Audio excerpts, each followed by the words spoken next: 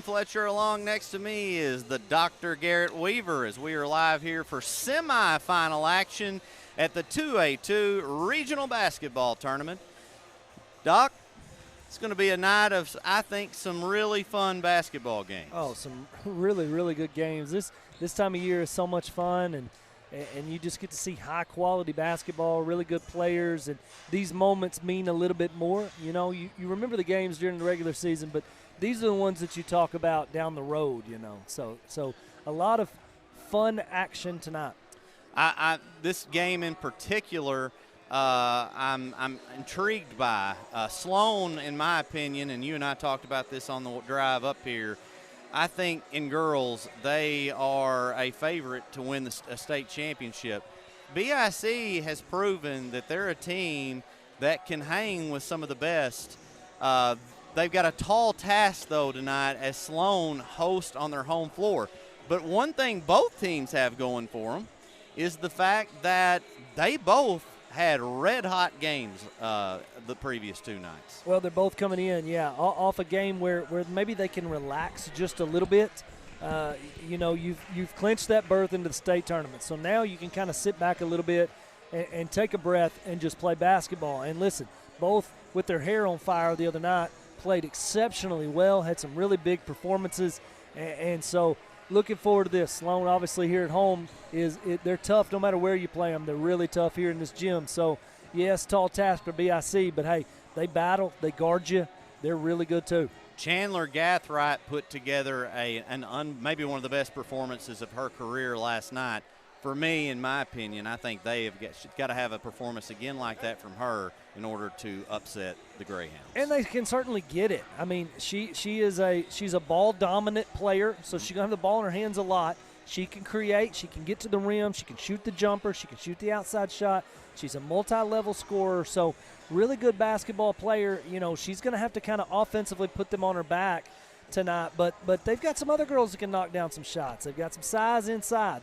They've got some pieces that if they play a complete game and get out early, they've got a chance. All right, we are going to go ahead and take a commercial break, and when we return, we'll have starting lineups here on the NEA Sports Network. 140 years, homeowners and DIYers have trusted Barton's for their home improvement needs.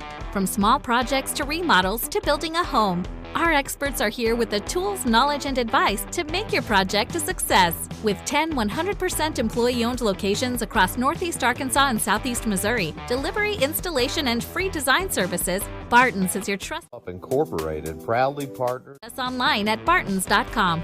Build it better with Barton's.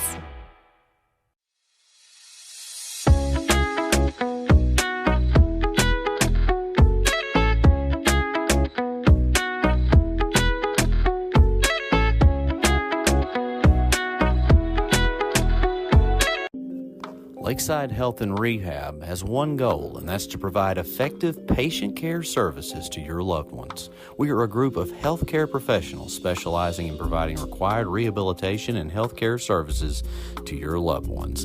Lakeside Health and Rehab is not one to brag, but actually we are. Central was awarded yet again General Motors Mark of Excellence. We have the perfect ride waiting for you and exceptional service. So find your next vehicle at a Central dealership today.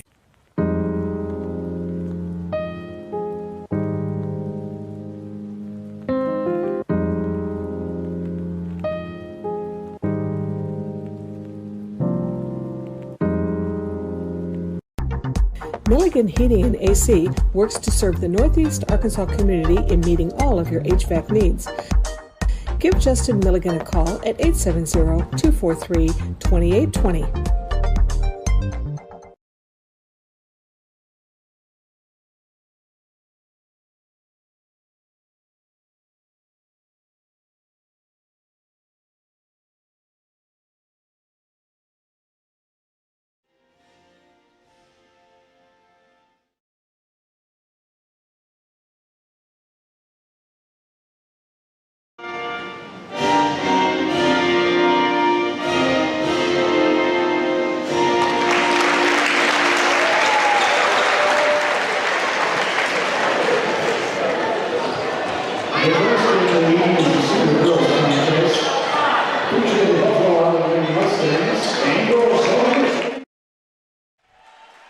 back here live in Bowdoin, Arkansas, Sloan Hendrix High School at the side of the 2A-2 regional tournament. It is semifinals action time, and the Dr. Garrett Weaver, here's the starting lineups.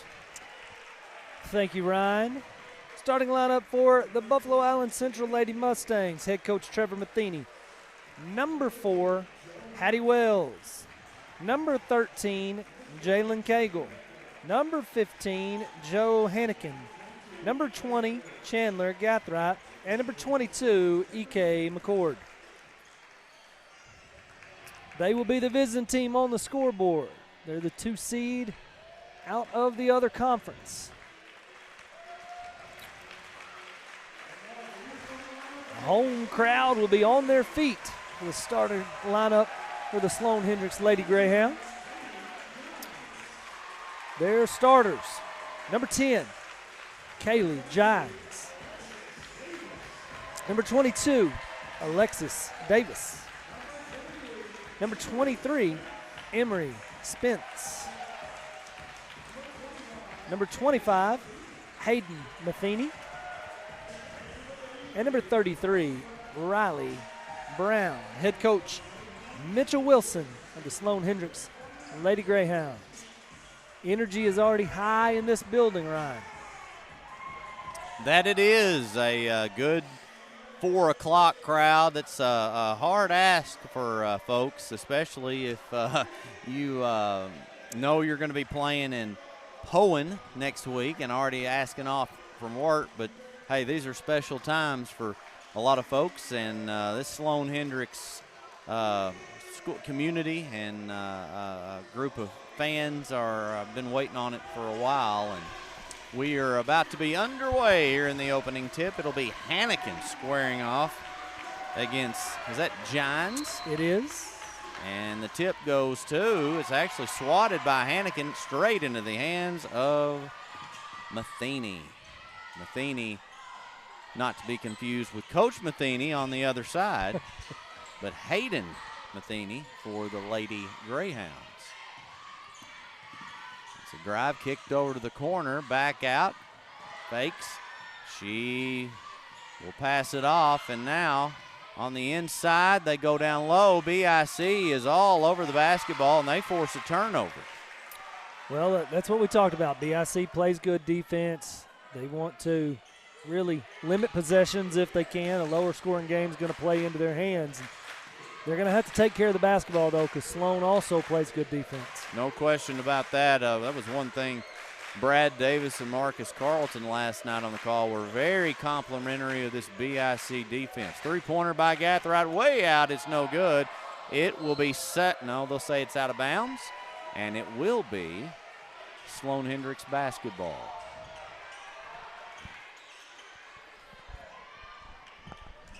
Colby Boyd, Kenny Faulkner, and I am drawing a blank on the third official's name.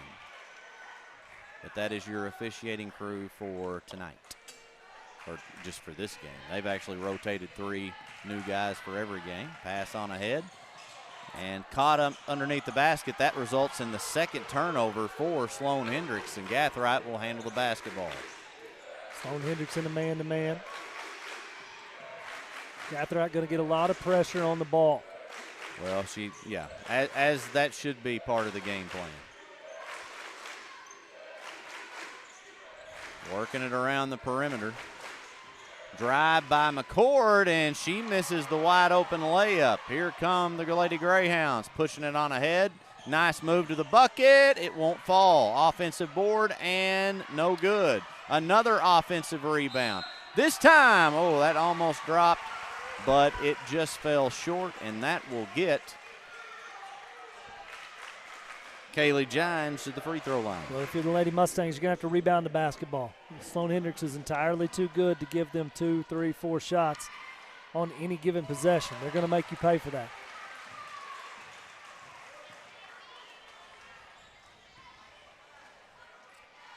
First points come from the free throw line for Lady Greyhounds. Second one up, it's good, and it's 2-zip in favor of Sloan Hendrix.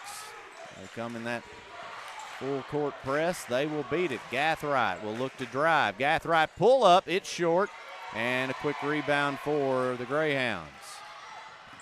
Matheny to the butt. She'll pull it up, and a nice shot. That's what Sloan Hendrix does so well. They can get out in transition. We've had them already this year. They really do a good job of running the floor, finding the open girl, and capitalizing. McCord made a nice move to draw that defender, but not going to make the layup. Gathright drives, no foul called. Ball is loose, and the Lady Greyhounds come away with it. They've got a chance at an easy one right here, and it's quickly 6-zip in favor of Sloan Hendrix. Timeout, BIC. We'll be back here in just a moment. Is built on the decisions you make now. From how you finance your inputs, choose the best seed variety for each field, or how much crop nutrition to apply. The right partner helps make decisions that click. Nutrient Ag Solutions. One partner, all in.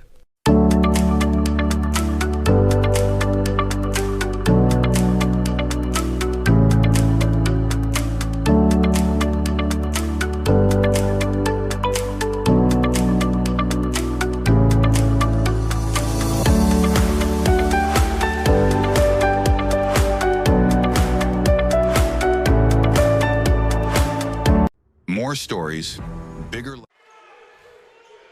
We have returned here to Imboden, a timeout taken by Buffalo Island Central, and they have turned the ball over. That's going to go out of bounds, though, so not a turnover. It's knocked out of bounds by Sloan Hendrix, and they will have the ball. 5:31 to go here in this opening quarter, and Doc, BIC so far not handling this pressure from the Lady Greyhounds very well. No, just a lot of unforced mistakes, tentative shots so far. Going to have to shoot to make, and that sounds silly, but really sometimes you just shoot to shoot. You got to shoot to make the shot. Don't be scared to shoot it. Pull up, shoot the jumper confidently. The three, you're going to have to take the open looks you get against this Sloan Hendrix defense. Drive. They're going to kick it back out. Three-pointer going up. It's nailed. And Matheny is having a night so far. Yeah, she can really play. They can all put up points in a hurry, but you can't leave them open, and that's what they're doing. They're finding gaps in that defense, and they're knocking shots down. Pulls that up for three, shot blocked, and BIC will have the ball out of bounds with 26 seconds left. Riley Brown, that was an easy block for her. I don't think Wells – or no, that was Cagle, had any idea she was coming from behind. Hannikin goes up. It's thrown over the basket. And here come the Lady Greyhounds yet again. Shot going up. It's good. Sloan Hendrix, one of the best teams I've seen in quite some time, not just this year, in transition. Yeah. They really make you pay. They don't miss layups. They don't take bad shots. When they get to the rim, they go up strong. They finish exceptionally well, and that is so much fun to watch. They have an elite level of speed. Three-pointer off the mark. That was from way out by Cagle. And the Lady Greyhounds move to the bucket. They just kind of lost the handle on that. A little bit of contact, but BIC will have the basketball. And Doc, I mean, if you're Coach Wilson, Sloan Hendrix, they got off to went on a tear against Bay, and so far, same scenario against BIC. Well, you got to feel good about that for sure. You know, they're too good of a team to spot them any points, and when you do that, goodness, they're a nightmare.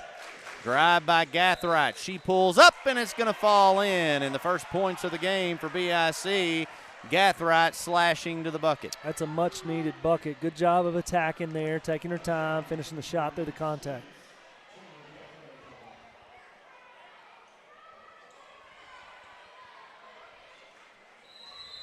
And it looks like we'll have a timeout taken again. We'll take a break here and be back here in a moment on the NEA Sports Network. Every moment, for every memory, from that first car to your first home, to your first child, and all the highs and lows that tomorrow might bring. For everything that matters most to you and your family, there's someone right around the corner dedicated to helping you protect what you love.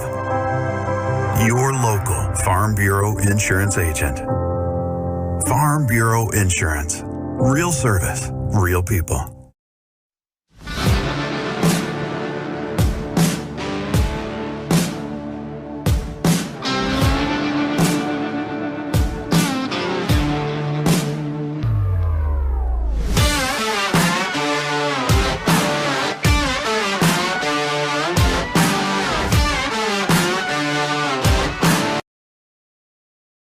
returned here to Imboden, and Chandler Gathrigh's going to head to the free throw line. She knocked down a layup, got fouled, and she completes the three-point play after the timeout. 4:01 remaining here in the opening quarter, and BIC gets their first points, much needed. That one, Matheny tried to kind of force over, and it'll go out of bounds.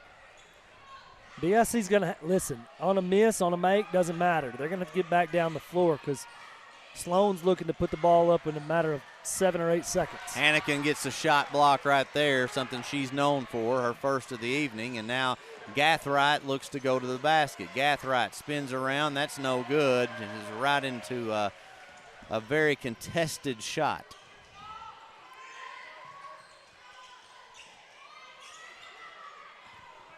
Drive baseline. And kick it over the corner. Now another drive to the bucket. That shot is blocked, and Hannigan coming away from it, or with it. She's looking for some help from a guard, and that's just picked and up for a layup. And that's not her fault right there, No, Doc. you got to go get it. You got to make yourself an open receiver there for her. She did a good job defensively. Just some breakdowns right now on the defensive end of the floor, really, for the Mustangs. Well, Mustangs. and you've got to credit this Lady Greyhound press. They have forced probably 6 turnovers, I feel like, already, on the press alone. Yeah, and so taking care of the basketball, like we talked about, is it's paramount here. And if you again, you can't spot them points. You give them easy steals and buckets, it'll be a long night. All right, 16-3. Quite the start for the Lady Greyhounds. That one is up and good, and 17-3. Shot blocked. Now tipped. It's going to be saved. Drive baseline going up, and it's good by Riley Brown. Boy, they look about as good as you could imagine right now. Yeah, I'm telling you now. Obviously, BIC. A better basketball club than Bay. That's just kind of a known fact. But they don't look any different. They look just the same, and the score differential is very similar in this one. I'm not surprised Sloan has the capability of doing what they're doing. I'm just surprised at the score like this early.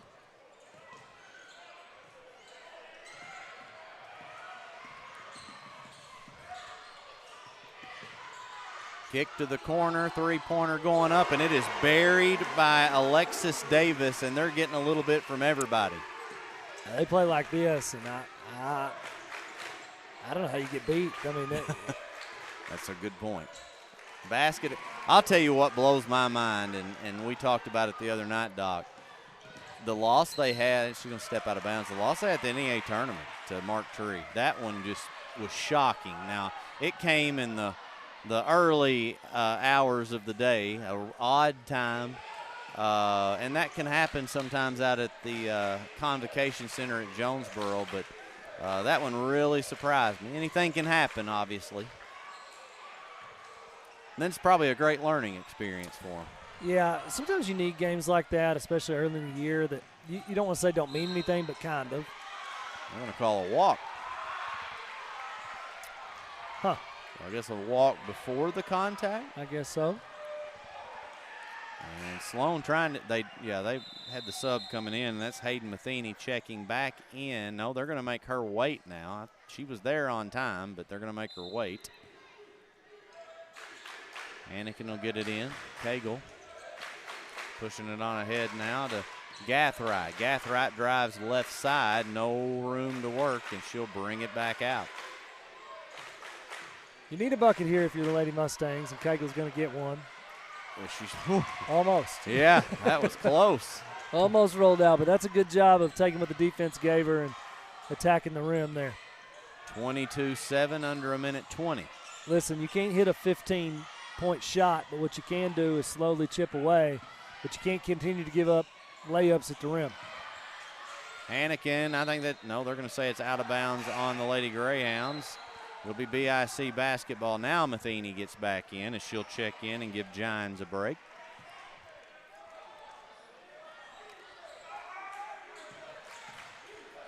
Cagle trying to push that ahead and nearly turns it over. Hannigan comes in, saves it, and now she'll draw a foul.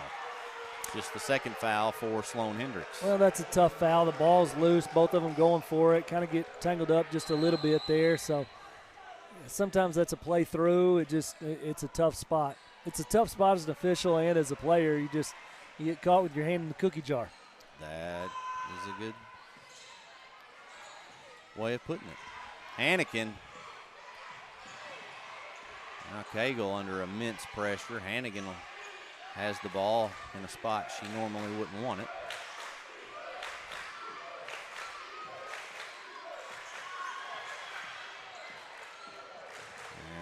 And BIC can't in any way find a lane at the moment. Drive now, baseline, and that's cut off. She stepped out of bounds.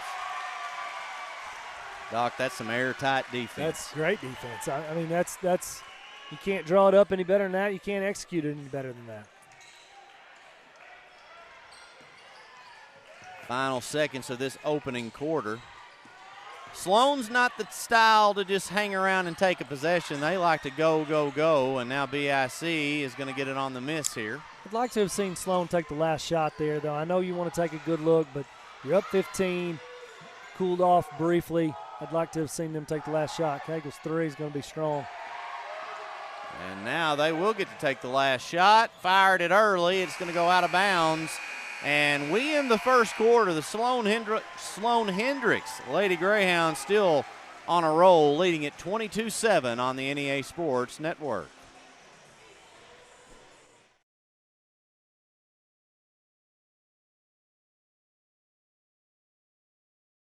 For every moment, for every memory, from that first car to your first home, to your first child, and all the highs and lows that tomorrow might bring. For everything that matters most to you and your family, there's someone right around the corner dedicated to helping you protect what you love. Your local Farm Bureau insurance agent. Farm Bureau Insurance. Real service, real people.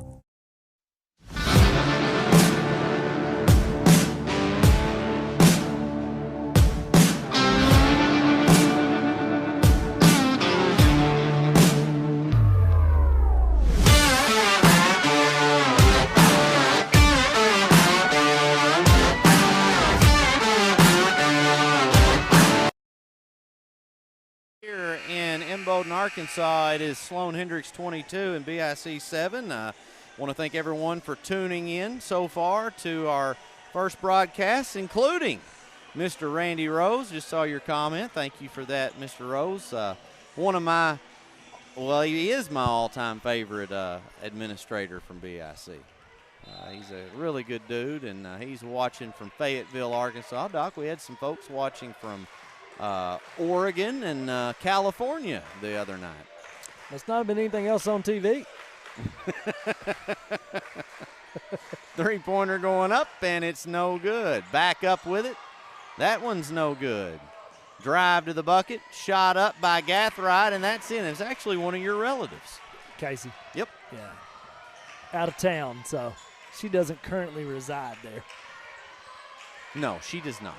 Three-pointer up, and it is buried from deep, and it's 25-9.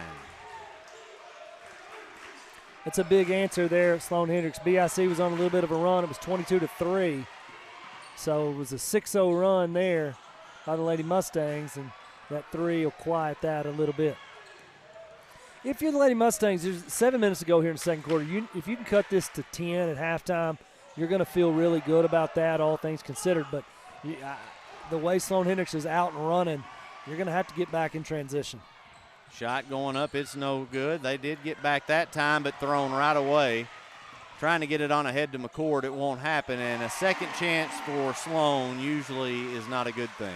Well, they just have so many weapons. They have so many girls that can score at a high level with, and shoot a high percentage. And when you get inside 5 to 7 feet, I mean, these girls are very talented. They're not going to miss too many of those. Nice pass and some points for McCord, and it's 27-11. That's what BIC is going to have to do, spread that defense out, get a girl in the middle of the floor cutting, hit her for some layups. Shot up, it's no good. Cagle turns the ball over. Now a foul by Cagle, and Matheny should, I think, was she shooting or was she's going to take it out of bounds? It's on the floor.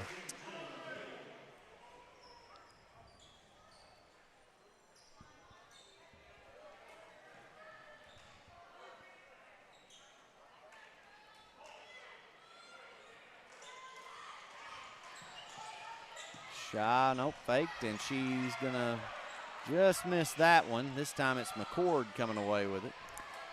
It was a really good move, good fake, got her off her feet, and just missed the shot. Gathright, for the second time, will drive, score, and get fouled.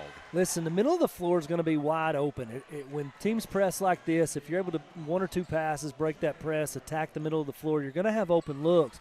Gathright's going to have to get to the middle of the floor, and BIC's going to have to converge on that and give her options if the defense steps to her. If they don't, just like that, she's got to go up, right. And that's what she does, and she finishes pretty well through contact. So going to have to make sure you capitalize on that every chance you get. She's a fun player to watch, plays with a lot of emotion.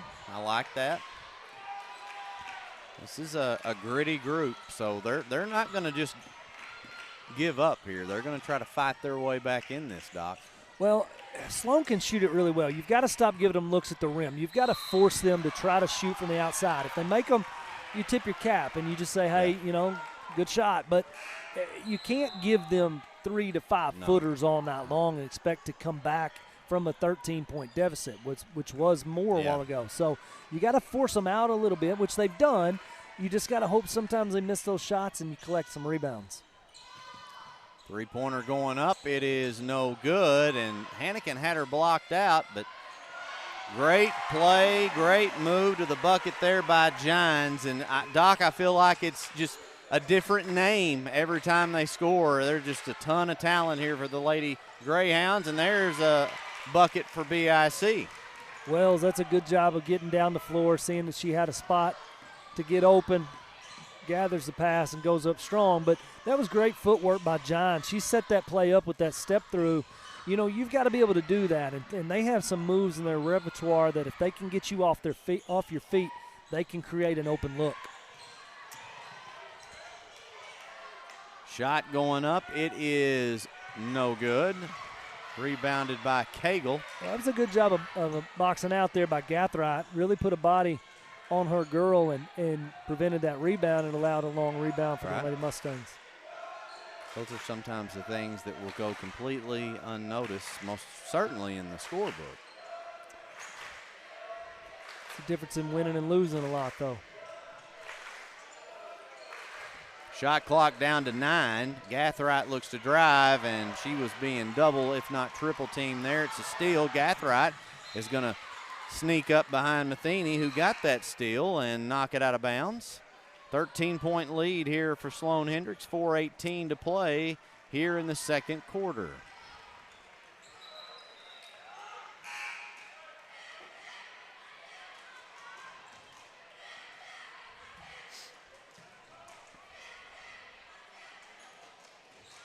Looking to get it inbounds here. And just in time, and going to pull it out.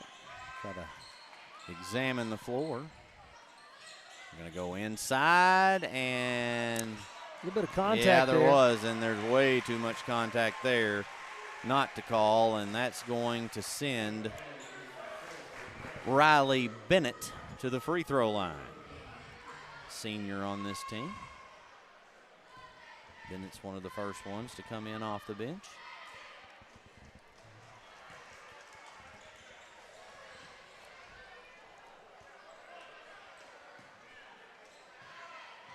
Shot number 2 is good.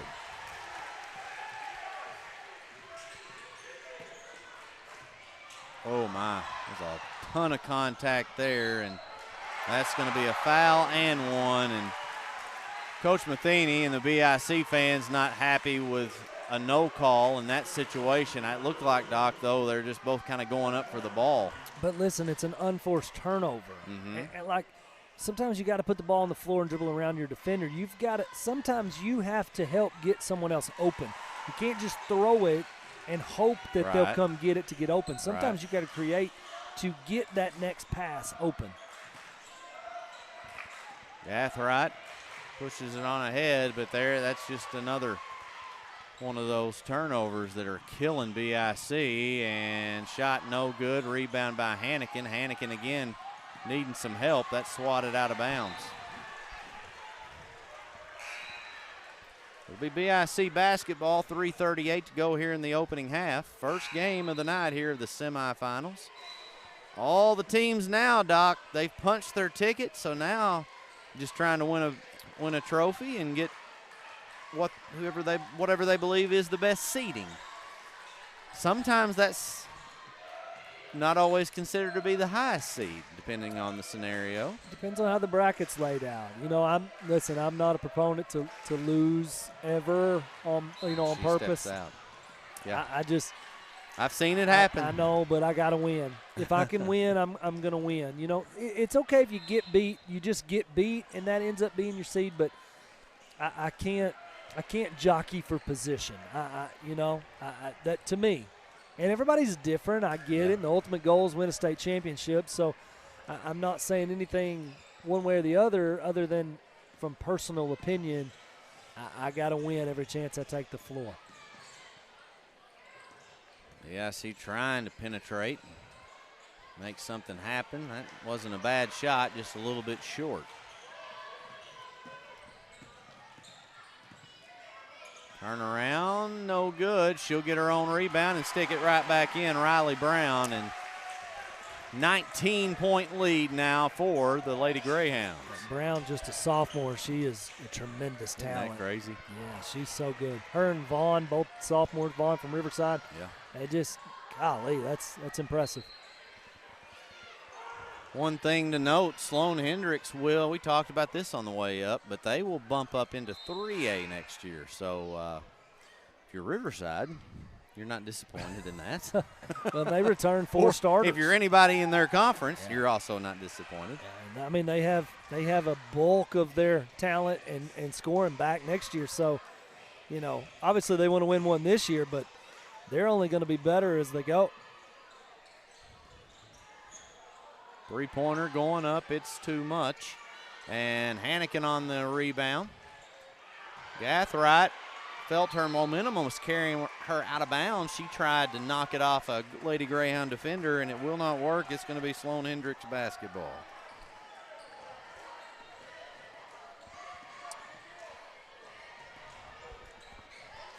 What a half here for the Lady Greyhounds. Drive to the bucket, and they're going to call just out of bounds on BIC.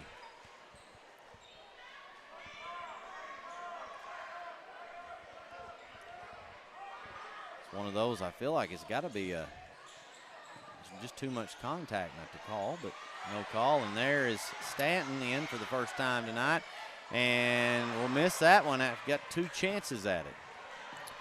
Yeah, that's rare that they don't come away with points there.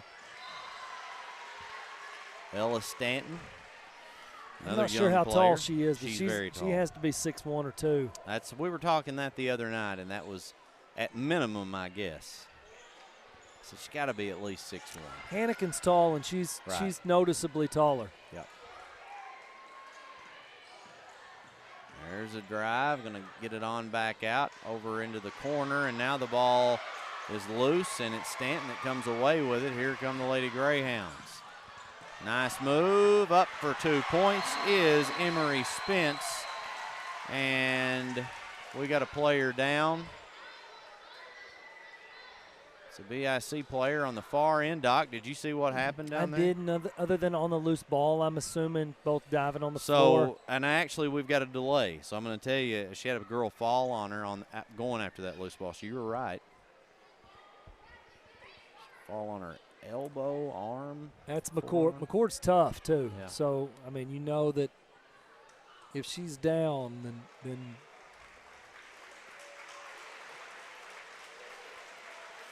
so she's going to come out of this game, I would imagine, at least momentarily. Hopefully she will be okay.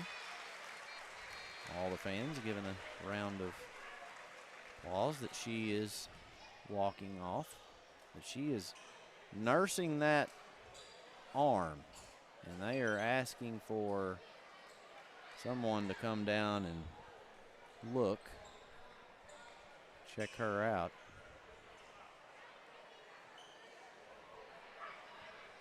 Someone coming over. Hannikin's going to take it out of bounds. They've got more subs coming in for Sloan. Coach Wilson's had a steady rotation of girls in and out in this ball game. There's so many girls that, you know, they can do that. They have that luxury. They have several girls that can really play all at a high level, not much of a drop-off, if any. And when you can run that many girls out, keep everybody fresh, that goes a long way. Minute 15 to go here in the opening half, and Lady Greyhounds up 21. That's their biggest lead of the night.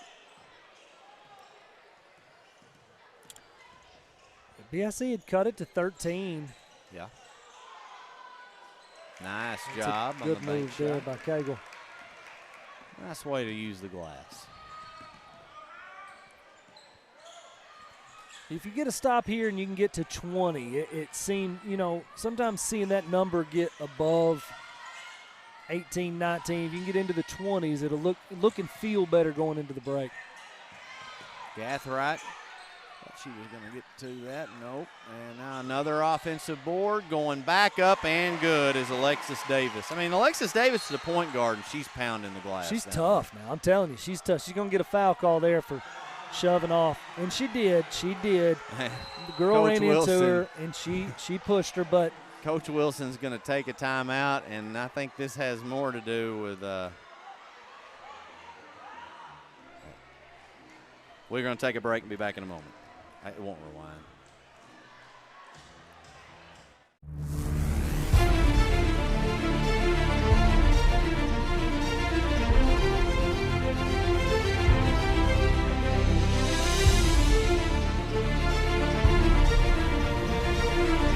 Sports fans, it's tax season. Located at 119 South Main in Leachville, Arkansas. Give CPA Kyle Thrasher a call at 870-539-2640. Back here in Bowdoin, Arkansas, 39-18. Sloan Hendrix. E.K. McCord went out with an injury. I don't see her over there on the bench. they took her to the locker room. The medics and everyone, the staff they took her to the locker room. Nursing an arm injury. She had a player fall on her after a loose ball, so hopefully she's okay, but that's not a great sign.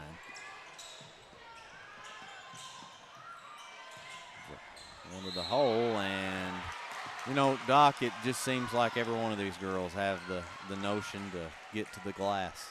They can all score. I mean, they can all score. They can all get to the rim. They all handle the ball well. They finish well. They're impressive. They really are. 9.4 seconds to go here in this opening half. Looking to extend their biggest lead of the night. Currently sits at 21. Excuse me, I was about to say Matheny, but that's Gines at the line. We'll shoot this second shot right here. That one's no good. Rarely do you see them miss a couple of free throws. Yeah, they are terrific shooters, especially from the line. Gathright fires away. It's no good. That's no shot there, and that will end the half. It is Sloan Hendrix 39, BIC 18. You're watching the NEA Sports Network.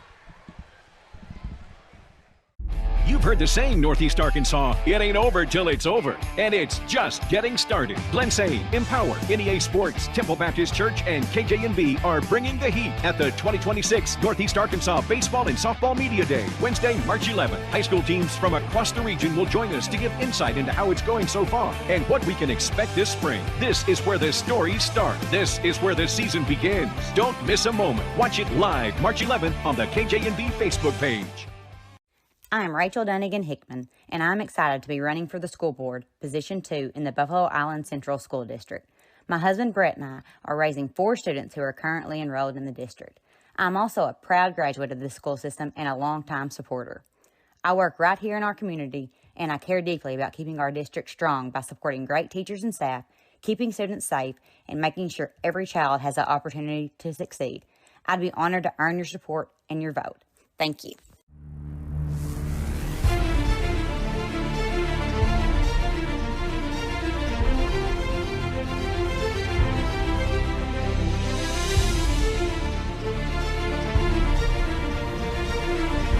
Sports fans, it's tax season. Located at 119 South Main in Leachville, Arkansas. Give CPA Kyle Thrasher a call at 870-539-2640.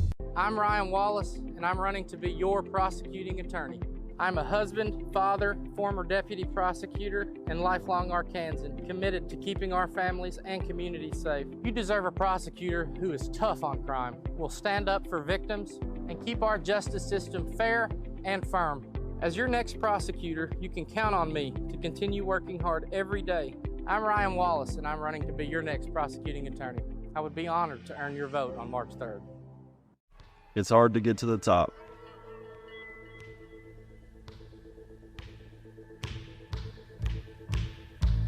But how do you stay at the top? Hard work every day.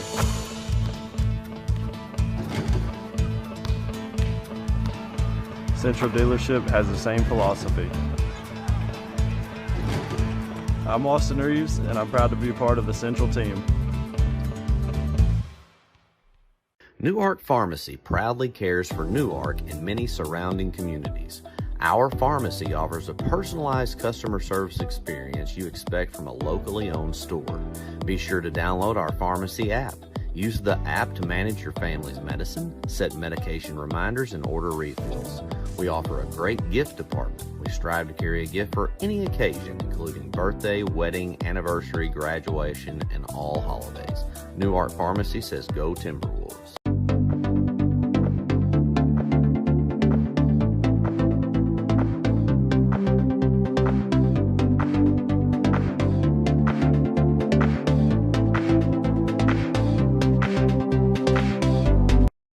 Every moment, for every memory, from that first car, to your first home, to your first child, and all the highs and lows that tomorrow might bring. For everything that matters most to you and your family, there's someone right around the corner dedicated to helping you protect what you love. Your local Farm Bureau insurance agent. Farm Bureau Insurance. Real service, real people.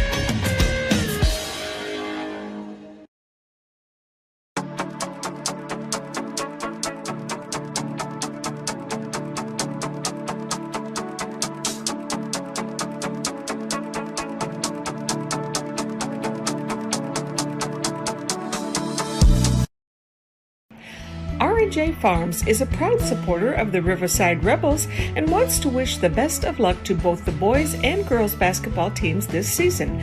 Go Rebels!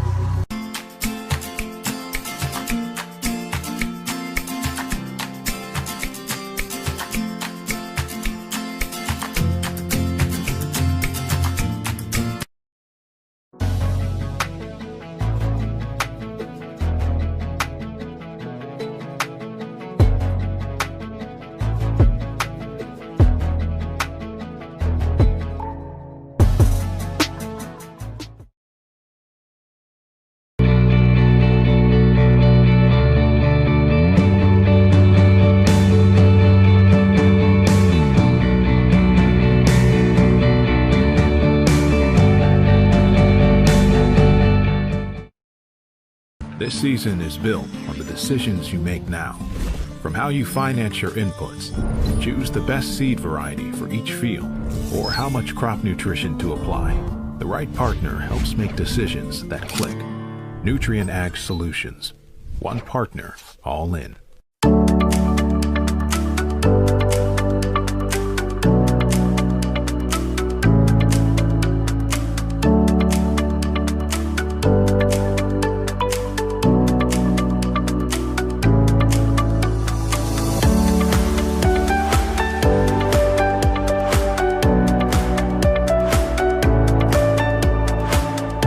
More stories, bigger legends. Season 2 of the Final Jump Shot podcast. Available now on Facebook, YouTube, or your favorite podcast provider. Central Dealerships is not one to brag, but actually we are. Central was awarded, yet again, General Motors Mark of Excellence. We have the perfect ride waiting for you and exceptional service. So find your next vehicle at a Central dealership today.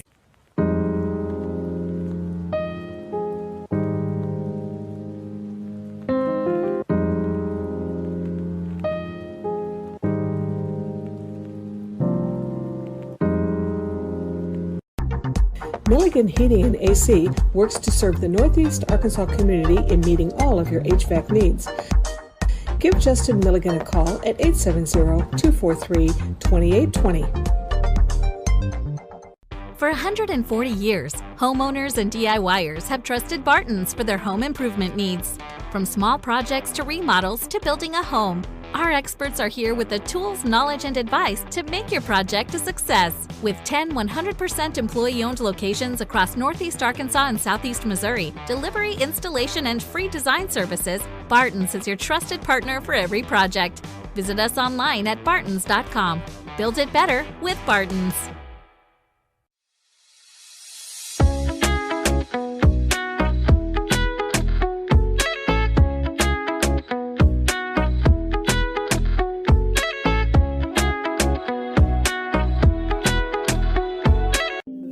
Lakeside Health and Rehab has one goal, and that's to provide effective patient care services to your loved ones. We are a group of healthcare professionals specializing in providing required rehabilitation and healthcare services to your loved ones. Lakeside Health and Rehab.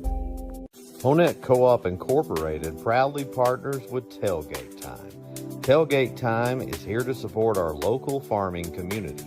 You can give them a call at 870-680-0222. Monette Co-op is a proud supporter of the BIC Mustangs. Southland Gin is located on Highway 135 in Lake City, Arkansas. They are proud of the reigning state champion Riverside Rebel baseball and softball teams. Southland Gin wishes all Rebel student athletes success this season. Bowman Brothers Incorporated is a family-owned and operated business that served Lake City and Northeast Arkansas for over 50 years. We currently operate a retail hardware store, also selling guns, construction company, real estate, rental property management, and many storages. Located in Lake City, Arkansas on Highway 18, Bowman Brothers proudly supports the Riverside Rebels. Out here, life moves different. Not slower because we're behind. Slower because we choose to soak it in. From post to posting, from stream to streaming. With Empower Broadband, we can FaceTime family across the country and get our work done so we can get back to what matters most. From game to gaming, from boots to booting up, faster internet doesn't mean a faster life. It means more time to enjoy the slow one. Connect faster, live slower with Empower Broadband. We have returned here to Imboden, Arkansas.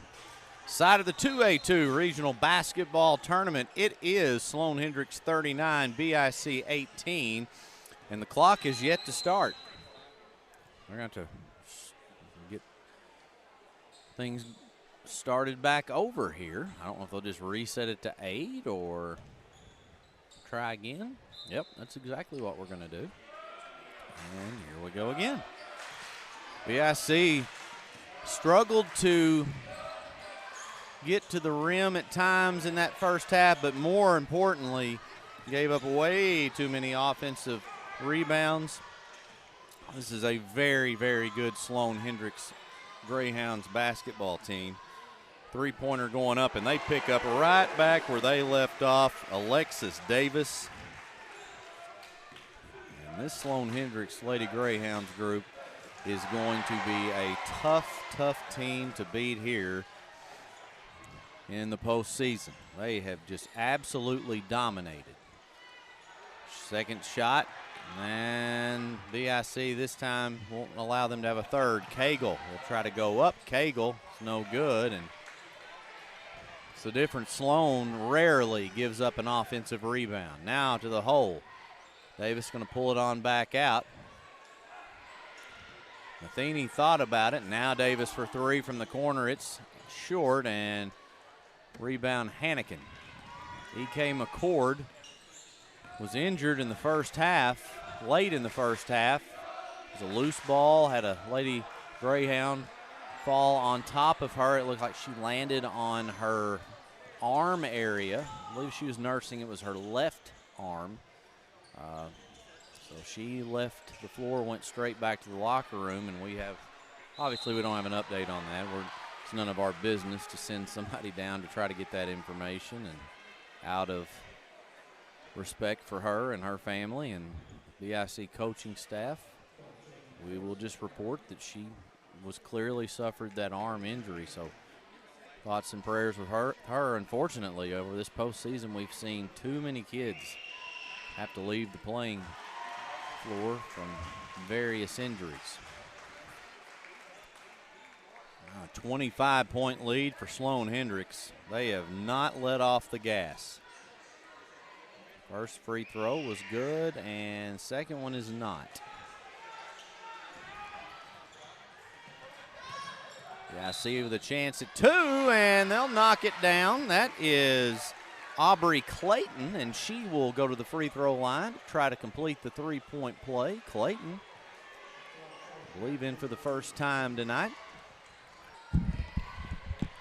And Doc, the Lady Greyhounds off to a hot start, but BIC responds to Aubrey Clayton on a three-point play. Well, they needed that. You can't let this one get too far out of hand or you're going to run out of time. So you're going to have to – and they're getting open looks. I mean, they're knocking down open looks.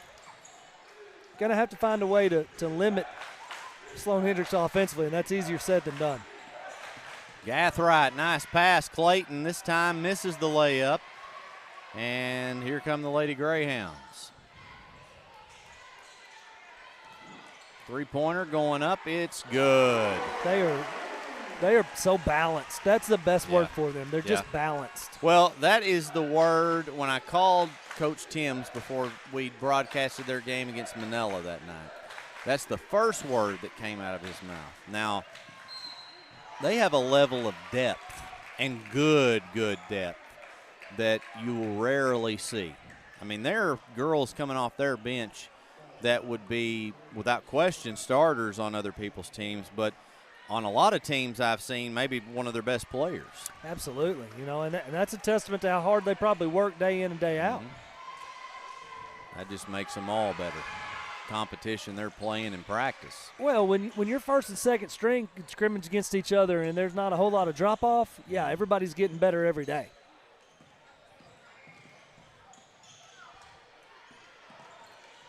You and I were not here last night, Doc. Three-pointer going up, it's no good, and BIC gets the board. But BIC on the save with Cagle. But obviously BIC was a winner. They're playing here. They beat ICC pretty good. The other girls' game, EPC and Tuckerman faced off. EPC controlled that game. It was not a pretty one. And the boys' matchup was EPC and Cedar Ridge. Yes. EPC with a pretty convincing win over them. And scoreboard only showed 10, but they got up about 20 at one point. And then, of course, the nightcap was ICC and Bay, and it ended in a crazy, crazy way. Yeah, I mean, anytime you win a game continue your season, send you to the state tournament on a buzzer beater. That's pretty crazy. We'll talk a little bit more about that after the commercial break here on the NEA Sports Network. I'm Rachel Dunnigan Hickman, and I'm excited to be running for the school board, Position 2 in the Buffalo Island Central School District. My husband Brett and I are raising 4 students who are currently enrolled in the district. I'm also a proud graduate of the school system and a longtime supporter. I work right here in our community, and I care deeply about keeping our district strong by supporting great teachers and staff, keeping students safe, and making sure every child has the opportunity to succeed. I'd be honored to earn your support and your vote. Thank you. We are back here in Bowdoin, Arkansas. 4:41 to play in the third quarter, and a 25-point lead for the Lady Greyhounds. At the line is number 5, Aubrey French. She's just a freshman.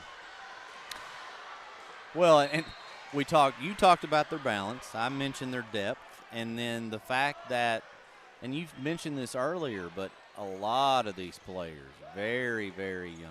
They're going to be good for a really long time. Yeah, if you're Coach Wilson, you have to be excited about that, to know that, obviously every year you want to win it, but to know that, hey, we got a chance again next year. And that's only building, you start to build that down the line, that's where dynasties are created. Yeah. That's a big word to use, but, it happens. I didn't say yet. I know. Created. I know. But in order to do that, you got to win that first one. Somebody's got to do it for the first time. Yeah. And, speaking of which, the team we'll see in this next basketball game who's won 2 straight state championships in a row. You win a third one, I call that a dynasty. 3 straight championships is a dynasty. Absolutely. They've got a target on their back. Gathright trying to get around a ball screen from Hannigan. Now 3-pointer going up. That had mighty arch to it, and it will come down into the hands of Stanton. 26-point lead. The Lady Greyhounds will look to extend. And, Coach Wilson, that's just like just a minute ago you talk about French getting in. You have the luxury right now with this big of a lead to get some of these girls in. That way, if they're in a situation, let's say next year, when they're getting maybe become a starter or a 6th or a 7th man, and that's not going to be no good. They're not just thrusted into a postseason experience, and now they have been. Yeah, the more experience they can get in these kind of games and these kind of environments, big moments, whether the game is close or the game isn't close, just being in here, feeling this energy, getting those jitters out of the way, you've been there, and that pays dividends down the road. 3:29 to go in the third quarter. Before I forget this, before they are on the road on the way here and not watching anymore, I want to give my little girl, Charlie, a shout-out. Today is her 5th birthday. So happy birthday, baby. Happy birthday, Charlie. 5 years old. Time flies, Ryan. I bet has Dodo talked to her today? I'm sure. If not, he's going to tonight, I can promise you. That's the guy you want to go see on your birthday. Absolutely. Drive by Gathright. She's going to pull it up, and a foul. 5 years old, Doc. 5, man. That's that, and I guarantee you those 5 years flew by quicker than any 5 you've had in your life. It just amazes you. You look back at pictures and you see and you think about it. And I was a little emotional last night before I went to bed. Just, You're not one to ever get emotional. Well, yes, I am. Very passionate human. You are. There is no doubt. A very empathetic human as well. Well, I try. Not everybody possesses that. I try. I appreciate it. You do. I do try. There are moments. That one, a whistle, and it was Well, they're going to have a timeout. So timeout, Coach Wilson. He's asking for a 30. And it doesn't matter. We're going to take a break and be back here in a moment.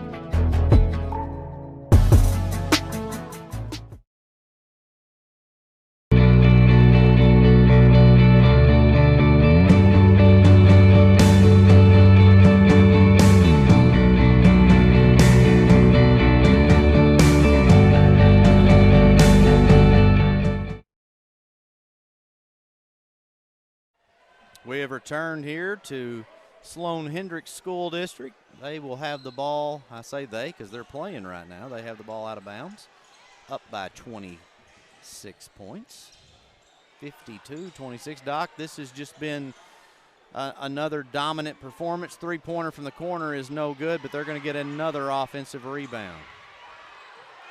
Loose ball, though, and BIC's coming away with it. Cagle will score. It's a good take there all the way to the rim, kind of weaving through traffic. Drive. Going to go back out with it. Back inside, and they move the ball around well. That's going to be an offensive foul called on the Lady Greyhounds. Coach Wilson is not pleased. He's been aggravated a few times tonight, and I think it's mainly been at one person. Right, wrong, or indifferent? I mean, I'm not saying right, wrong. I don't know. I've just noticed the body language. I'll say this, though. It is easier to be frustrated when you're up 24. Yeah. Three-pointer is up, and it's good. So BIC now on a little bit of a mini run here. We'll intercept that pass, and Cagle will look to score. She'll get to the bucket, and it falls in. It's the second time tonight is one of those that just dropped in. Squeaker. Yeah.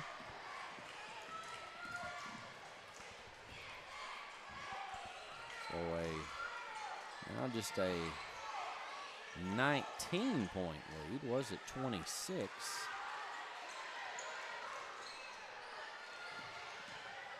7-0 run. Three-pointer going up. It's buried, and that'll end that run.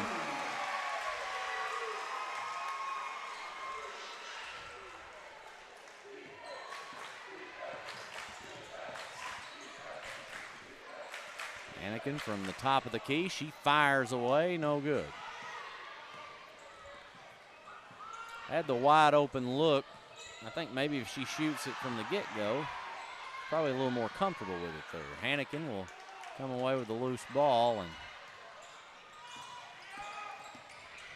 now Gathright looks to drive. Gathright, that's a play they run a lot, and that's a good give right there. That's a tough finish by Davis. That was really good. I mean, threw some contact there, but that's a good give in my opinion because you're kind of off balance from the catch. You're able to dump that off to a girl who has momentum for the layup. Not wide open, but for the layup. All right, we'll send it to another break and be back here in a moment. I have heard more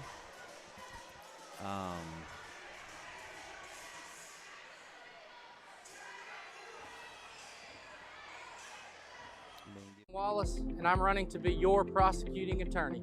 I'm a husband, father, former deputy prosecutor, and lifelong Arkansan, committed to keeping our families and communities safe. You deserve a prosecutor who is tough on crime, will stand up for victims, and keep our justice system fair and firm. As your next prosecutor, you can count on me to continue working hard every day. I'm Ryan Wallace, and I'm running to be your next prosecuting attorney. I would be honored to earn your vote on March 3rd. here. 37.3 seconds to go in the opening quarter.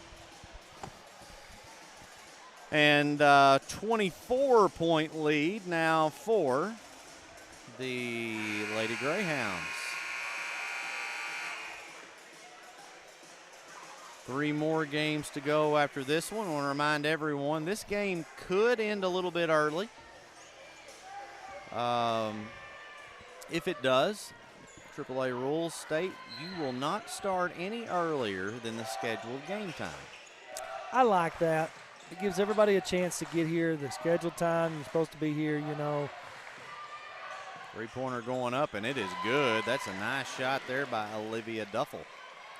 Yeah, I'm with you, Doc. Now, I really like it for a 5:30 game when you start at 4 because, you know, it's just a struggle for people to get off work. Now, I get the reason you got to stay consistent across the board, but 7:30 and 7 and 8:30 games, I'd be for maybe 10 minutes early. Yeah, you know, people need to also at that point, you know, in an invitational tournament they would do that, but you got to expect you never know what'll happen at a tournament. You'd be running way late or way early. Yeah. But in postseason, especially with the ramifications and everything, you want people to be able to be here and watch it to start to finish. It's a 23-point basketball game. Shot is blocked.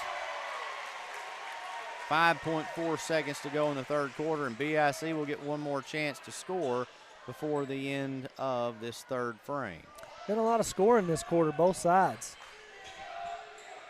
3-pointer from way out is Gathright. It's no good, and that is going to end the third as it's Sloan Hendrix leading BIC 59-36 on the NEA Sports Network. I chose a car that would be safe for our family. And when it comes to our financial future, I don't take any chances there either. That's why we bank with Centennial. They give me everything I could want in a bank, from the latest technology to great service. But the biggest thing they give me is confidence. So in a time when there's plenty of things to worry about, my money isn't one of them.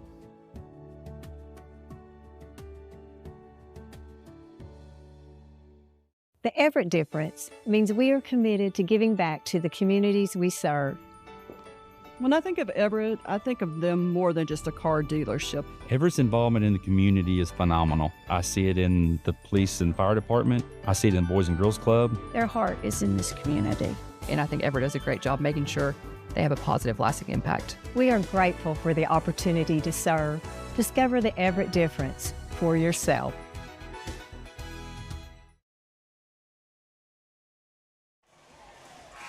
We are back here at Imboden, Arkansas, Sloan Hendrix School District, 2A-2 regional basketball tournament, and final quarter of this first game. Sloan Hendrix from the very get-go has dominated. They led, I can remember at one point, a 22-3 score. BIC tried to make a little comeback, got it to about 13, and that's as close as they've been able to get it since then. Shot going up, no good by Duffel. Rebound Hannikin, too much on that one. And now a foul against the Lady Mustangs, and Sloan will have the basketball. Next game is the Sloan Hendrix Greyhounds against the EPC Warriors, a rematch from last year's elimination game in the first round of the regional at Lake City. Doc, that game obviously sticks in the minds of those Sloan Hendrix players more so than it would for EPC. That's something that's probably favors them. Having this home court advantage has to favor them. But EPC is the reigning back-to-back state champion. So it's I find it to be a very intriguing matchup. I think it'll be a good game. I really do. I think it can go either way. You know, I think obviously, yes, all those things factored in. Good, nice bucket there by Davis. Pushes it to a 25-point lead now. But, you know, EPC, here's the truth of the matter. EPC is proven. They have proven themselves the last couple of years. Sloan Hendrix is really good. They are just trying to prove themselves. And they are capable of that by all means, but, didn't end the way they wanted it to. So really trying to get back to that point and really solidify who they are. Of course, the biggest hump was just getting that first game. They did so. First game was, help me here, against Rector pretty convincingly. And in this particular tournament, that is the most important one. Now, when you get to the state, it's every game. All of them, yeah. But you want to make sure you got to win the first one. Yeah, you can't win any more if you don't win that first one. And so, now that's off your back. You can kind of just relax a little bit and play and settle in. And what better place to settle in than on your home floor? The guy always would make the comment, just get me there, is Bill Taylor. Just get me into the tournament. Give me a chance.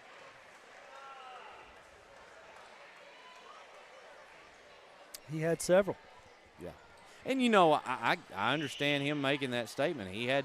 There were a couple of years when he had those really good groups before he won back-to-back state championships, and they missed making it on that. Of course, back then you had to win in the semifinal game. One could argue that made it way more difficult. One could argue the best team they've had was the year that they got beat in the regional semifinals. They were 35-1. Yeah. Got beat in the semifinals by Crawfordsville, I believe, and didn't even go to the state tournament. Finished 35-2. Tremendous, a lot of the same guys they had on the team the next year were on that team, and then didn't even go to the state tournament. So sometimes that happens. Yeah, I mean, really good. And Chip Lane was on with us the other night, and he talked about, that specific conference getting matched up with a region back then. If you mentioned Crawfordsville, I would fathom to say Earl was probably there. Turl, Parkin. Yeah, those teams. And, of course, now they're matched up against a Cedar Ridge that has an unbelievable tradition of winning, an ICC that has a very good tradition. So, there's a lot of good teams in this region, which is the Northeast Arkansas area. A mecca, I call, of small school basketball. That's always the first thing I think of when you talk about NEA sports is small school basketball. Yeah, I agree. Just the atmosphere, just fan bases, the support, how hard the kids play. Just really enjoy watching it.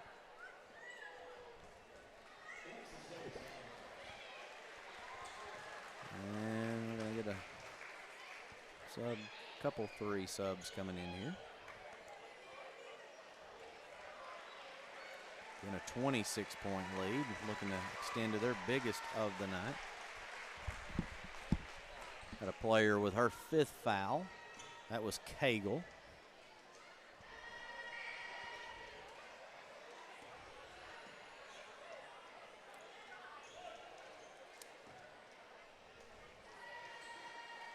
Now, when I think of small school football, I think of kind of that Magnolia, Stuttgart, somewhere, around in that area.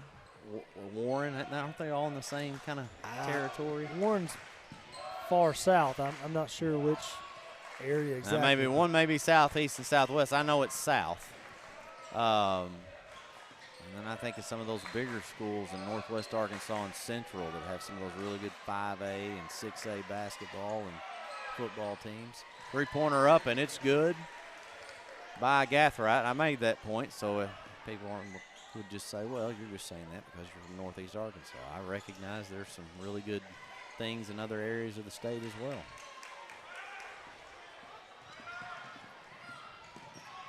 Shot going up and no good. Gathright gets her own rebound, and she'll draw a foul.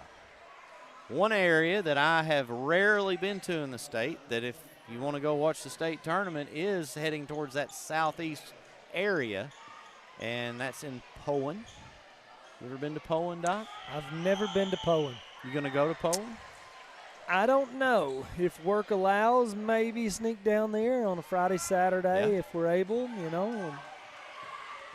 We shall see. For sure, if we can get to Saturday, and then could be a strong possibility we make the journey. And a travel.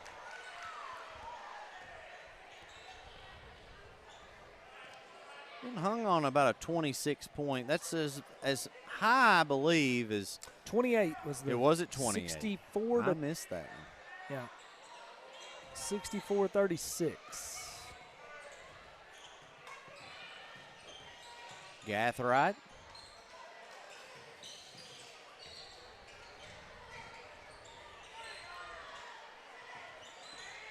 Closing in on the midway mark of this final quarter. Three-pointer going up. It is airballed and out of bounds, and Sloan's going to have the basketball with 4:27 to go. It looks like we most likely will start right on time at 5:30 for the next one.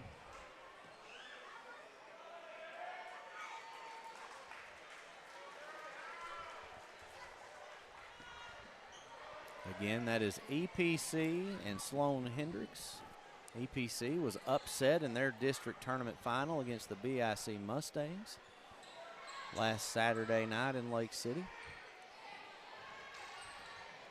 I feel like, Doc, was probably the worst thing in the world that happened to Cedar Ridge, of all people. Hey, you're like, okay, well, we got a team, you know. I don't think the thought ever crossed their mind when they were going into that they might play EPC.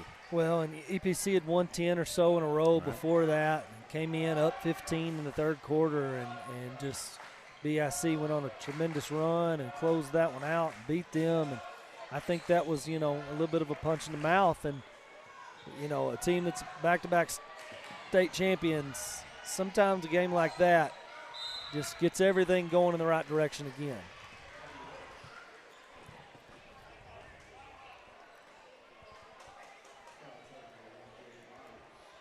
Riverside Rick on the Facebook feed. I don't know if that's a compliment or not. Listening to a TNT broadcast, I don't know. You never know with Riverside Rick.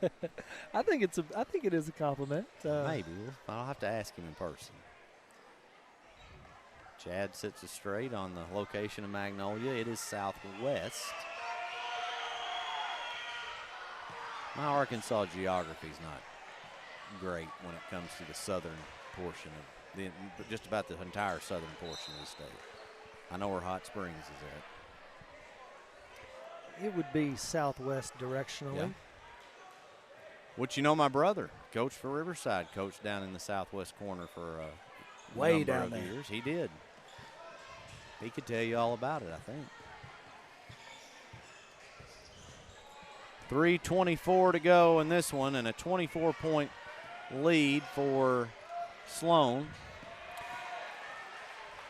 BIC still battling, though. You know, I think at this point they're making sure that doesn't get to that 30-point mark. So they're really, you know, defensively they're getting after it, spreading the floor, still attacking.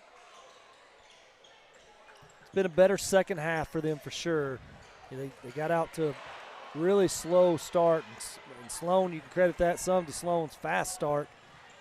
And really was just kind of not able to put the game away, but put it almost out of reach so early that it's just been a mountain to climb. Well, and again, you know, Coach Wilson's rotated some players, getting them some game time postseason experience that could pay off later on in their careers. And so you don't have some of your studs out there all at the same time. You got a Jaden Myers, a freshman, in there right now.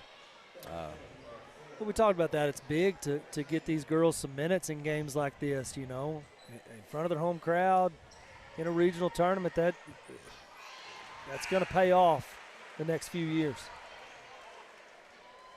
Mass substitution now. At least there's 3 of them coming in for BIC. Again, E.K. McCord. I have not seen her, so, man, I hope she's okay. That's not what you want to see. Went down with an arm injury, had a loose ball and player fall on her. It's never something you want to see. No. Prayers with her.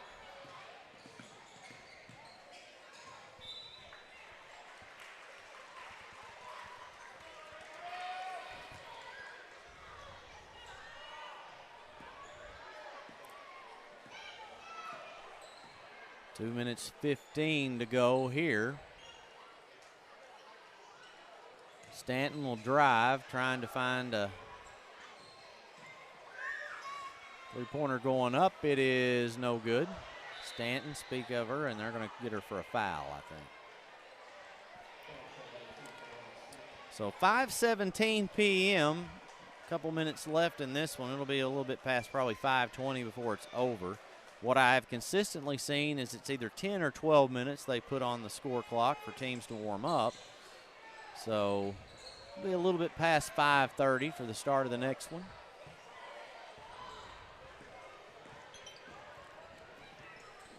Drive to the hole, and she'll miss.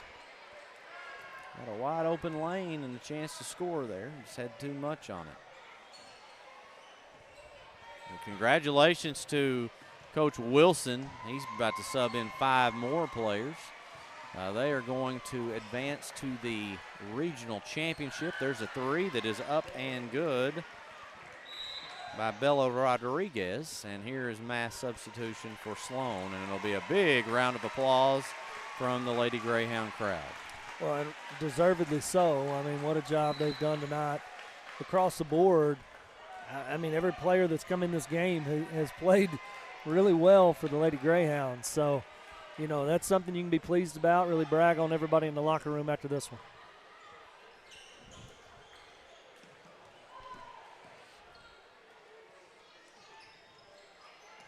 Goes inside, and that's going to go out of bounds off Sloan, a minute 5. BIC will play at 12 o'clock tomorrow in the consolation game in a battle for the 3-4 seeds heading into the state tournament. Sloan Hendrix will play at 6 o'clock tomorrow in the championship. They await the winner, and there is a bucket by Sierra Watts.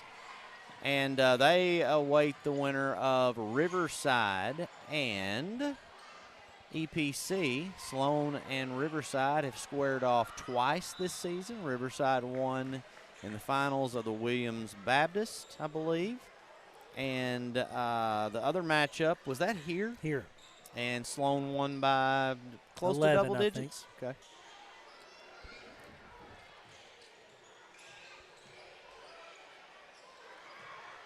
It's out of bounds. No, they're going to say it stays on that end. That game, the Williams Baptist final, Doc, was that not kind of during the middle of the day? It was relatively early. They used to play that at night. Yeah, it was a little bit early. The only reason I remember that they played it at night back in the day, the SEC championship in football would oftentimes run into that same date, and they typically would play that in prime time at night. Riverside oftentimes would play in the finals, and I'd miss it. And especially those couple times the Razorbacks played in it. Feels like a lifetime ago. Oh, yeah, absolutely. I'd give anything to make the finals or the conference championship and get beat by 25 to Georgia. 3.8 to go, and that'll do it. And the student section celebrating here, and that is a final. It is Sloan 67, BIC 48. A reminder here in about 10-12 minutes we'll be back for the Sloan Hendrix and EPC boys game, what I would call the premier matchup of the night. We'll be back here in a few on the NEA Sports Network. You've heard the saying, Northeast Arkansas, it ain't over till it's over. And it's just getting started. Glensay, Empower, NEA Sports, Temple Baptist Church, and KJNB are bringing the heat at the 2026 Northeast Arkansas Baseball and Softball Media Day, Wednesday, March 11th. High school teams from across the region will join us to give insight into how it's going so far and what we can expect this spring. This is where the stories start. This is where the season begins. Don't miss a moment. Watch it live March 11th on the KJNB Facebook page. I'm Rachel Dunnigan Hickman, and I'm excited to be running for the school board, Position 2 in the Buffalo Island Central School District. My husband Brett and I are raising 4 students who are currently enrolled in the district. I'm also a proud graduate of the school system and a longtime supporter. I work right here in our community, and I care deeply about keeping our district strong by supporting great teachers and staff, keeping students safe, and making sure every child has the opportunity to succeed. I'd be honored to earn your support and your vote. Thank you.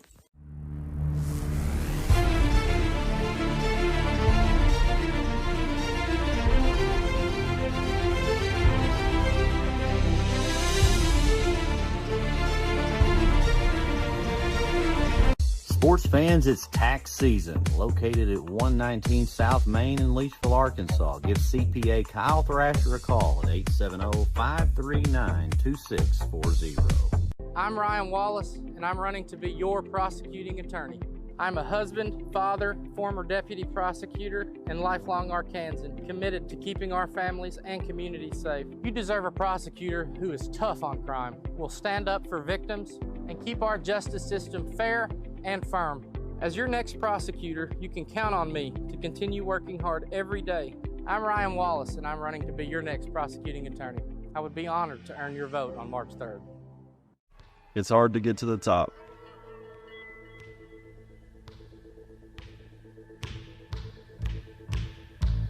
But how do you stay at the top? Hard work every day.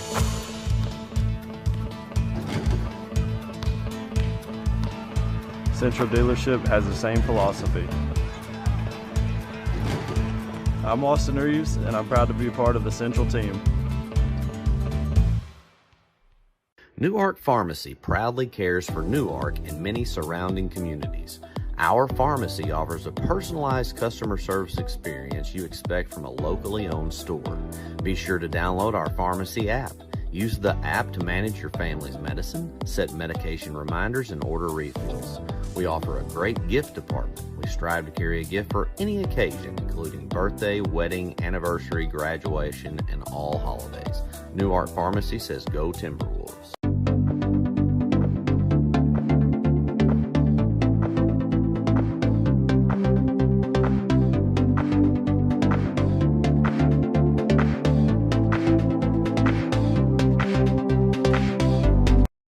Every moment, for every memory, from that first car, to your first home, to your first child, and all the highs and lows that tomorrow might bring. For everything that matters most to you and your family, there's someone right around the corner dedicated to helping you protect what you love. Your local Farm Bureau Insurance agent. Farm Bureau Insurance. Real service, real people.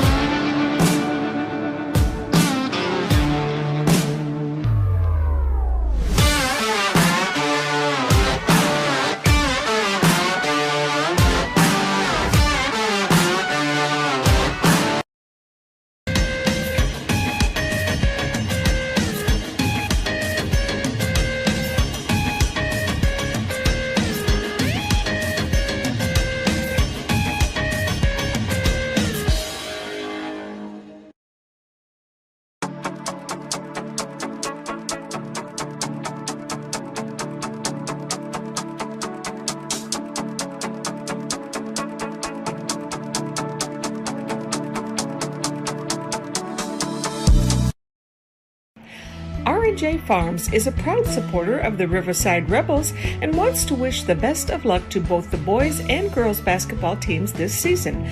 Go Rebels!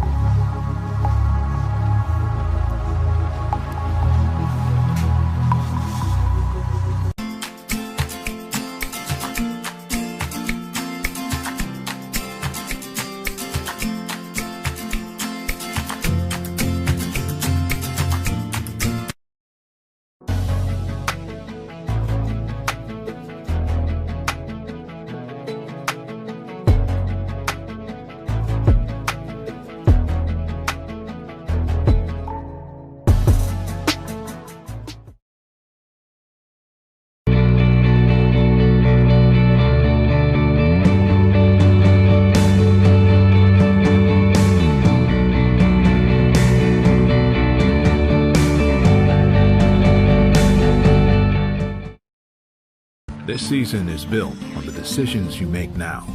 From how you finance your inputs, choose the best seed variety for each field, or how much crop nutrition to apply.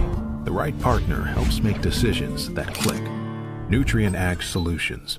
One partner, all in.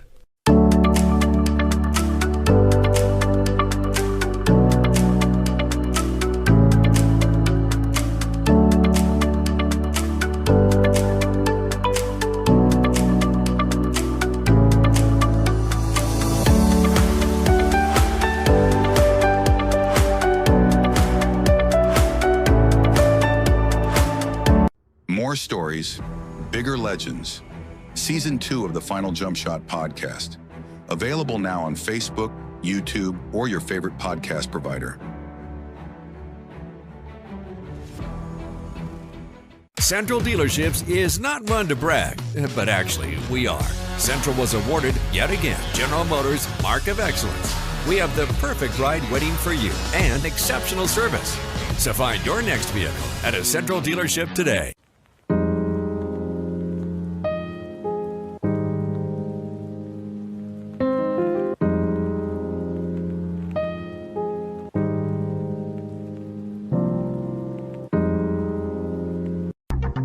Milligan Heating and AC works to serve the Northeast Arkansas community in meeting all of your HVAC needs. Give Justin Milligan a call at 870-243-2820. For 140 years, homeowners and DIYers have trusted Barton's for their home improvement needs. From small projects to remodels to building a home, our experts are here with the tools, knowledge, and advice to make your project a success. With 10 100% employee-owned locations across Northeast Arkansas and Southeast Missouri, delivery, installation, and free design services, Barton's is your trusted partner for every project. Visit us online at bartons.com. Build it better with Barton's.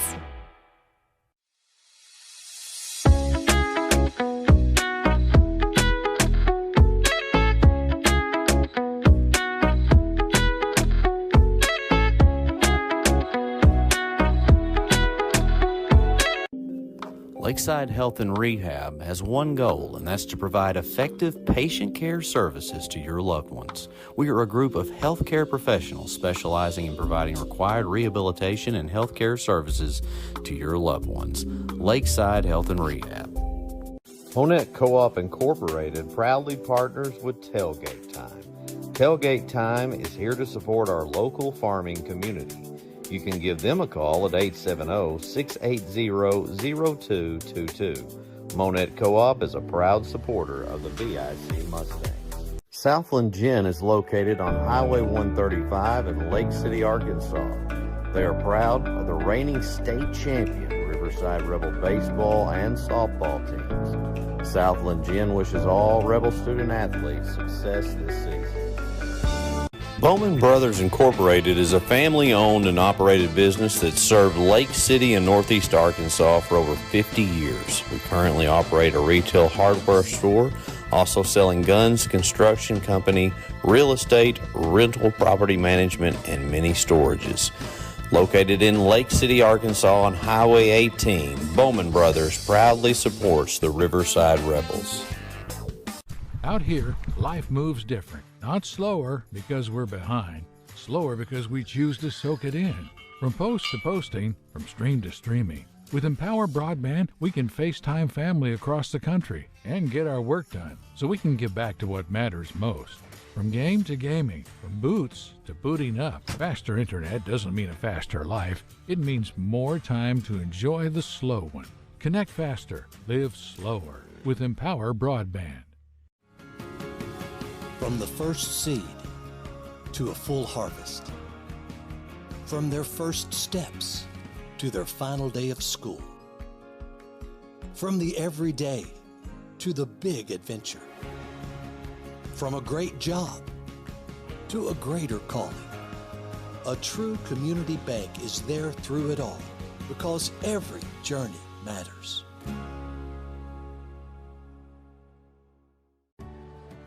I chose a car that would be safe for our family. And when it comes to our financial future, I don't take any chances there either. That's why we bank with Centennial. They give me everything I could want in a bank, from the latest technology to great service. But the biggest thing they give me is confidence.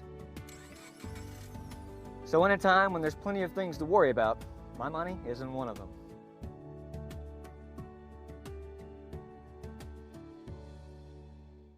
The Everett difference means we are committed to giving back to the communities we serve.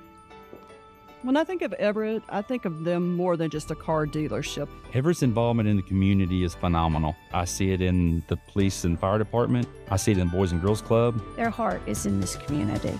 And I think Everett does a great job making sure they have a positive, lasting impact. We are grateful for the opportunity to serve. Discover the Everett difference for yourself. You've heard the saying, Northeast Arkansas, it ain't over till it's over. And it's just getting started. Glensay, Empower, NEA Sports, Temple Baptist Church, and KJNB are bringing the heat at the 2026 Northeast Arkansas Baseball and Softball Media Day, Wednesday, March 11th. High school teams from across the region will join us to give insight into how it's going so far and what we can expect this spring. This is where the stories start. This is where the season begins. Don't miss a moment. Watch it live March 11th on the KJNB Facebook page. I'm Rachel Dunnigan Hickman, and I'm excited to be running for the school board, Position 2 in the Buffalo Island Central School District. My husband Brett and I are raising 4 students who are currently enrolled in the district. I'm also a proud graduate of this school system and a longtime supporter. I work right here in our community, and I care deeply about keeping our district strong by supporting great teachers and staff, keeping students safe, and making sure every child has the opportunity to succeed. I'd be honored to earn your support and your vote. Thank you.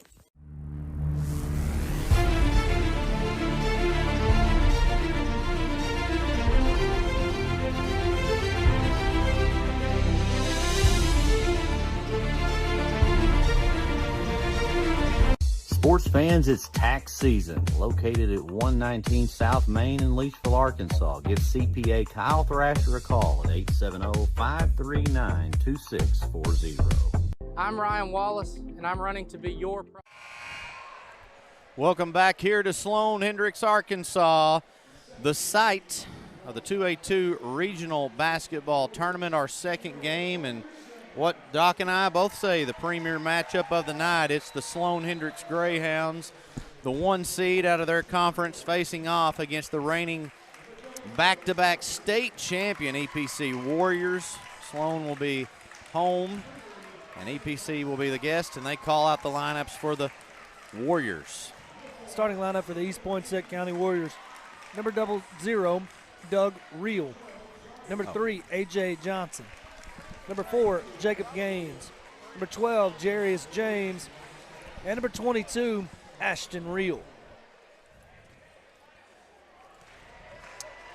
And now the Sloan Hendrix Greyhounds. Head coach for the EPC Warriors, Jamarcus Thaxton. Starting lineup now. The crowd gets on their feet again. Starting lineup now for the Sloan Hendrix Greyhounds. Head coach Daniel Bates.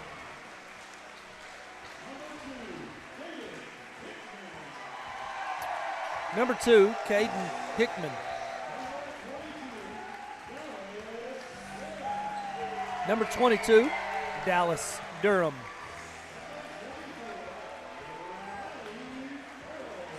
Number 24, Riley Farrell.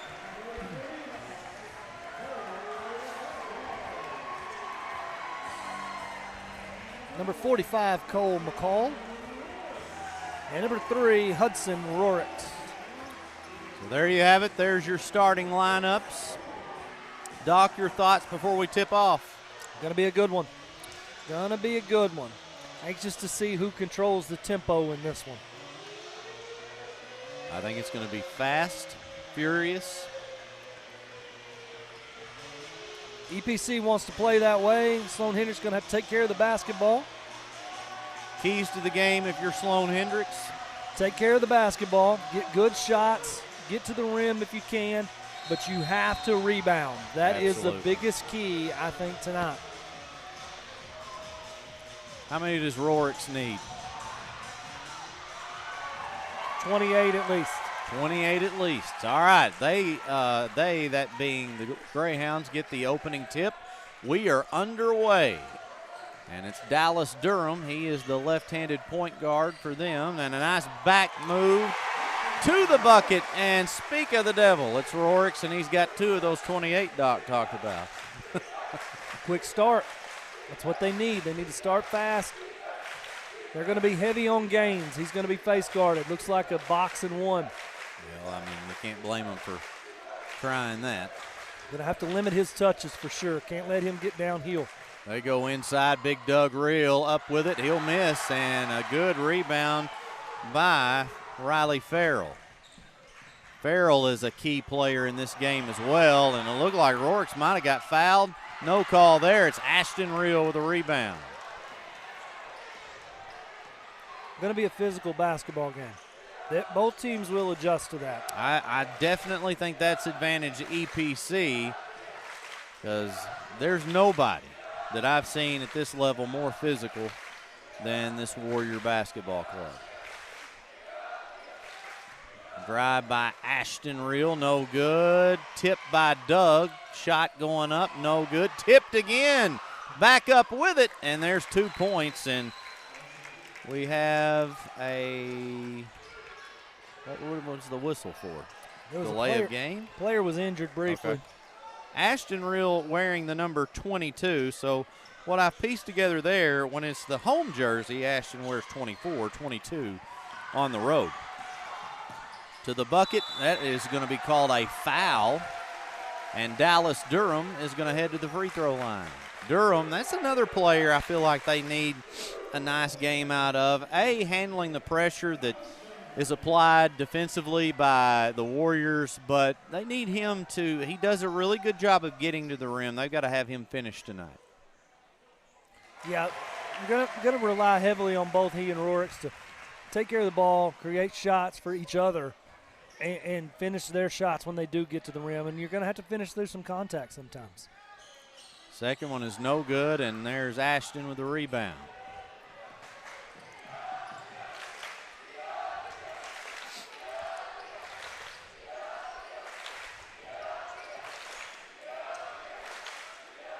Drive by Johnson. He'll pass inside to Ashton. He'll get his own rebound. Hands straight up in the air, but there's going to be a foul called.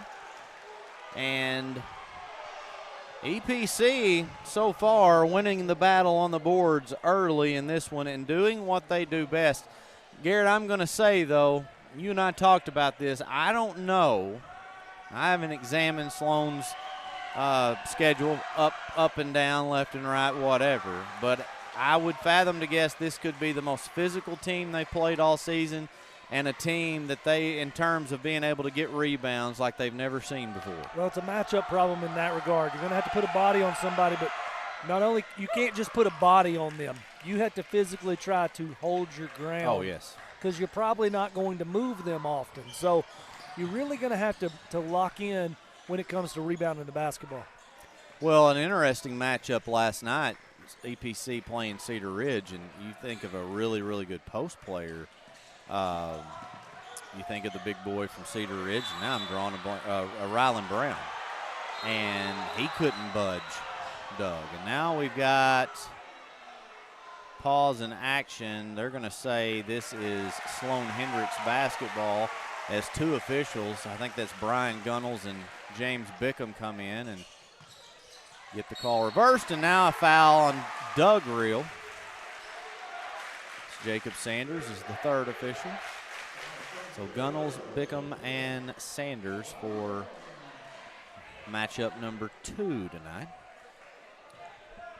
Glad to see Jacob getting a taste of regional. I don't know if it's his first one or not, but he's not been in the business for very long. I think he does a good job, too. He does a good job. Yeah, he Very cares. Professional. Yes, he's professional. He cares. He hustles. It's one of those up-and-comers. And in a profession that we hear about all the time that doesn't have a lot of that coming up.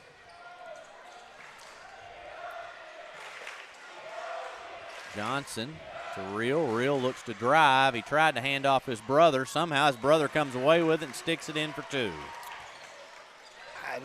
You can't stop that. No. You just can't let them get the ball. If they get the ball that deep, you're in trouble.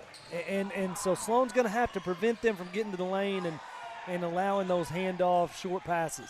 Man-to-man defense for the EPC Warriors. That one's stolen away. Here comes James. James got caught in between and somehow found someone to hand it off to. And there's 2 points for the Warriors. They're up 7-4. Ashton Reel right now has been the go-to on the offensive end of the floor for the Warriors. He's really flipped a switch. Do the brothers not have all the points? I think so. Ashton and Doug, that is. Shot up, no good. Rebound, Johnson. Johnson fell right. They're going to call a foul. I think on that's who? the right call on Sloan Hendrix. Yeah. I think that's the right call. I do think there was some contact there by McCall that kind of pushed him to the floor a little bit. You know, inadvertent, but I still think it affected the play.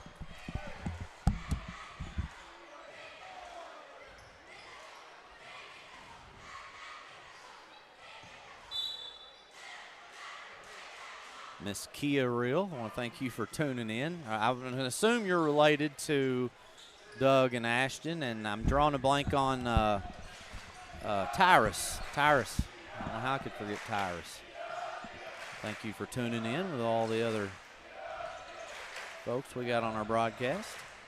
Drive to the bucket, shot up, no good, and it is A.J. Johnson to get his own rebound and stick back. Doc, except for one bucket, I think all the points have come off second chances, and we got a timeout that's going to be taken by Sloan Hendrix. We'll take 1-2 and be back here in just a moment.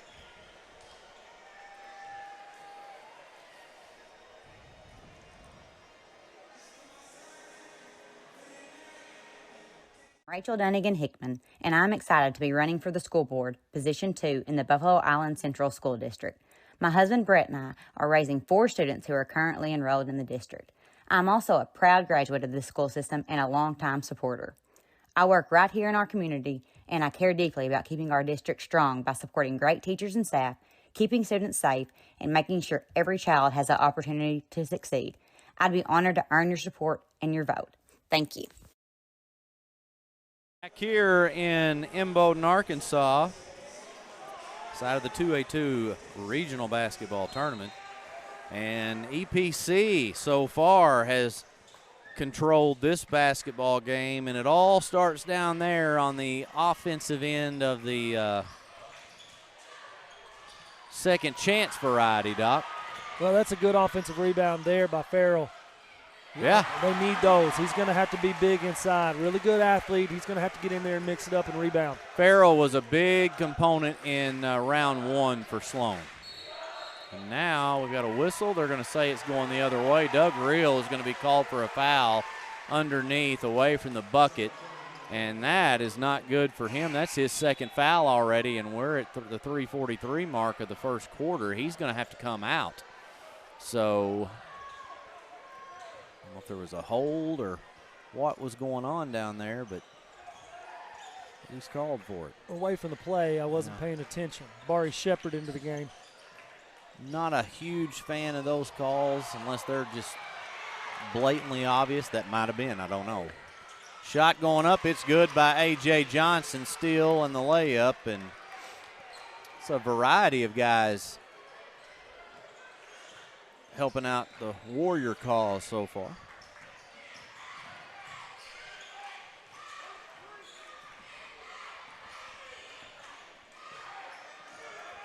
Three minutes, 5 seconds to go in this opening quarter.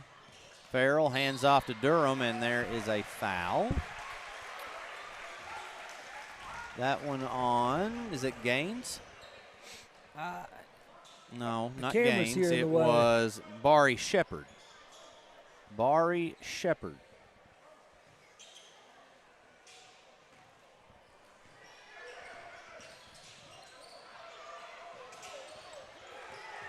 It's a good job of getting out of trouble there. And even it's a really nice bucket by Farrell. Well, first of all, that wasn't the easiest pass to catch, Doc, and the fact that he caught it and then did what he did with it. Barry Shepard fires one up. It's no good, and there's Ashton on the rebound. He'll draw the foul. Ashton Reel has just been just a monster right now, the way he's playing. I mean, he's doing anything and everything he wants, offensively and defensively. Now, maybe he's not, shooting long-range shots, but he's creating space, getting rebounds. They're going to have to – Sloan Hendrix going to have to find a way to contain him.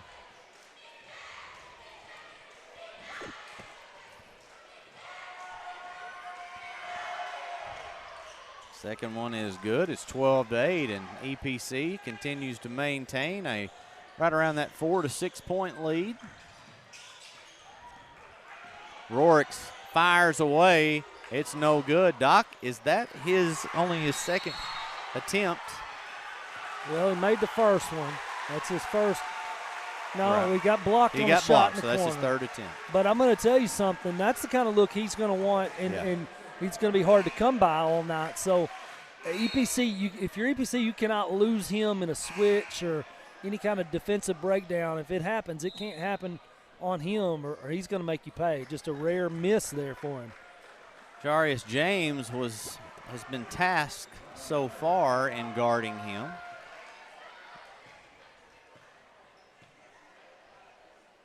And it's Farrell to the free throw line, and he nets it.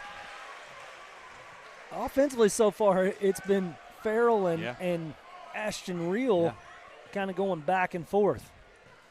Farrell was fun to watch the other night, and he gets both of those. Farrell is just a sophomore.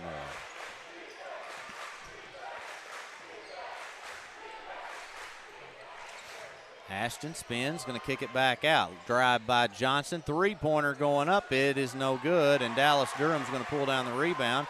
Sloan with a chance to tie or take the lead. They'll push it ahead to Hickman. Hickman up with it, and no good. Loose ball. McCall had it. Three-pointer going up by Rorix. It's no good. Tipped again. Farrell. Fade away, no good. And Ashton comes away with it. So that's not something you see often on EPC, giving up that many rebounds. They're lucky to come away with that Sloan didn't get any points, excuse me. Coach Thaxton not going to be happy about that, I can promise.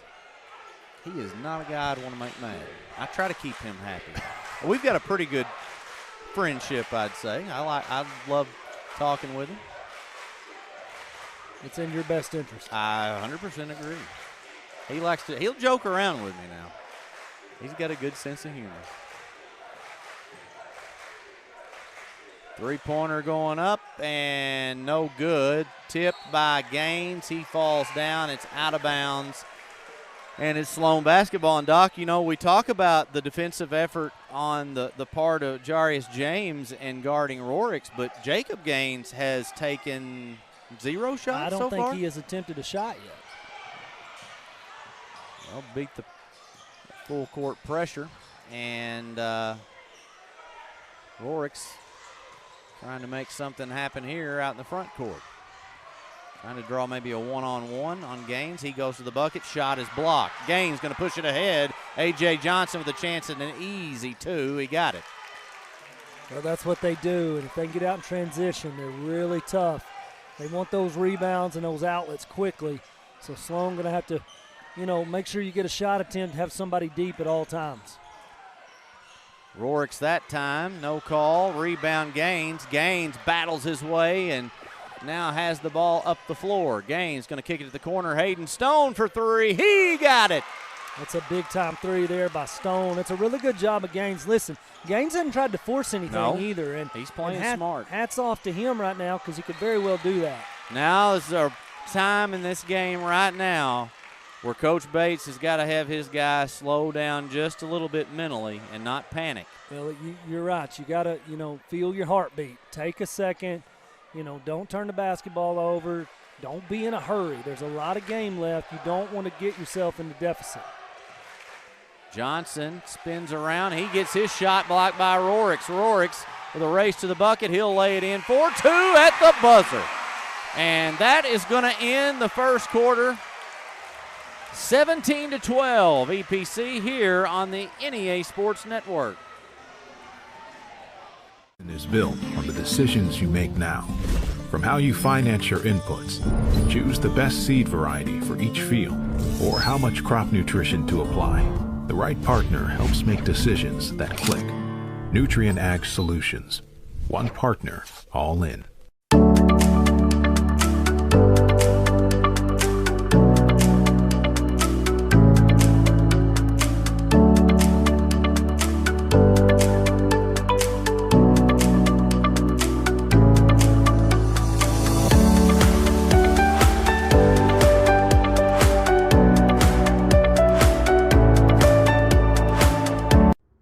stories, bigger legends.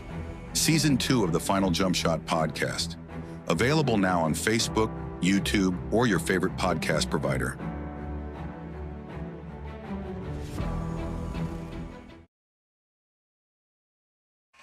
I want to thank all 309 current live viewers for tuning in. That's not close to what we've been to. We've been at 500 the past 2 nights, Doc. So share the feed if you can. Tell your friends. This is a great game to be watching. 2 of the best teams in 2A going in a semifinal matchup as we are set to start the second quarter.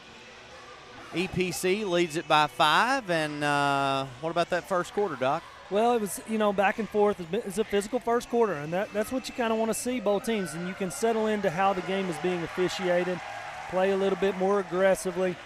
Two quick fouls, though, early on Doug Reel. That's dangerous if you're EPC. Yeah, for sure. Crowd, the student section specifically for Sloan, has been very good tonight, trying to play a role of that 6th man. Well, what I'm seeing here is I'm seeing a box and 1 on Gaines, but just about every time he touches it with any chance to make a move, he's doubled immediately. So they're really trying to keep him out of the lane. 3-pointer by Stone from the corner is no good. That time he's 1 for 2. But Stone's going to come away with a steal on a bad pass. Gaines gets it for the first time in the paint. He won't miss. 19-12. He's as good as there is in the state of Arkansas about body control. He's not going to shoot a bad floater. He's going to go up strong. He's going to gain his composure, and he knows how strong he is, and he gathers himself. And when he gathers himself, you may foul him, but you're not going to stop him.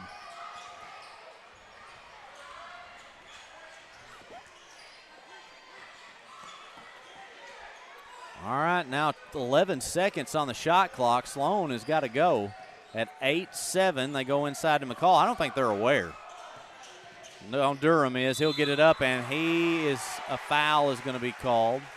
Well, you're fortunate there if you're Sloan. It's a good job of Durham drawing the contact, but if you're EPC, that's not what you want late in the shot clock. Let the guy around him. That's going to be the second foul there on Ashton Reel. So both Reel boys are going to have 2 fouls. Going to have to be careful. Whole lot of game left. Well, and a really good job of Durham to battle to the rim, running out of time. At one point, I don't think they were, I wasn't sure if they were aware of the time, but your lefty guard was very aware. As quick as Durham and Rorix are, they can create a shot and get to the rim in a little bit of time. So as long as there's 3 or 4 on the shot clock, there's always a chance for them to get a shot. Gaines, as you mentioned, being double teamed. I mean, they're double teaming him way out there. Being face guarded right now. Ashton a long way from the bucket. Now back out with it. 15 on the shot clock for EPC. They go inside to Ashton. Great pass and finish by James. Well, James is a guy that scores in bunches, and we've had him multiple times this year. He's capable of getting hot and reeling off 8, 10, 12 points by himself in a hurry. So Sloan, as much as they're keying on Gaines, as they should, they're going to have to make sure that James doesn't get hot, or he could put this one in a heap of trouble. Hickman with his first bucket of the night comes at a good time for Sloan. Hendrix is 21-16. A.J. Johnson handling the basketball right now. Back to him. Hayden Stone still in the basketball game, a guy that can shoot the 3 from that corner, and there they go to him. He'll not have a chance that time. They go high post. Gaines nowhere to go with it. He is quadruple teamed, and that's going to go out of bounds. It'll be Sloan Hendrix basketball. Yeah, here's the thing. If you're EPC, you want to get the ball to Gaines as much as you can, but you also don't want to force it. So if you're able to get it to him, he's going to draw 3 or 4 defenders oftentimes. You're going to have to knock down some outside shots. And Gaines is unselfish. He will kick the ball out, but EPC is going to have to be ready to get it right back. Durham using his body to get to the rim, and that was a great play by Dallas Durham. He's come to play tonight, Doc. He's strong, too. May not be the tallest player on the floor, but he's stout. He's not going to give up a lot of space when he makes a move. He's one of those guys you like to root for. Not very tall at all, but a lot of heart. Gaines nearly lost the handle on that one. He'll maintain possession, and they're going to call a charge on Jacob Gaines. That's a tough one there because I don't know about defender's underneath him, and he's just trying to make a spin. I don't know about that one. That's a tough call right there. Just his first, though. 21-18, and now Sloan with a chance to make it a one-point game, and Dallas Durham has just taken it over. It's been all Dallas the Durham the first 3 minutes of this quarter for Sloan for sure. EPC was up by as much as 7, I'm for sure of. 19-12, yeah. 17-10 and 19-12, and now that lead has gone by the wayside. And work it around the perimeter. Vari Young's going to fire up a 3. It banks in. I heard him. I think I heard him say board. How about that? That has just killed a little bit of the at least noise and possibly some of the momentum that Sloan had going. Doesn't matter how it goes in as long as it goes in. That's right. Rourke spins. He'll go up with it. Good defense by That's a good job. Again, Gaines. he controls his body so well. He didn't foul on that shot. Three-pointer, no good. Ashton Reel dumps it off to James, and look at that. That's the second time tonight he's found James. That's unselfish of Reel there. He had a chance to go back up. Probably a tough shot. Maybe would have drawn a foul, but he had a streaking James there in the middle of the lane. You gotta give that up, and he did. Three-pointer going up by Young again. This time it's buried. First time he banks it. Second time is nothing but net. 29-20. We'll be back here in a moment on the NEA Sports Network. Wallace, and I'm running to be your prosecuting attorney. I'm a husband, father, former deputy prosecutor, and lifelong Arkansan, committed to keeping our families and communities safe. You deserve a prosecutor who is tough on crime, will stand up for victims, and keep our justice system fair and firm. As your next prosecutor, you can count on me to continue working hard every day. I'm Ryan Wallace, and I'm running to be your next prosecuting attorney. I would be honored to earn your vote on March 3rd. Here live for this NEA Sports presentation of the semifinals. First semifinal boys game of the night, and it's a good one. Doc, it was 19-12, and then 21-20. 21-20 EPC, and now 29-20 EPC. So EPC up 7. An 8-2, so it was a 7-point lead, 8-2 run by Sloan, and then an 8-0 run now by the Warriors has pushed it back to the largest lead of the game at 9. That is the way it went. Durham pulls up, shot no good, rebound by James. He'll get it to Johnson. Johnson on ahead. Johnson, that's going to be out on EPC. It's good defense, good trap there by the Greyhounds. Kind of force an errant pass, a little bit of a deflection, and get the ball back. They've got to keep that intensity up on the defensive end of the floor. Well, Coach Bates called that timeout, much needed at that point when they got down by 9, and still down by 9. Need to score on this possession. I like this little play that they've run. They ran it first play of the game, and Rourke was able to get a layup out of it. They set 2 up here at the top, and then they get that little backdoor cut on a roll trying to catch a defender sleeping. So Gaines is going to be called for his second foul of the evening.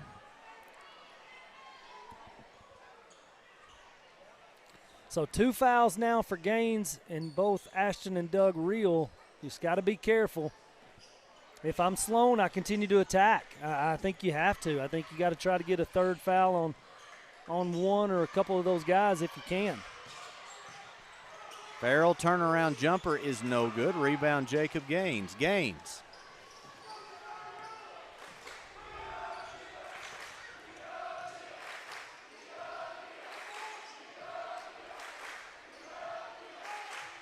Back out, three-pointer going up. It's short. Rebound by Young. Three-pointer again by James. That time, I don't know how in the world, but it fell. Touched every part of the rim sure and the backboard. Did.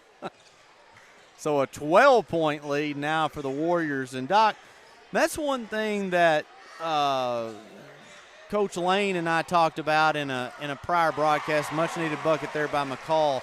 But the thing that makes this EPC team so much more dangerous than the 2 before is their ability to shoot from the outside, and they're going to get a blocking call. And did that go in? It did. And I think that's the right call. I do there. too. I think the whole time Ashton Reel had the position, and so I think that's the right call. He's going to get the hoop, and the Harm here got a chance for an old-fashioned three-point play. So a chance to go up by their biggest lead of the night.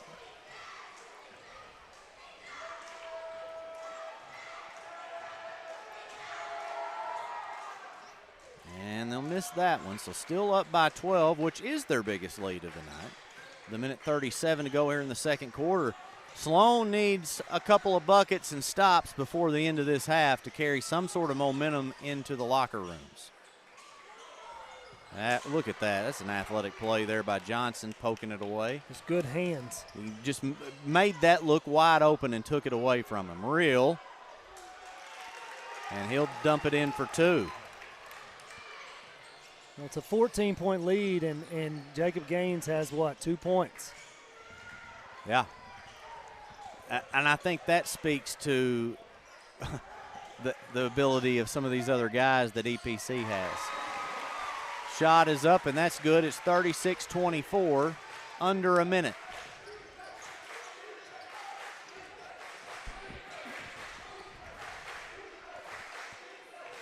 About a 21-second difference game in shot clock. Three-pointer by Young. It's no good. Rebound, Jacob Gaines. That's 2 points every time. And how every time. That's actually I think maybe the first time I've seen it happen tonight, which is kind of unusual. But so often you'll see a three that goes long, and there's always a Warrior on the other end. See, I think what Gaines needs to do, honestly, and I understand Coach Thaxton's mindset of and game plan to have him out a little bit to try to get him the ball and let him create. But I think right now with the way they've guarded him so well, you need to get him down low on a block and take some shots from the opposite wing or the opposite corner and let him crash the offensive glass because he's so good at offensive rebounding. If he gets it, you're going to foul him or he's going to score. Yeah, he's going to score or draw the foul. That's a very good point. And especially Doug's been out. So, his presence down low is been on the bench right now because he's in foul trouble. Durham around. He's going to kick back to Rorix. Rorix for three. It's good. That is a big shot before the half. And EPC is going to get the final one. It goes up, and it's no good. But what a first half it was for the Warriors. They will head to the halftime locker room leading at 39-27. But a big three there going into the locker room for Sloan. That was much needed, Doc. Oh, yeah. Rorix, and he needs to see a few go in. He's made a few short jumpers, a layup or two. He needs to see some outside shots drop, and that's a big one for momentum going in. All right, we're going to send it to the halftime break. We'll be back here in a few moments on the NEA Sports Network. You've heard the saying, Northeast Arkansas, it ain't over till it's over. And it's just getting started. Glensay, Empower, NEA Sports, Temple Baptist Church, and KJNB are bringing the heat at the 2026 Northeast Arkansas Baseball and Softball Media Day, Wednesday, March 11th. High school teams from across the region will join us to give insight into how it's going so far and what we can expect this spring. This is where the stories start. This is where the season begins. Don't miss a moment. Watch it live March 11th on the KJNB Facebook page. I'm Rachel Dunnigan Hickman, and I'm excited to be running for the school board, Position 2 in the Buffalo Island Central School District. My husband Brett and I are raising 4 students who are currently enrolled in the district. I'm also a proud graduate of this school system and a longtime supporter. I work right here in our community, and I care deeply about keeping our district strong by supporting great teachers and staff, keeping students safe, and making sure every child has the opportunity to succeed. I'd be honored to earn your support and your vote. Thank you.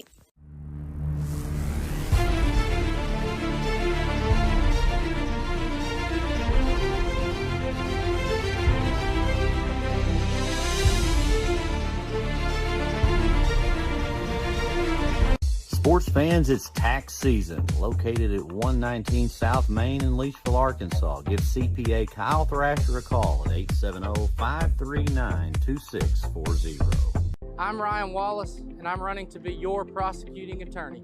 I'm a husband, father, former deputy prosecutor, and lifelong Arkansan, committed to keeping our families and communities safe. You deserve a prosecutor who is tough on crime, will stand up for victims, and keep our justice system fair and firm.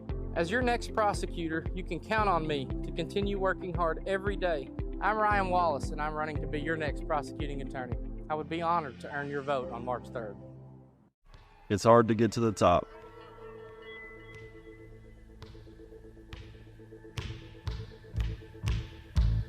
But how do you stay at the top? Hard work every day.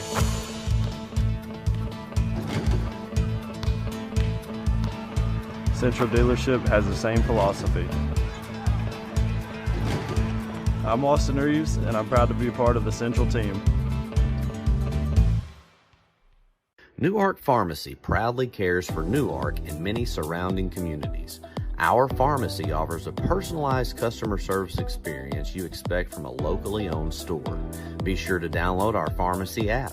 Use the app to manage your family's medicine, set medication reminders, and order refills. We offer a great gift department. We strive to carry a gift for any occasion, including birthday, wedding, anniversary, graduation, and all holidays. Newark Pharmacy says go Timberwolves.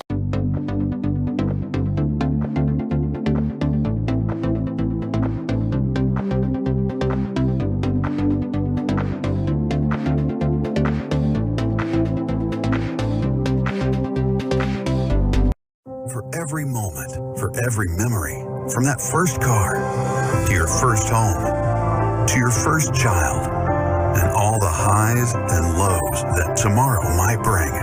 For everything that matters most to you and your family, there's someone right around the corner dedicated to helping you protect what you love. Your local Farm Bureau insurance agent. Farm Bureau Insurance. Real service, real people.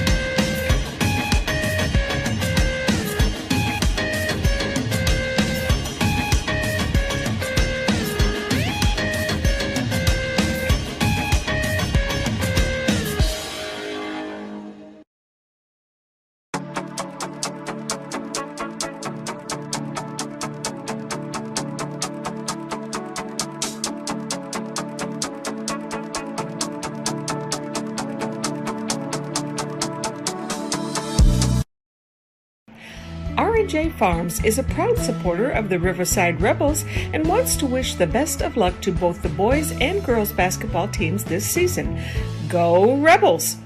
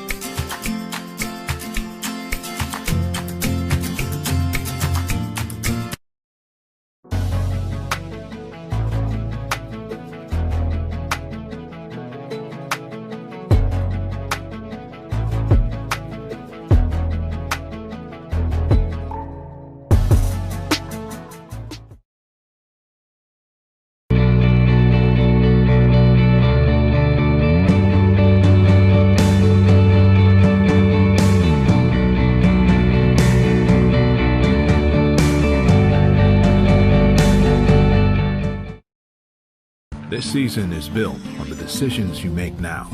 From how you finance your inputs, choose the best seed variety for each field, or how much crop nutrition to apply. The right partner helps make decisions that click. Nutrient Ag Solutions. One partner, all in.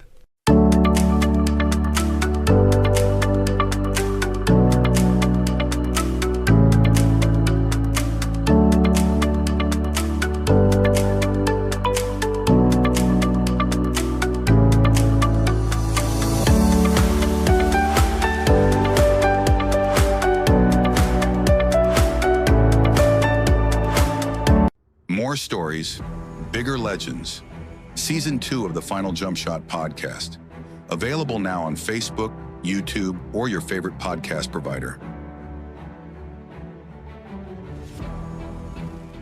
Central Dealerships is not one to brag, but actually we are. Central was awarded, yet again, General Motors Mark of Excellence. We have the perfect ride waiting for you and exceptional service. So find your next vehicle at a Central dealership today.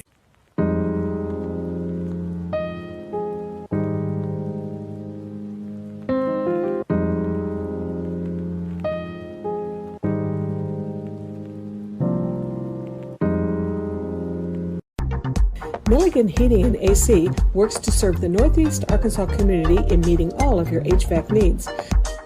Give Justin Milligan a call at 870-243-2820. For 140 years, homeowners and DIYers have trusted Barton's for their home improvement needs. From small projects to remodels to building a home, our experts are here with the tools, knowledge, and advice to make your project a success. With 10 100% employee-owned locations across Northeast Arkansas and Southeast Missouri, delivery, installation, and free design services, Barton's is your trusted partner for every project. Visit us online at bartons.com. Build it better with Barton's.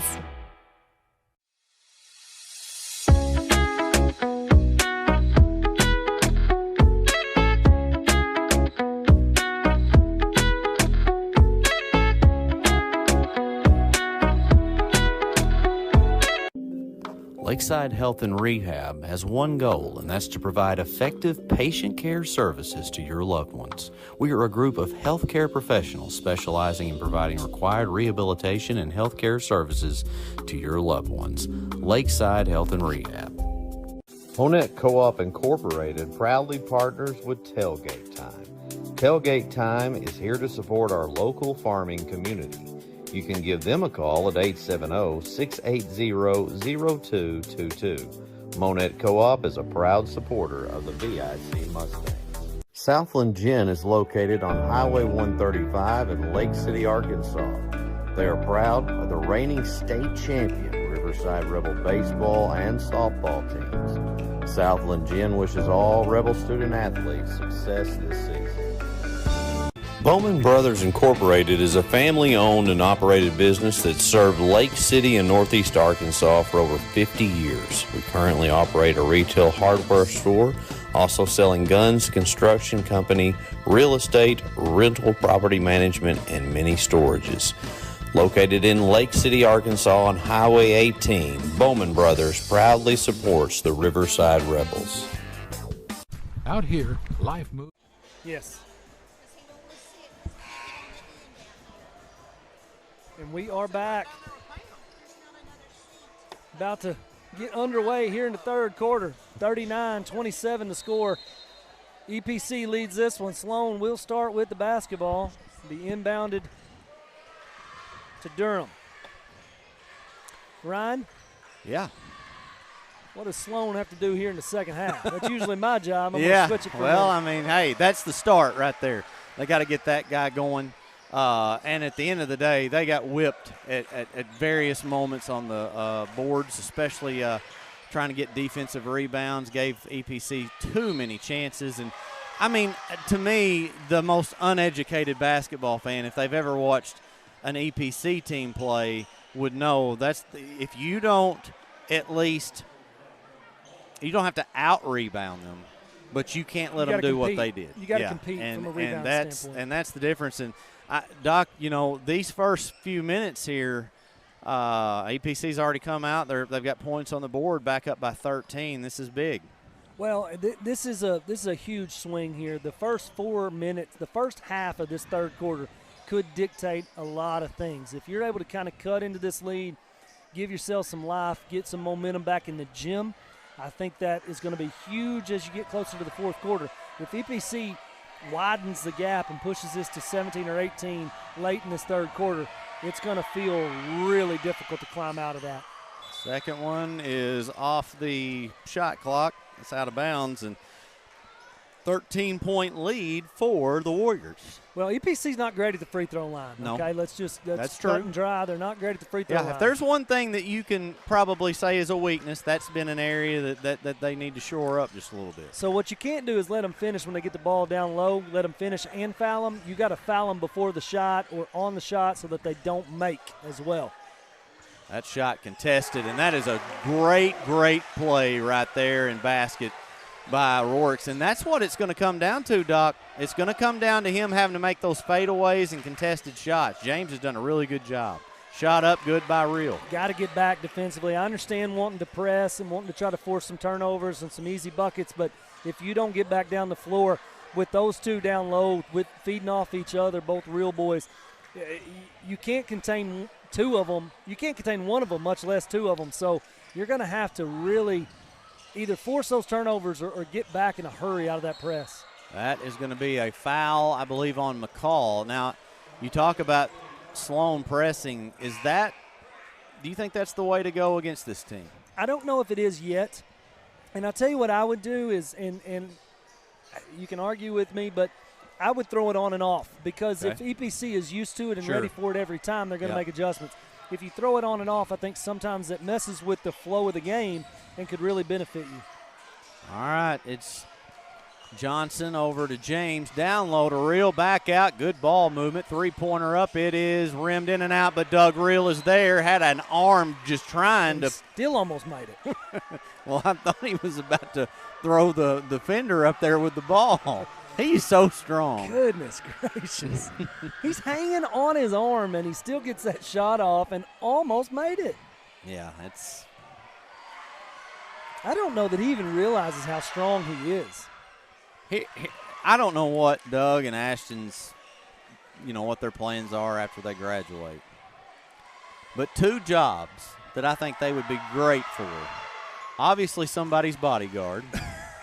They would also make a great tag team in the WWE. Oh, I'm telling you right now. And they're brothers. I mean, how many times you see brothers in a tag team? And those guys, I wouldn't want to wrestle with them. I wouldn't like your chances. I would love to be their manager, though. That'd be fun. All right.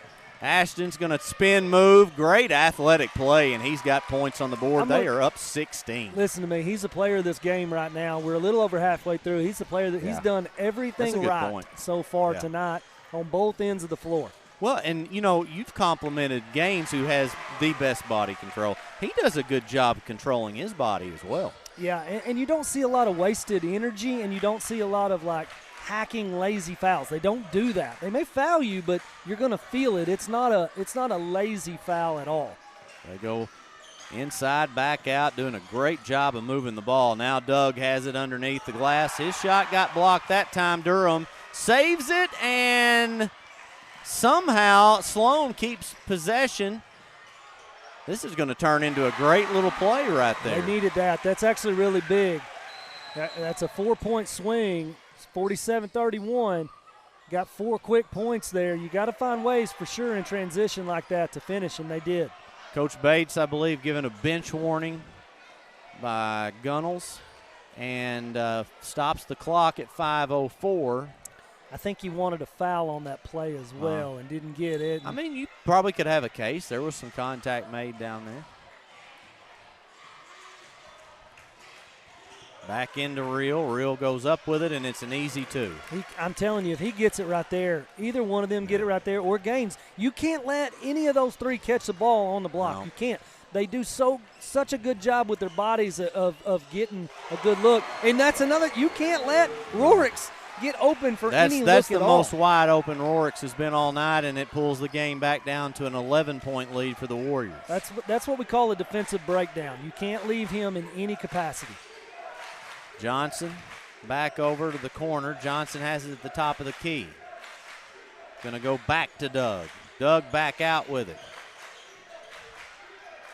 Shot going up. It is no good, and Ashton Real right there to pick it up and clean up the trash. That's exactly what I said I would like to see them do with Gaines is get him in the spot like that, because any of those guys get an offensive rebound, it's 2 points or a foul or both.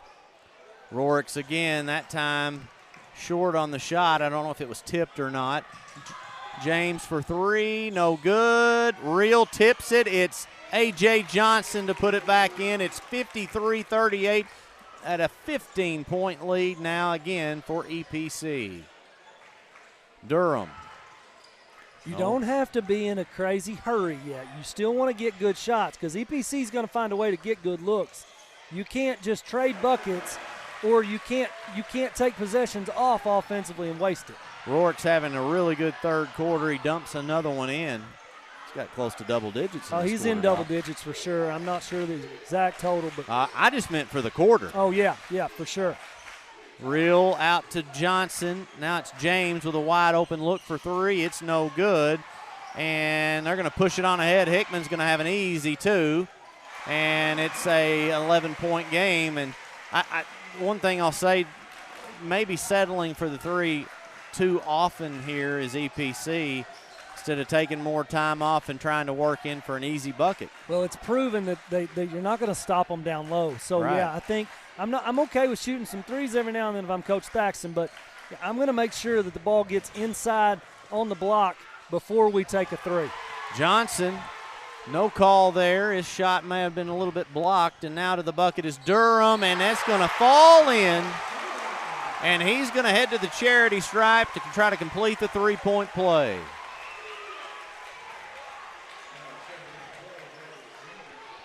So what was a 16, 15, maybe even 15. Six, Well, it got to 16, was, 47-31. Yeah. So. And then we saw a 15-point lead. Now is 9, and with a chance to make it 8. I think Durham will make this free throw. If that's the case, Sloan Hendrix, we said, you wanted to cut into the lead a little bit here before the third quarter was over. So if you're EPC, you got to have a quality possession here and kind of stop the bleeding. If Sloan's able to come back in this one, Dallas Durham is going to be a key factor in that comeback.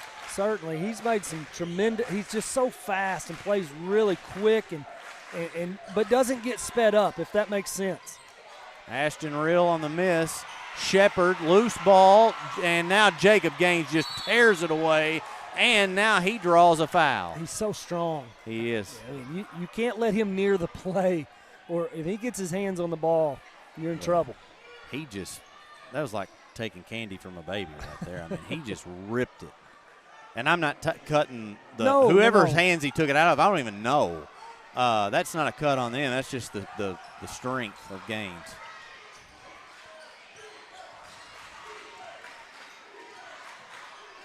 Drive, baseline, Ashton Reel up with it, and he got it. That's a tough ask for Rourke there. He's at a disadvantage trying to catch up, and Reel is playing incredibly well, and if he gets any head of steam to the bucket, that's going to be 2. Fade away by Rourke. He tried to use the glass. No good. Gaines loses the handle on it. Sloan's got it back. Dallas Durham sets up the offense now, being guarded by Gaines. EPC in a man-to-man defense. Durham pull-up jumper. It is no good, but it's Rourke on the rebound and stick back. It's a good rebound there by Rourke, not giving up on the play, staying in the lane, controlling his body. Back to 8. And now they're going to call a foul on Bari Shepard. Yep. I think illegal screen there. And Coach Thaxton is going to take a 30-second timeout. We'll take one, too, and be back here in a moment on the NEA Sports Network.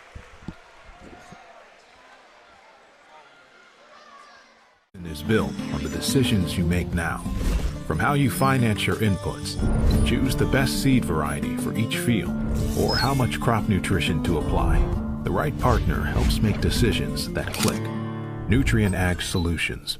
One partner, all in.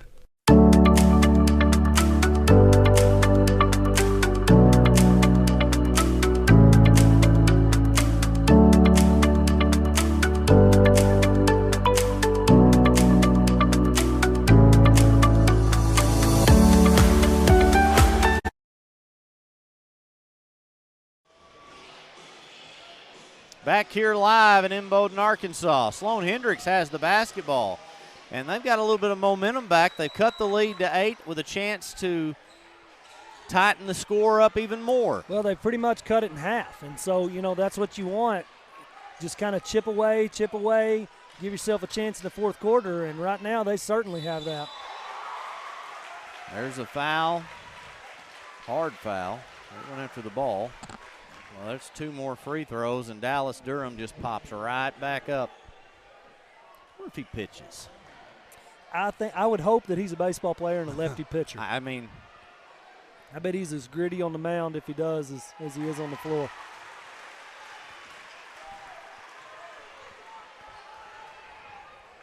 It's a question I'm going to have to ask later on. 7-point lead for EPC, and Durham will try to make it a 6-point deficit. He does. He's been very, very good from the free throw line. Yeah, and he's finding ways to get to the line, and that's crucial.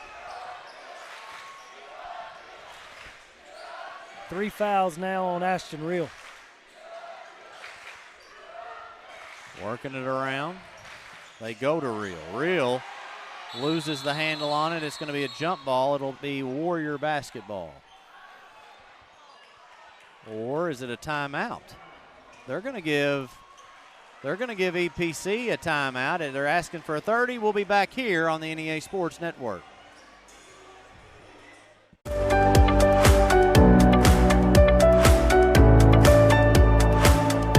More stories, bigger legends. Season 2 of the Final Jump Shot podcast. Available now on Facebook, YouTube, or your favorite podcast provider.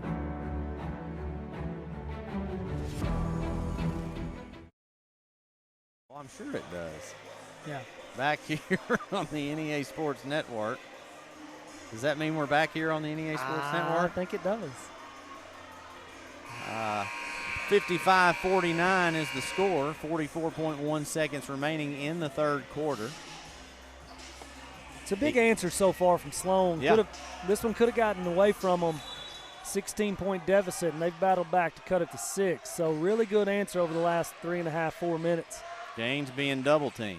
Somebody's open. 3-pointer going up by Young. That's short. And it's James coming away with a rebound. And he throws it back in, but Sloan comes away with it. Not a great possession right there for the Warriors. I'm sure that's not how they drew that up in the timeout. Sloan Hendrix up by 6. They're going to hold for a final shot here. James continues to guard Rorix. Rorix now at 14 seconds to go in this quarter. Down to 10. And it's going to be Rorix taking a final shot, you got to think. He's going to get one, going up with it. He buries a 3. It's 55-52 to close out the third quarter. What a comeback by Sloan Hendrix. We got a ball game here in Imboden. We'll send it to a commercial break and be back for the final quarter of action here on the NEA Sports Network. Wallace, and I'm running to be your prosecuting attorney. I'm a husband, father, former deputy prosecutor, and lifelong Arkansan, committed to keeping our families and communities safe. You deserve a prosecutor who is tough on crime, will stand up for victims, and keep our justice system fair and firm. As your next prosecutor, you can count on me to continue working hard every day. I'm Ryan Wallace, and I'm running to be your next prosecuting attorney. I would be honored to earn your vote on March 3rd. You've heard the saying, Northeast Arkansas, it ain't over till it's over. And it's just getting started. Glensay, Empower, NEA Sports, Temple Baptist Church, and KJNB are bringing the heat at the 2026 Northeast Arkansas Baseball and Softball Media Day, Wednesday, March 11th. High school teams from across the region will join us to give insight into how it's going so far and what we can expect this spring. This is where the stories start. This is where the season begins. Don't miss a moment. Watch it live March 11th on the KJNB Facebook page. Back here in Imboden, Arkansas, Doc, that was a quarter that you thought was going to start out potentially going in an EPC blowout, and Sloan said, not in my home court. Yeah, not my house.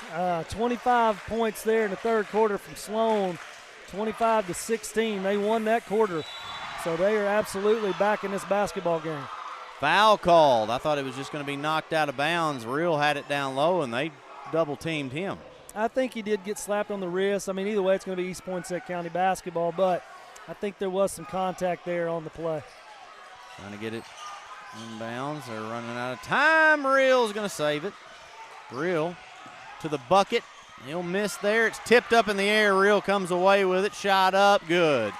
Doc, that's one of those situations, I would say 75% of the time, Sloan is not going to win that battle of tipping it up in the air and coming away with it. Somebody did not find Rorix in transition, and he got a great, almost too easy of a look there, and he's a little strong. I think he kind of hesitated because he was so open on that was a little strong on the shot. Rorix took over in the third quarter. He certainly did. He's a really good basketball player, and he's going to have to do some similar stuff here. He and Durham in this fourth quarter, they've done their job so far to keep this one close.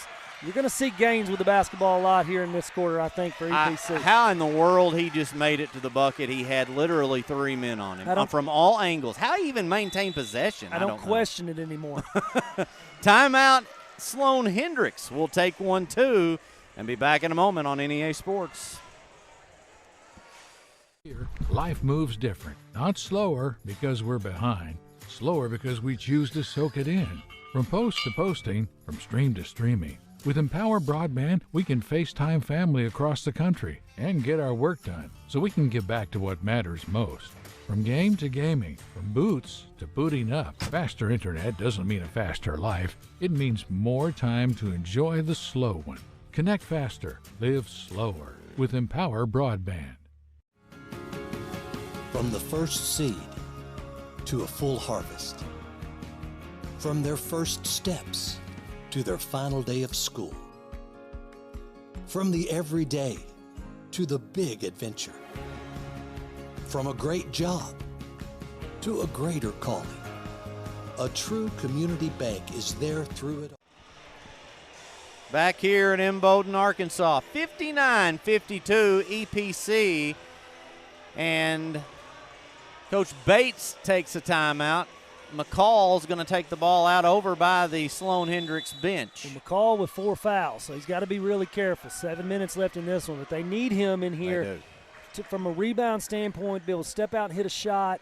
They need him in this basketball game, so he's got to be really smart. Rorix around Gaines. He will pull up. No, he lost a little bit of control there, and my goodness gracious, Dallas Durham tonight. Wow. He's not afraid to attack. Well, Doc, the 2 games I've watched them play prior to this was the first round game the other night and a game against Manila at the end of the season. And he had off nights in terms of not getting to the bucket. He just couldn't get some things to fall and finish. He's had 0 issues finishing tonight or hitting any free throws from the free throw line. He's absolutely money from the free throw line. It's a place he's going to have to find himself. He's going to need to find himself there several more times, I think, over the course of this one. But tremendous job, just effort-wise and finishing-wise. He has been really, really good tonight. Gaines.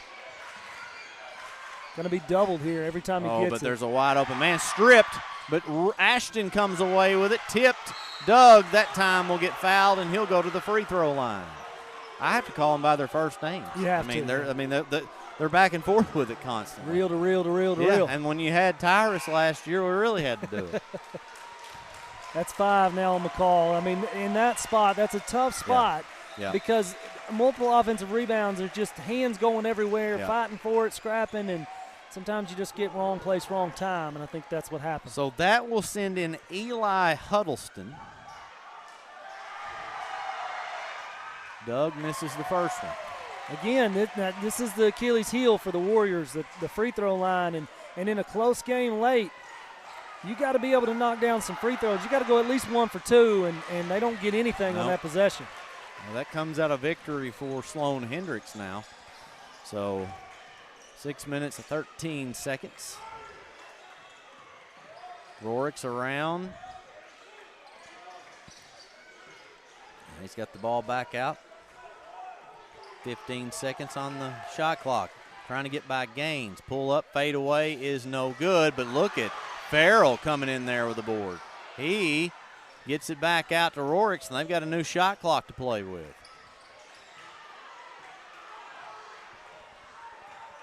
Right back out with it, going to try again. Around the screen. Rorix has got a lane and a nice, well, That one got away. Durham, my goodness. Now it's a race to the bucket.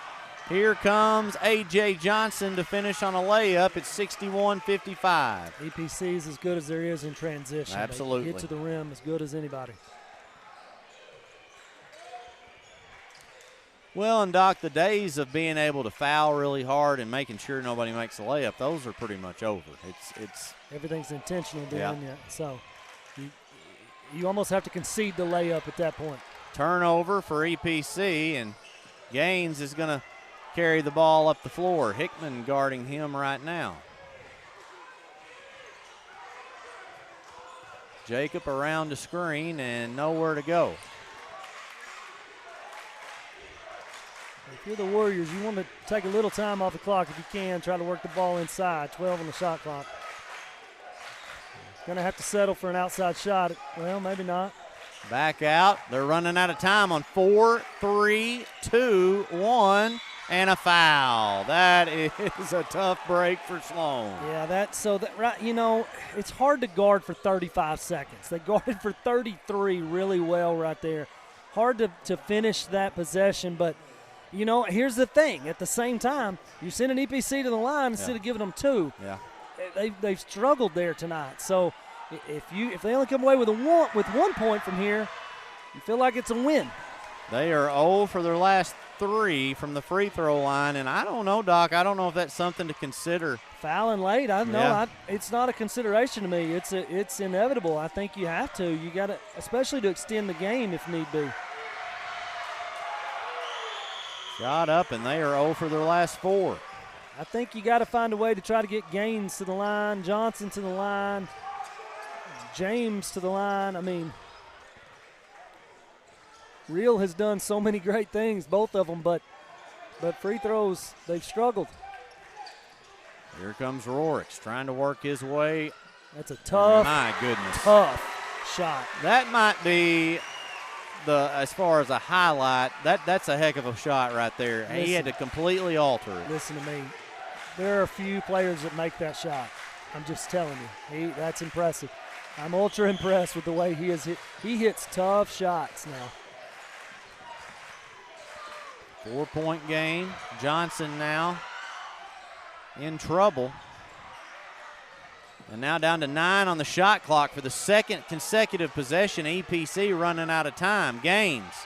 And now Rorix with a steal, and they've got it on a fast break to the hoop, and he misses. Durham throws it back up, and he dumps it in. It's a 2-point game. That's a hustle play there by Durham following. That's a big-time play, and it's a 2-point game. So EPC now, they've used a little clock the last few possessions, and it has not worked out well. I don't panic if I'm them, but you got to find a way to get the ball inside earlier to open up some space all over the floor.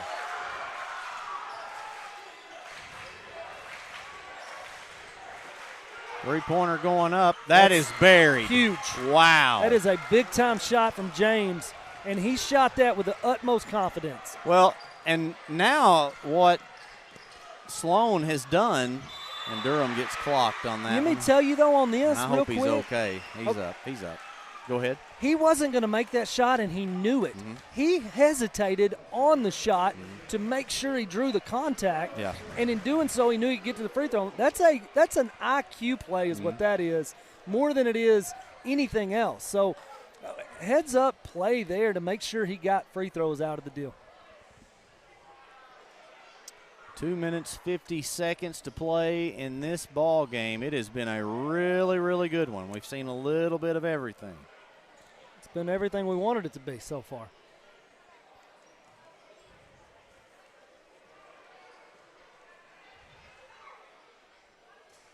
And he's human. That's all I can say. He's not going to miss this one. That one just rimmed out. That's an unfortunate miss. It's not that he shot it badly. It's just an unfortunate miss. Second one is nothing but good. All right, Ashton Real is the guy carrying it up the floor. Well, he's done everything else tonight. Why not? Yeah, sure. Dribble one in between his legs. I can do that. I'll show you. In case you were questioning what I'm couldn't not going do. to question anything these guys can do out there.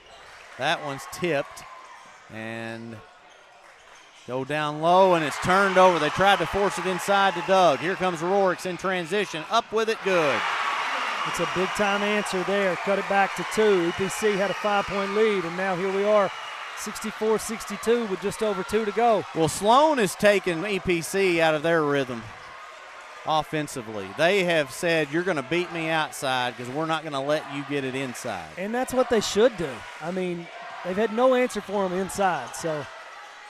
Three-pointer going up by Johnson. It is short, and Farrell comes away with it. They've got a chance to go. No, it's stolen away.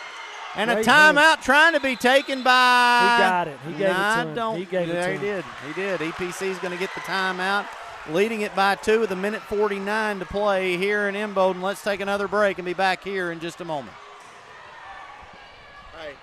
Every moment, for every memory, from that first car to your first home to your first child, and all the highs and lows that tomorrow might bring. For everything that matters most to you and your family, there's someone right around the corner dedicated to helping you protect what you love. Your local Farm Bureau insurance agent. Farm Bureau Insurance. Real service, real people.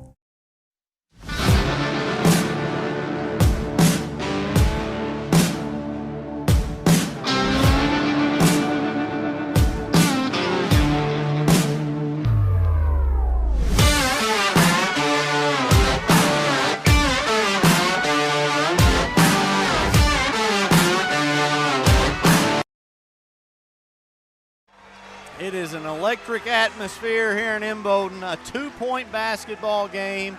EPC led by 17 at one point. They now lead by 2. A minute 49 to play. The Warriors do have the basketball. It has come down to the wire, Doc. That's what we wanted. Absolutely. This makes it fun for us, too. You know, it's a whole lot of fun when the game's intense and coming down to the last few seconds. No doubt about that.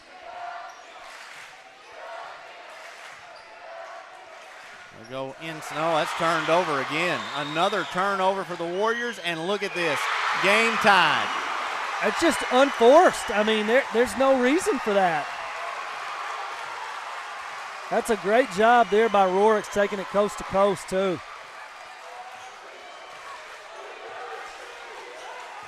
Doug's going to drive. Doug runs out of room.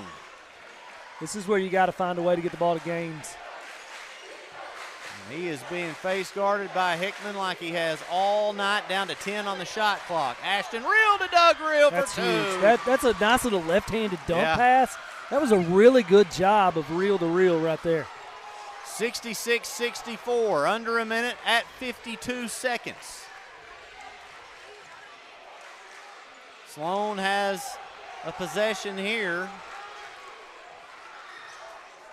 Down to 17 on the shot clock.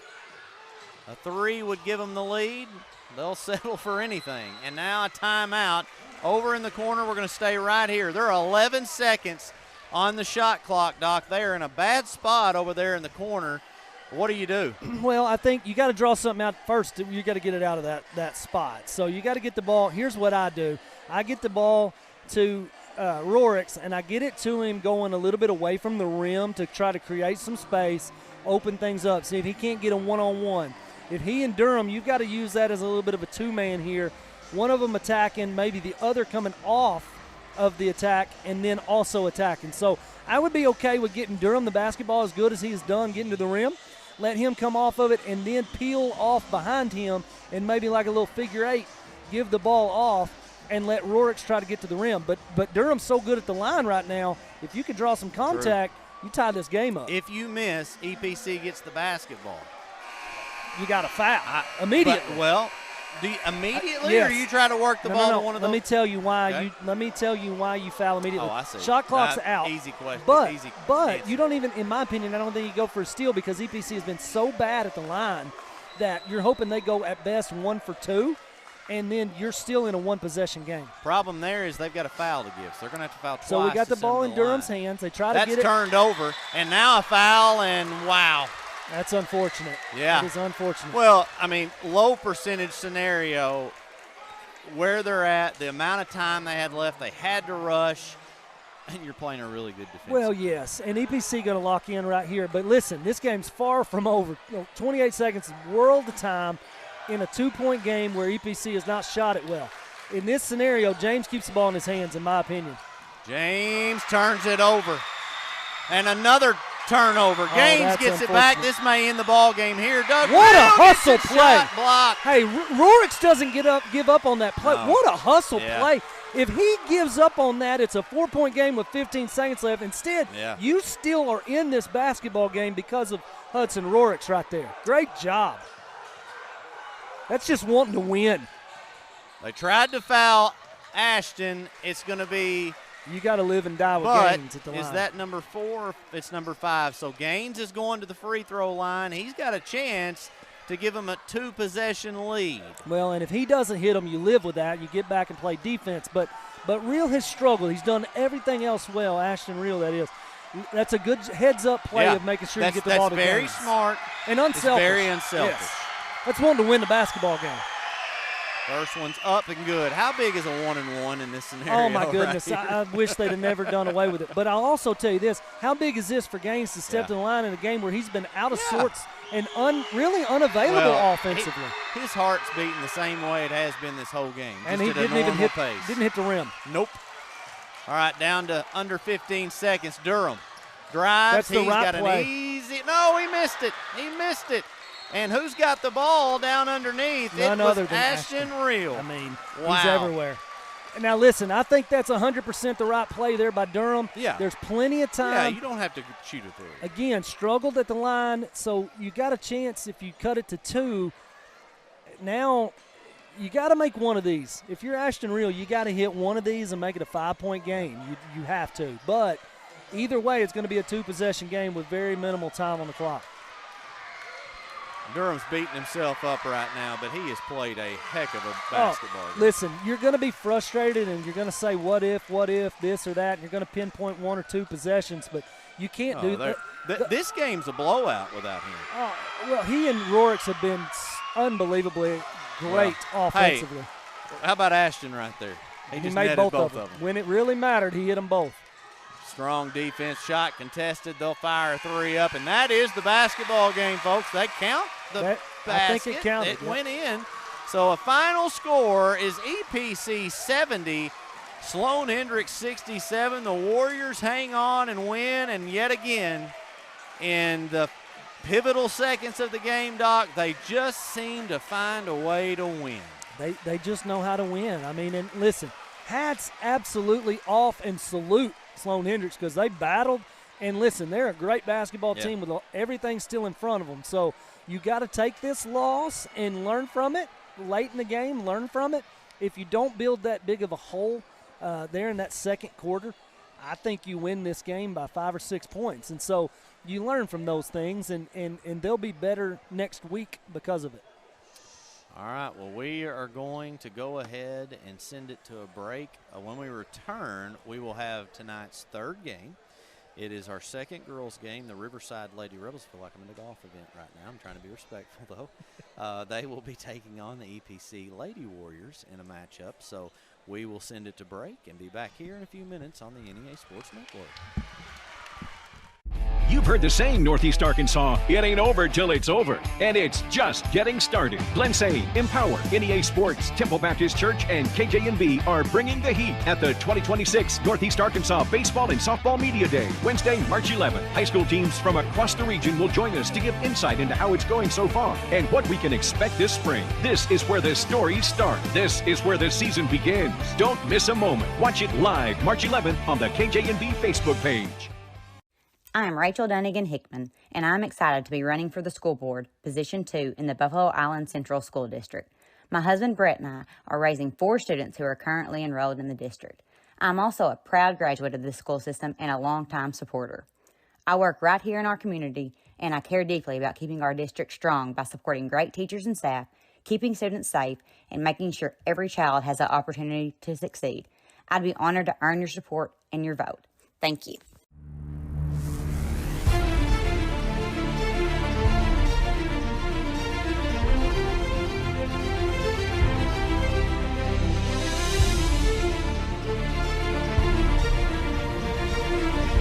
Sports fans, it's tax season. Located at 119 South Main in Leachville, Arkansas. Give CPA Kyle Thrasher a call at 870-539-2640. I'm Ryan Wallace, and I'm running to be your prosecuting attorney. I'm a husband, father, former deputy prosecutor, and lifelong Arkansan, committed to keeping our families and communities safe. You deserve a prosecutor who is tough on crime, will stand up for victims, and keep our justice system fair and firm. As your next prosecutor, you can count on me to continue working hard every day. I'm Ryan Wallace, and I'm running to be your next prosecuting attorney. I would be honored to earn your vote on March 3rd. It's hard to get to the top.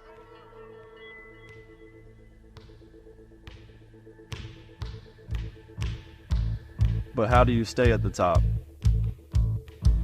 Hard work every day.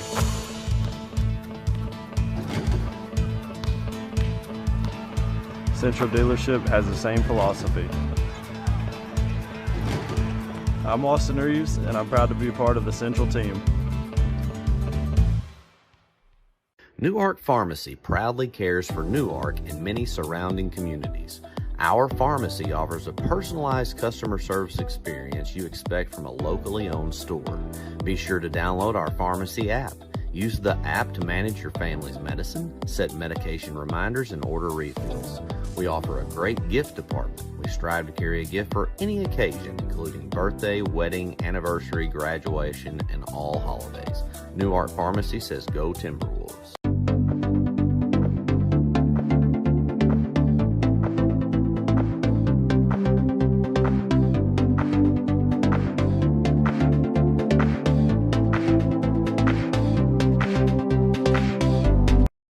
Every moment, for every memory, from that first car, to your first home, to your first child, and all the highs and lows that tomorrow might bring. For everything that matters most to you and your family, there's someone right around the corner dedicated to helping you protect what you love. Your local Farm Bureau insurance agent. Farm Bureau Insurance. Real service, real people.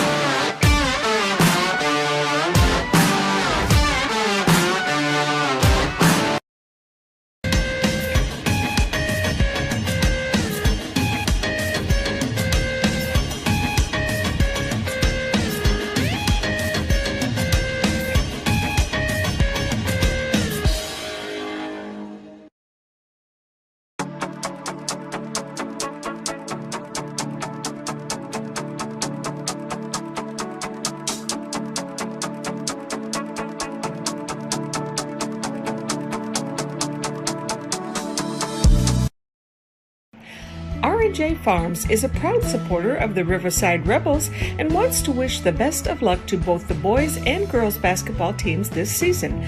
Go Rebels!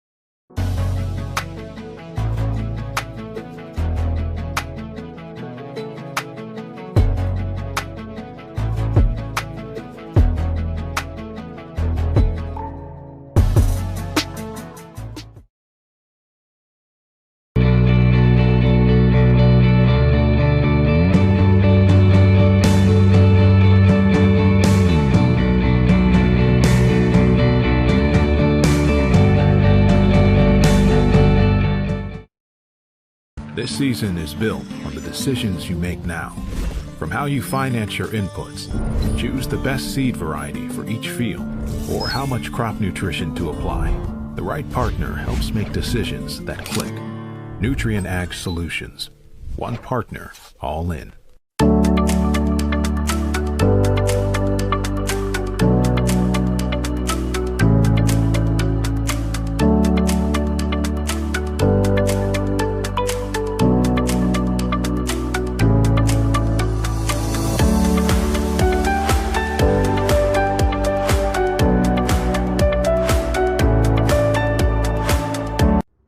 stories, bigger legends. Season 2 of the Final Jump Shot podcast. Available now on Facebook, YouTube, or your favorite podcast provider. Central Dealerships is not run to brag, but actually, we are. Central was awarded, yet again, General Motors Mark of Excellence. We have the perfect ride waiting for you and exceptional service. So find your next vehicle at a Central dealership today.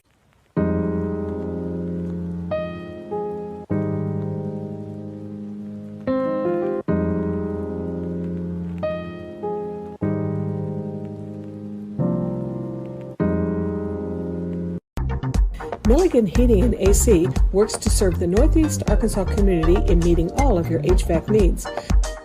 Give Justin Milligan a call at 870-243-2820. For 140 years, homeowners and DIYers have trusted Barton's for their home improvement needs. From small projects to remodels to building a home, our experts are here with the tools, knowledge, and advice to make your project a success. With 10 100% employee-owned locations across Northeast Arkansas and Southeast Missouri, delivery, installation, and free design services, Barton's is your trusted partner for every project. Visit us online at bartons.com. Build it better with Barton's.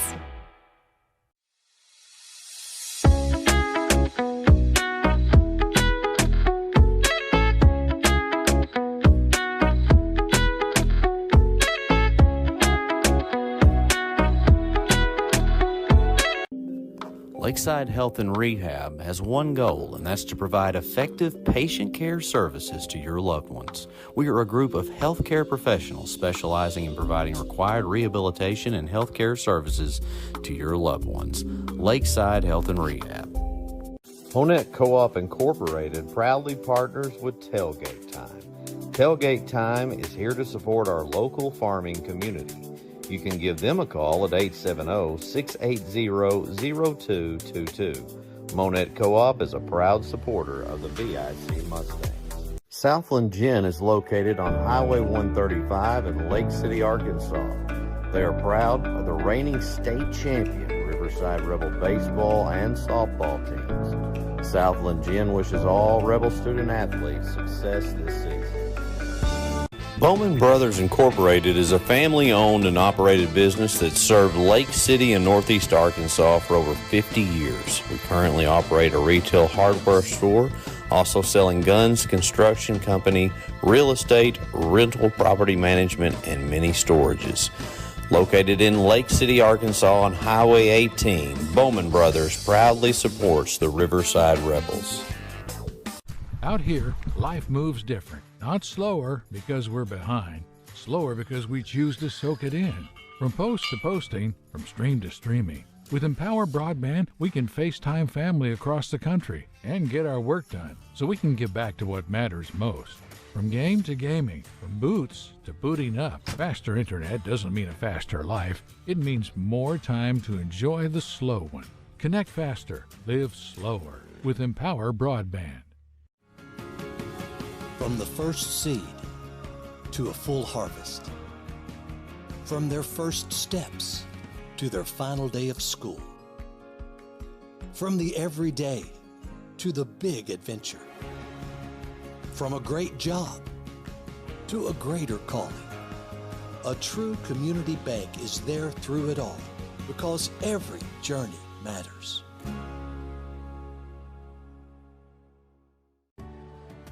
I chose a car that would be safe for our family. And when it comes to our financial future, I don't take any chances there either. That's why we bank with Centennial. They give me everything I could want in a bank, from the latest technology to great service. But the biggest thing they give me is confidence. So in a time when there's plenty of things to worry about, my money isn't one of them.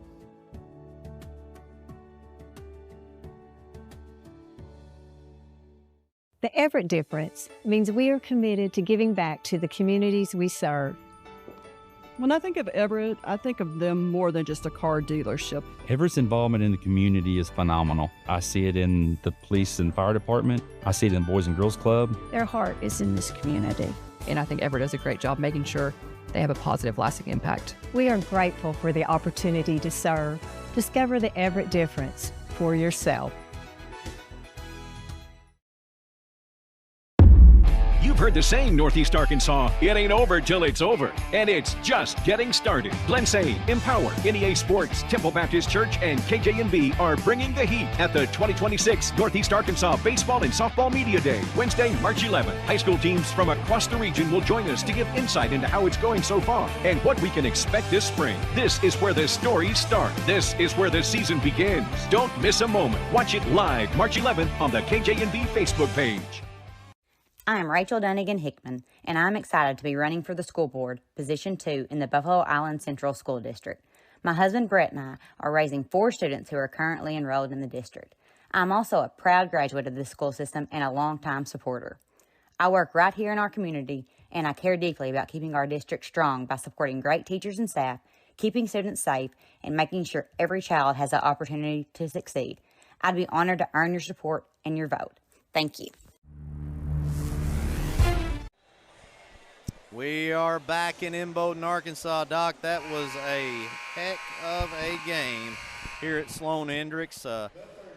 We said it would be. Yeah, we did. We did, so. and it just had a little bit of everything. And now we turn the page to game number 3 of the night, final semifinals girls contest. That's a mouthful right there. Between the Riverside Lady Rebels and the EPC Warriors, 2 teams very familiar with one another, and to the Dr. Garrett Weaver with the starting lineup. Starting lineup for the East Poinsett County Lady Warriors. Number 4, Cambria Williams. Number 12, Allison Gaines. Number 14, Kylie Henderson. Number 22, Riley Ashcraft. And number 34, Kelly Ashcraft. Head coach, Spencer Harston. They'll be the visiting team on the scoreboard. Finished 3rd in the conference, 3rd in that district. Starting lineup for the Riverside Lady Rebels. Number 2, Shelby Clay. Number 10, Briley Travis. Number 11, Arden Vaughn. Number 14, Riley Akins. And number 24, Bella Richardson. Head coach Tyler Timms. They'll be the home team on the scoreboard in the whites trimmed in gray and maroon. They won that conference in that district. These 2 teams very familiar with each other. East Poinsett County will be in the black jerseys trimmed in red.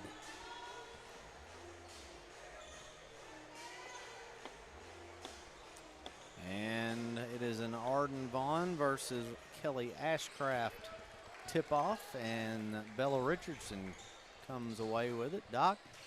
A key to this postseason run, is the girl with the basketball right there on a turnaround jumper, and my goodness. It's a good start. Arden is banged up, like a lot of these people in the players in the postseason are, but you couldn't tell it. She is just as good as there is. She is ultra talented sophomore, and yes, playing through a little bit of pain, but hey, she's tough. She's tough as nails. UPC, 3-pointer going up by Henderson, and that's Riley Ashcraft, and it's good, and the Warriors have a lead. Doc, this is 2 teams that have faced off at least twice this season in regular season conference action. They did, and they're no stranger over the last few years. Both teams really talented the last few, and Richardson stepped out of bounds right there, and no call. The official was not looking. 3-pointer going up, no good. We have a very good view of that up here for sure. We do. This sideline, not the other one. Pass over the corner to Gaines. Gaines is a key player on this team for the Lady Warriors, is she not? She certainly is. Tremendous athlete, does a really good job of getting to the rim, finishes well, really fast. She's a lot of fun to watch.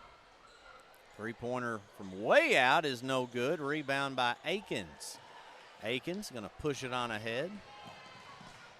Akins will score with it. Very controlled move right there. Really good job in transition. And that's a big, just good start for her right there. She was off the other night, a little bit out of control, but got to get her maybe kind of settled down. I feel like, and I hope she's not, but I'm making an assumption that maybe she's pressing herself a little bit because of the absence of Carly Jo Womack. And, I mean, it's no secret you need more from her.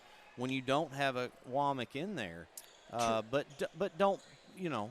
You can let the game come right, to you. Thank you. Yeah, and it will. It's going to find her. And if she controls her body and does that and shoots good, fundamental, strong shots, she's a really good player. She can be a very, very good player, and no so doubt. That's what you really want to see over the next week and a half from her.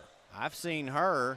There was a game in the postseason last year, maybe in the first round of the state. I can't remember.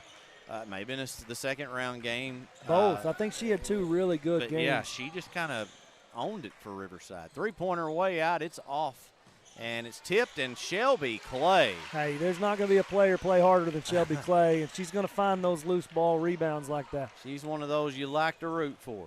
Very undersized, oftentimes asked to guard the team's best player, however.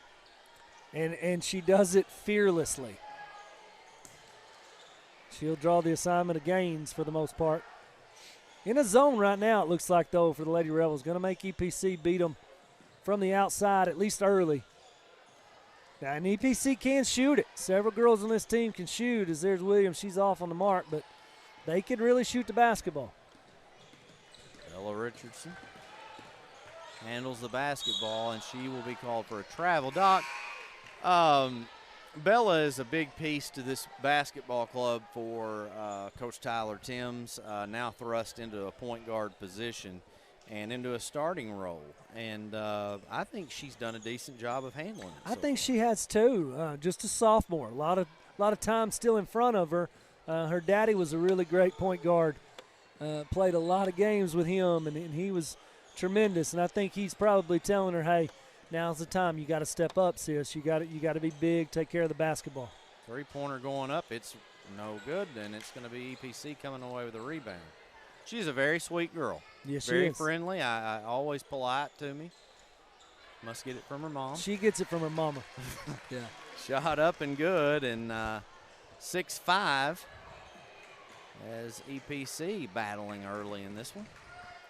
And you know, this is good experience for Bella, having to play this role late this year, because next season she's going to have to step right into that role. That's a tough move, and then a better finish there by Vaughn. Well, and Shelby Clay on that screen took an absolute shot and to the face, and she just didn't phase her. Yeah, she is a tough cookie.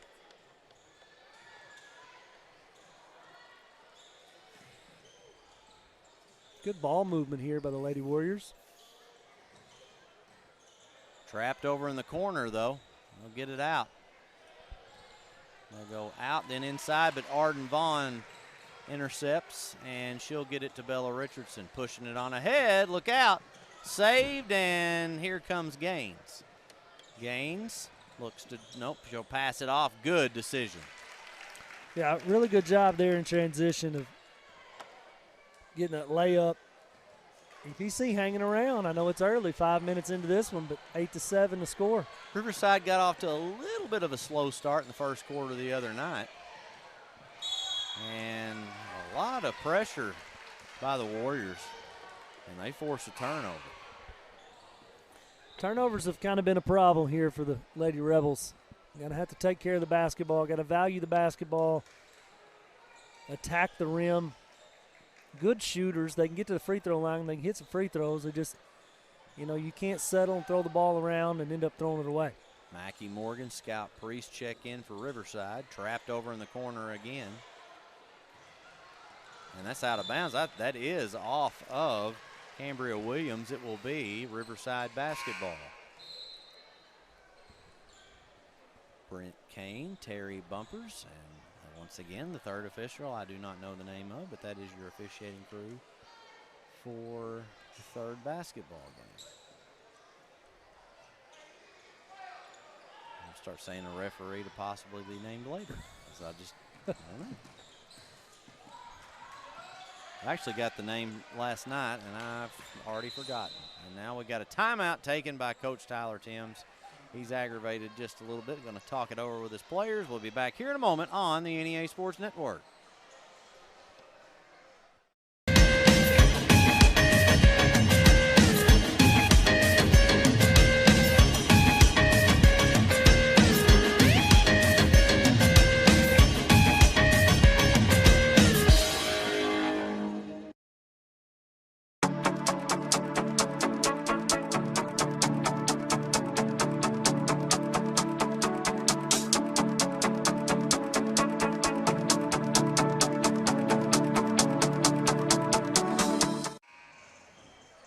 Back here on the NEA Sports Network, Ryan Fletcher along next to me is the Dr. Garrett Weaver as we bring you live coverage of the regional basketball tournament at Sloan Hendrix, and Arden Vaughn is going to go on a backcourt violation there. That was not a great spot for her to have caught that, and this Riverside looks out of kilter right now.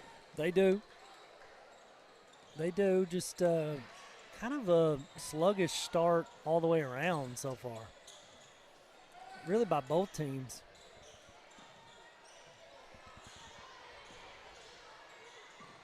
Drive and just kind of slipped there. A little bit of contact over to the corner. Three-pointer going up. It is no good. Rebound. And she'll knock it back down. That's Henderson. That is, you're right, Kylie Henderson for 2, and she gives the Lady Warriors their second lead of the night. How about that? That's a good job. The ball movement so far by the Lady Warriors has been really, really good. Just going to find, you know, you move the ball well enough, get the defense out of position, you're going to get a few good looks here and there, and that's what they've been able to do. And at 55 to go in the opening quarter, a close game so far. Arden Vaughn working her way to the hoop. That is no good. Saved by Akins, but into the hands of a Warrior, and they will look to extend their 1-point lead. Gaines looks to drive. Gaines with a good move to the bucket, and she got it. That's a good move, good finish there by Gaines. Vaughn's coming up gimpy. And another timeout, this time a full timeout taken by Coach Timms. We'll take 1-2 and be back here in 60 seconds. 140 years, homeowners and DIYers have trusted Barton's for their home improvement needs. From small projects to remodels to building a home, our experts are here with the tools, knowledge, and advice to make your project a success. With 10 100% employee-owned locations across Northeast Arkansas and Southeast Missouri, delivery, installation, and free design services, Barton's is your trusted partner for every project. Visit us online at bartons.com. Build it better with Barton's.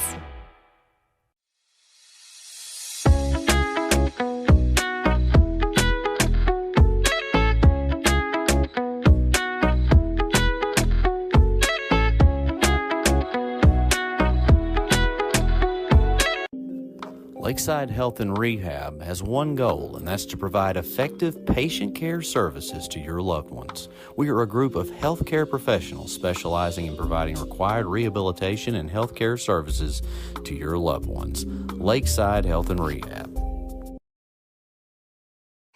Back here in East Point, we're not in East Poinsett County. East Poinsett County's playing. We're a long ways from Lepanto, Arkansas, or Tyronza. But they are leading the Lady Rebels in this one, 11-8, and look at that play. Well, that worked out well. They needed a bucket. Briley Travis on the Hail Mary.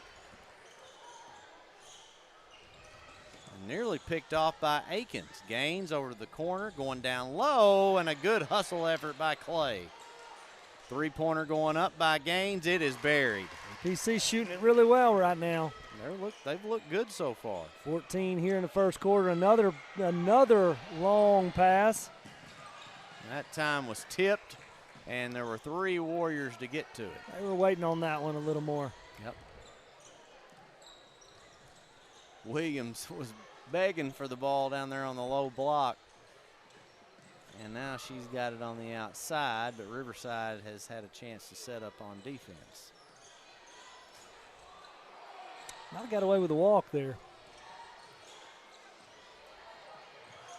Three-pointer going up, and it is buried. Buried. It's a good shot there. I'm telling you, EPC can shoot. I said that earlier. Kylie Henderson for 3, and they lead this one by 7. Yeah, Riverside going to have to regroup. Well, very few times do you see the Lady Rebels give up this number of points in a quarter. And, of course, credit EPC. They've shot the ball well. They've moved the ball well tonight. They certainly have, and they've been by far the better offensive team at this point of the game. Arden Vaughn trying to get it up the floor. Three-pointer going up by Vaughn. It is good. Well, they needed that. That's a big shot by Vaughn. She just is unbelievable. Absolutely unbelievable. Oh, boy. That one will miss. That will end the first quarter, but EPC winning this one 17-13 early here on the NEA Sports Network. Every moment, for every memory, from that first car to your first home to your first child and all the highs and lows that tomorrow might bring. For everything that matters most to you and your family, there's someone right around the corner dedicated to helping you protect what you love. Your local Farm Bureau insurance agent. Farm Bureau Insurance. Real service, real people.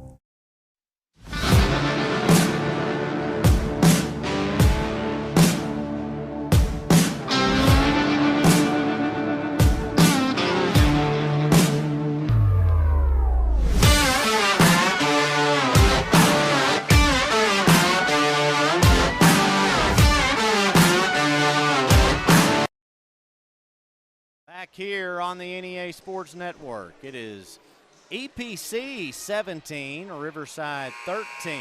Doc, very good first quarter for the Lady Warriors. Certainly. I mean, honestly, that may be one of their best quarters of the year so far. Just efficient, not a lot of bad shots taken, just made several really big shots, hitting from the outside. Everything kind of clicking offensively. Against a really good defensive team in the Lady Rebels, night in, night out. So, 17 against them in a quarter is probably the equivalent of 23 or 4 against most teams.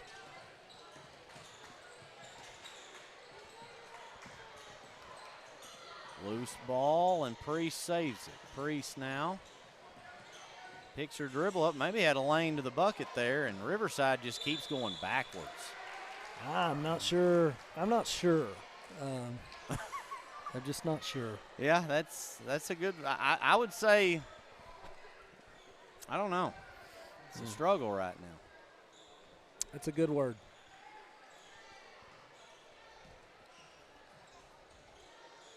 Back out in the front court, works the ball over and around the perimeter. Nearly stolen away, but the Lady Warriors hang on to it. Down low, back out. I mean, I just like the way they're moving this ball. I'm telling you, this is really good. They look good offensively. There's a nice they do. Stick back. Riverside going to have to find some ways to get some stops. Everybody is just out of sync. There's communication's not good. Just not a lot of good decisions. Coach Timms, that's his third time out of the half. And we'll take 1-2 and be back here in just a moment.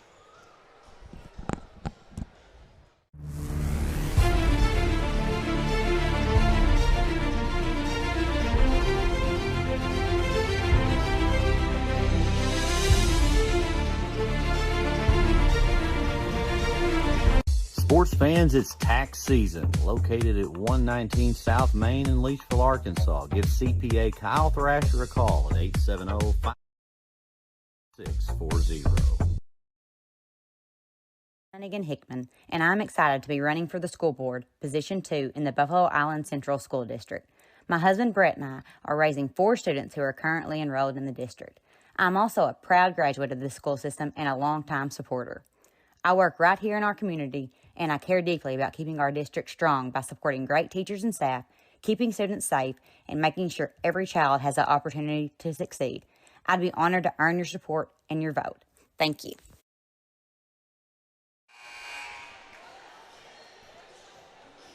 Back here in Imboden, Game 3 semifinals contest. Here we have seen the Lady Greyhounds pick up a very convincing win over the Lady Mustangs earlier in Game 1. EPC in a thriller over Sloan in Game 2. And now in Game 3, here early in the second quarter, EPC Lady Warriors are ahead of the Lady Rebels by 6. I'd say in control. Yeah, they've looked very, very good so far. Now, positives for Riverside. They've played not very well. And they're only down 6. And that shot is blocked. And a foul there on Aikens trying to pick up a steal. And Lady Warriors will have it out of bounds.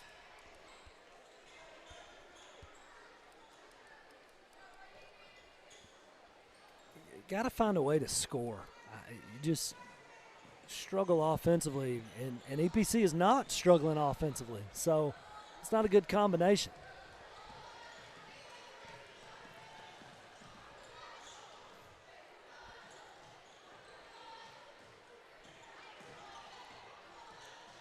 Working it around. They're doing a good job of taking their time, not forcing much. Three-pointer going up by Williams. It's no good. Not a bad look, though. And it's out, and it'll be Lady Rebel basketball.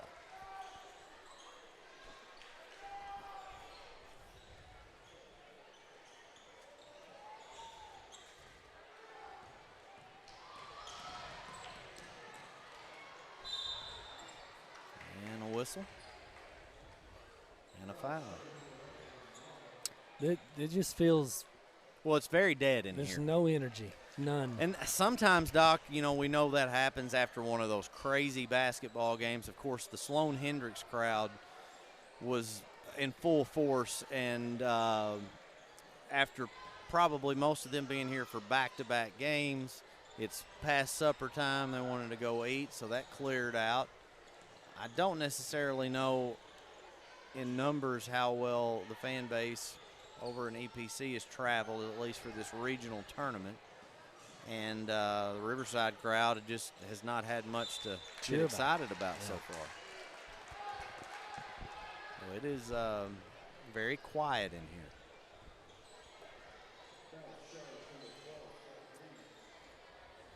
So it is Kylie Henderson to the free throw line. She got that first one. You got to tip your cap to EPC. They've come ready to play in this one. Yeah, and I'll say this too. I really like Coach Harston. I feel like he gets really good. He gets the most out of his players. He's done a good job of. He inherited a program that was not in just the greatest shape, and he works with them at all levels, Doc. I mean, him and Coach Thaxton both. They help coach 4th through 6th grade. That's good, though. I like that. That's the one thing I find irritating about a lot of the schools that are probably 3A and up. They're like, well, I can only coach high school. I can't coach more than one team. And A, I would want my hands in it if I'm head of the program, and B, I mean, it's not like football or baseball where you could have 50 players. You're going to have about the same number of players no matter how big your school is. Yeah. Except maybe a really small 1A. So I really applaud Coach Thaxton and Coach Harston for investing early. Now, they have to have help, obviously. I'm not trying to say they do it all, but they want to be a part of that. Spin move by Aikens, looked good but didn't finish. Well, that's one of the better looks Riverside's had. Got to find ways to knock those down. We're just struggling to find any kind of rhythm. Really, honestly, not even crossing half court some of the time. And just unforced turnovers. That's kind of been the way things have gone the last little bit. And when you're not knocking down shots and you're turning the ball over and the other team is knocking down shots, that's not a good recipe. That's true. All right, timeout. We'll take 1-2 and be back here in just a moment. Who took that one? They did.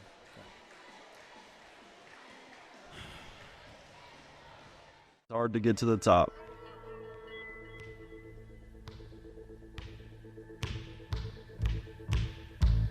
But how do you stay at the top? Hard work every day.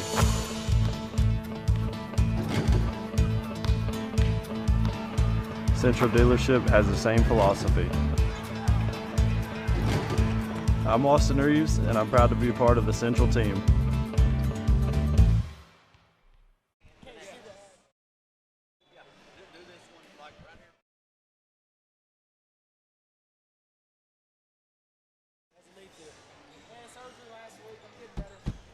We have returned here to Imboden. It is 21-13 EPC, 4:16 to go, and that is, I've actually twice in the last, well, no, the other night I saw, there's a travel for Riverside.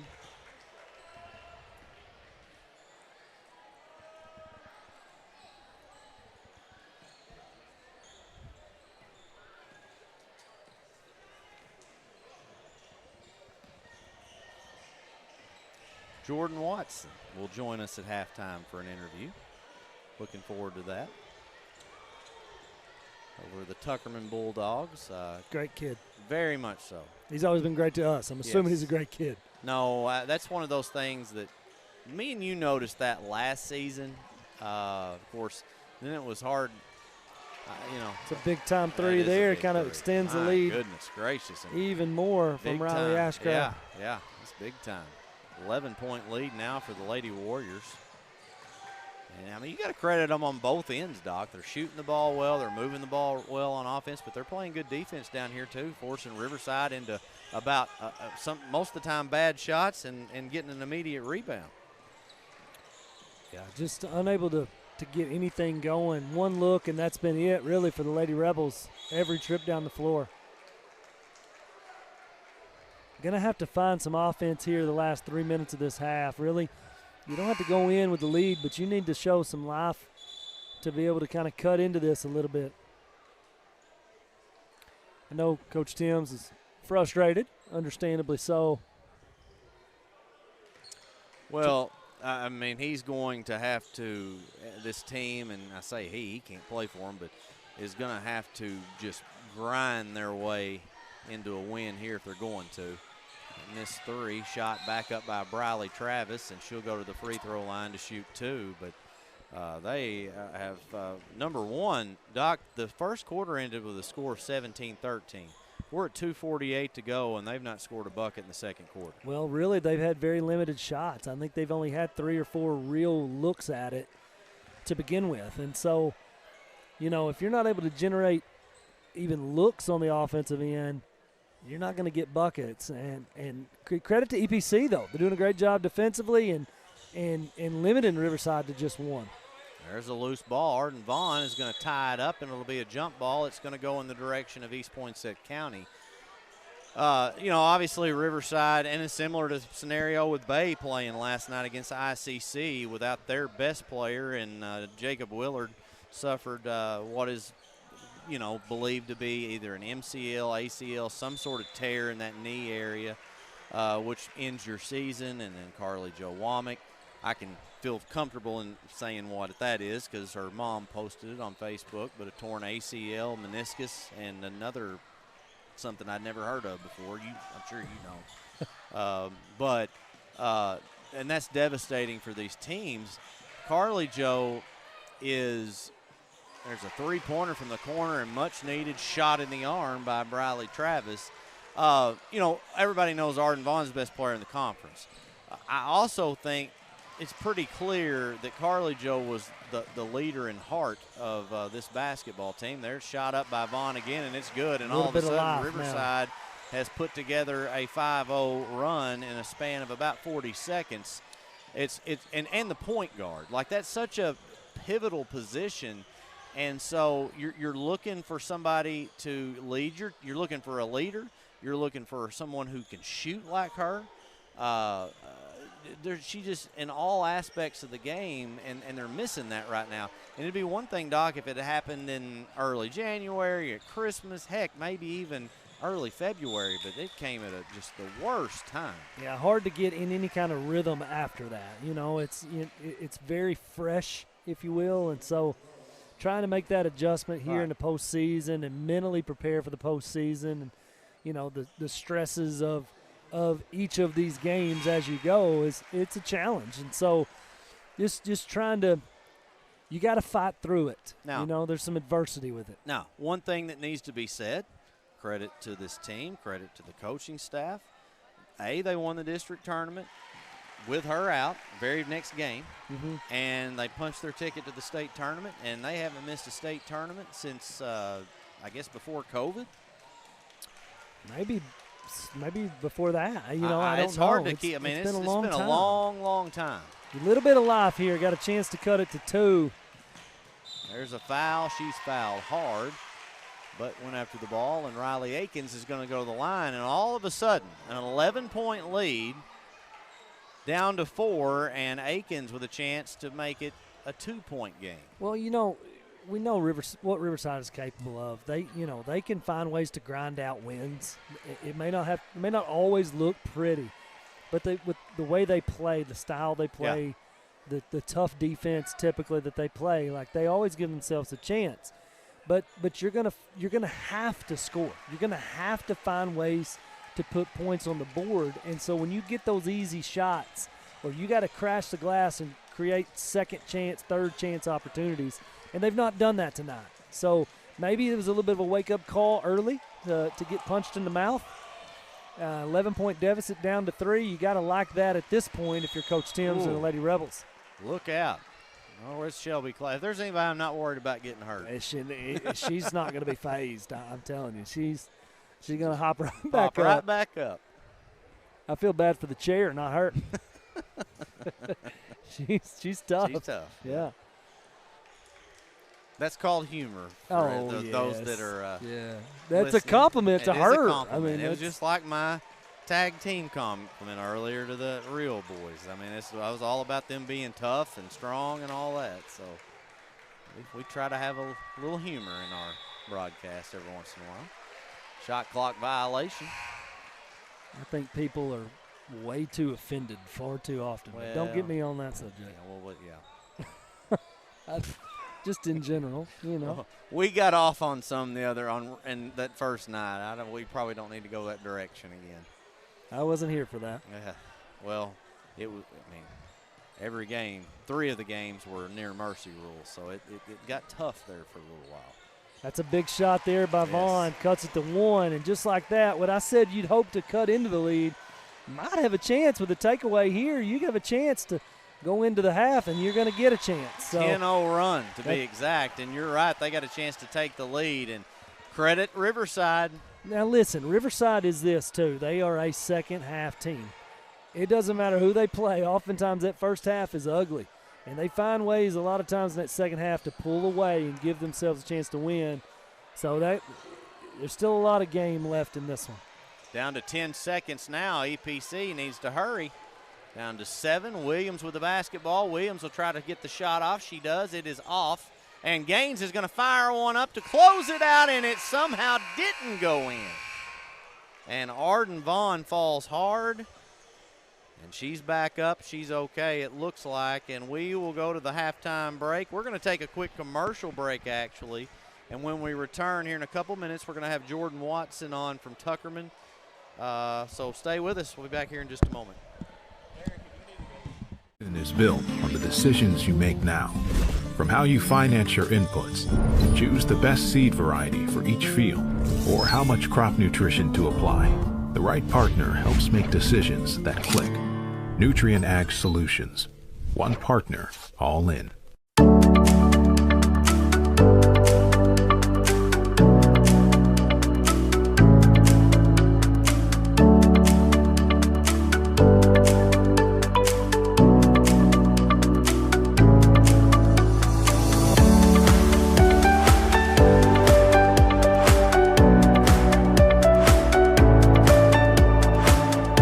More stories, bigger legends. Season 2 of the Final Jump Shot podcast. Available now on Facebook, YouTube, or your favorite podcast provider.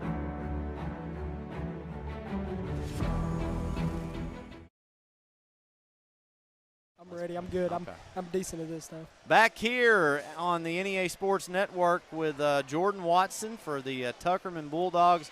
Jordan, I'm not going to lie, the other night, now y'all played, help me out here, y'all played 2 nights ago. Yes, sir. And so I was here to call that. I wasn't here last night.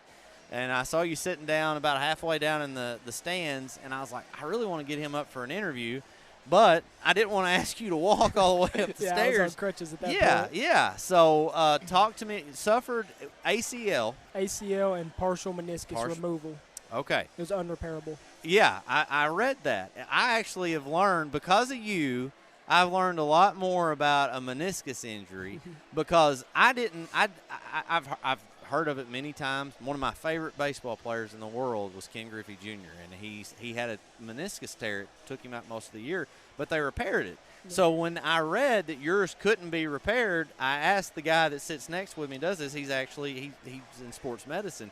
And he explained you don't actually got to have it, but you want to have it. Yeah, it's better for the future. Right. Yeah. The reason it was unrepairable is because that CR game y'all was at, I hit a buzzer beater to go into overtime. My doctor thinks I tore my meniscus then. Okay. I was just playing on it, so it was unrepairable. So, and help me out here. The night you tore your ACL was against who and where and all that? Sloan Hendrix here, right there under that basket. Oh, my gosh. Yes, sir. Well, probably not your favorite place to be. Then, right? They were booing me the whole game. It was nothing personal, though. It's all love. It's basketball. That's right. It's bad. And conference action, all that. Yes, so, sir.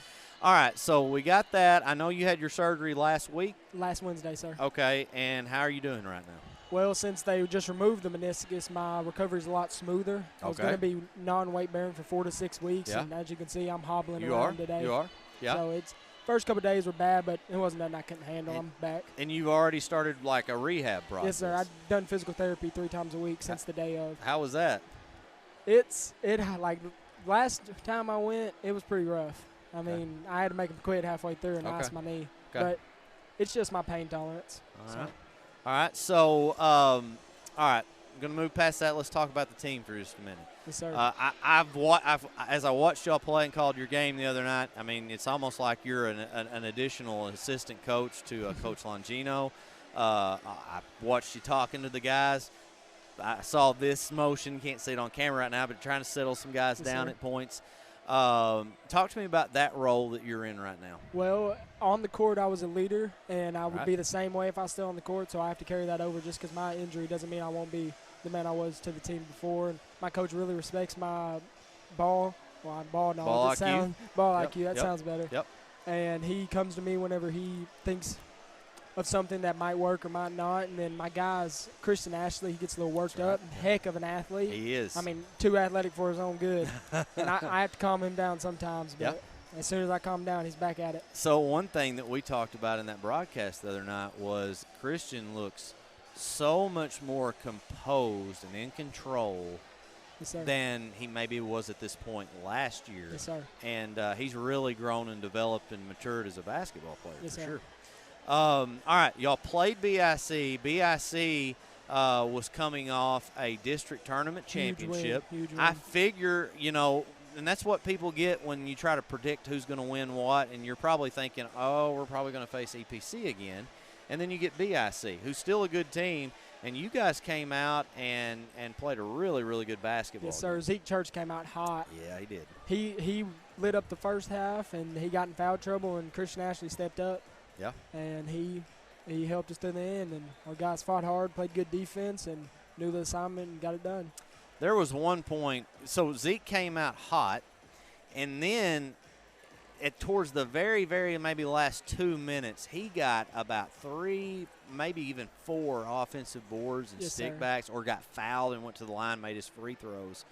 Plays with heart. Yeah, he does, and he's just so talented. Talk about being able to play with him over the course. If I'm being honest, it's like I'm playing with a guy with 2 arms, but better. Yeah. I mean, over the years, I've learned as his point guard for our whole life, like there's certain spots I need to pass it to. Right. But even say I throw a bad pass, he's getting it. Yeah. He plays harder than everyone else. He'll turn the ball over on offense, and he'll block it in transition. I mean, he's heck of a kid. He's got some heart. Plays hard. Amazing having him. Has to one of the most. I was telling my dad, I was like, you got to watch him play because it's one of the coolest things you're ever going to see. Yes, sir. in what he's able to do. See, to us, it's just normal I at know, this point. I know. And I'll tell you this, the more I've watched you play, I've gotten used to it, but I still want to tell people, I'm like, you got to go watch this guy. I don't know if you've heard his testimony. I have not. Like 300,000 people have seen it. Are you serious? Whenever he was born, his parents told him he'd die. Wow. They told his mom that he'd die, and if she went on to have it, then she'd possibly die. And he's big, like, God-loving man. I mean, God-fearing man, my bad. And so he loves spreading it. Well, and I'll tell you this too. I talked to Coach Longino because both of you guys have grown up together. I guess same class and that sort of thing. When we do our magazine, want to do feature stories on both of you. You got a good story of your own there, but that's I mean, you got a story to tell with this right now. So. But that's good to hear, and that gets me more excited about being able to get with him and interview him as well. So you guys have ICC tonight, very, very familiar with them. They're a team that plays lights-out defense. They struggle to score some. Yep. Talk to us. What were keys maybe for you guys to win tonight? We just got to not be scared of the 7-footer. I mean, he's 7 foot. He's going to block our shots. We just have to go at him. If he comes up, shoot the mid-range. If he stays back, go at him, attack him, try to get him in foul trouble. He's very disciplined, but he's a tower down there. Yeah, for sure. But we've got a guy that stepped up big time, Caden Templeton. Yeah. I mean, I'm not saying I'm glad that this happened to me, but it really stepped him up, and he'll be a big help next year. There were actually late in the game the other night, there were a couple plays that he came through in the clutch. So, I mean, it really was a max team effort from you guys. You can't. I don't want you to look ahead. I know you're not going to, and I know your guys are focused on the night. But you got a chance to play the team you played in the state finals and the regional finals here tomorrow night. So just want to throw that. I'm not even going to make you comment on that. But looking forward to watching you guys play tonight. Wish I could be there. I know. You're here. You're just I'm not here. the way you want to be. I mean, we're the same team. We've had guys step up. Easton McGuire, Kobe Johnson. We're there. All right. Well, I appreciate you coming over. I'm glad that we got to sit down and do this. Please know we're going to do this more in the future, especially with your senior year coming up. Can't wait. Good luck to you guys. I really tonight. appreciate this, sir. All right. We are going to go ahead and send it to a quick commercial break, and when we return, we will have second half action of the Riverside Lady Rebels, EPC Lady Warriors. That was Jordan Watson here on the NEA Sports Network. Co-op Incorporated proudly partners with Tailgate Time. Tailgate Time is here to support our local farming community. You can give them a call at 870-680-0222. Monette Co-op is a proud supporter of the VIC Mustangs. Southland Gin is located on Highway 135 in Lake City, Arkansas. They are proud of the reigning state champion Riverside Rebel baseball and softball teams. Southland Gin wishes all Rebel student athletes success this season.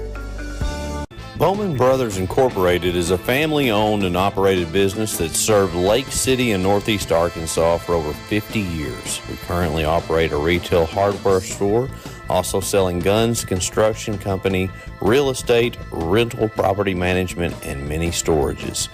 Located in Lake City, Arkansas on Highway 18, Bowman Brothers proudly supports the Riverside Rebels.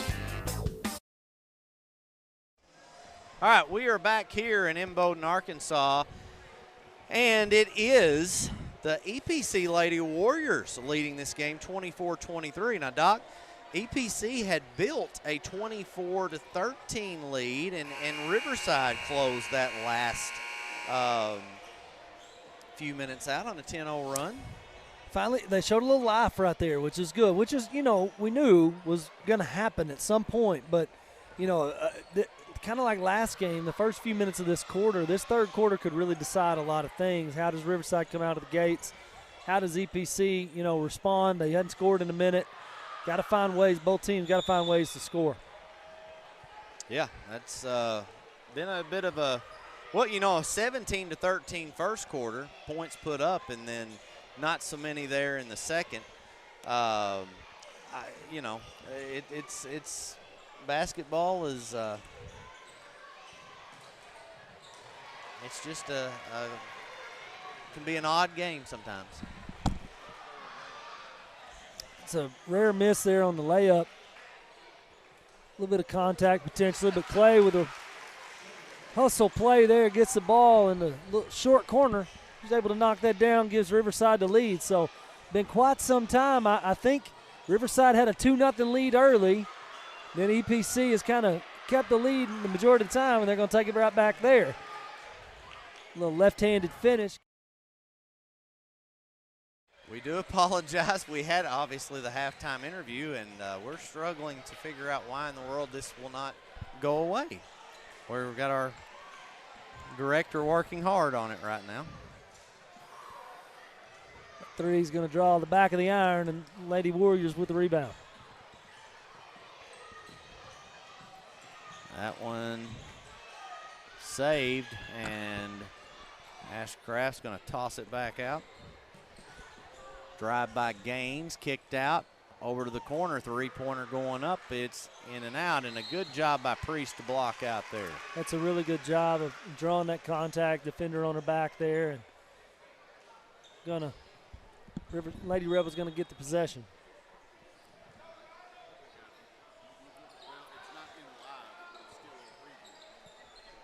Lady Warriors being a full court press here. Riverside going to try to clear things out. Vaughn dribbles up the floor, crosses the timeline. Over to Akins on the right wing. Travis in the corner for three, and that is good. Boom. Big time bucket there. Gives Riverside its largest lead. Briley Travis, I believe that's her second three. It is. She has looked much more comfortable behind the three-point line tonight. Sets her feet, takes her time. She can be a really good shooter when she sets her feet and takes her time. Jump ball. It's going to stay on this end.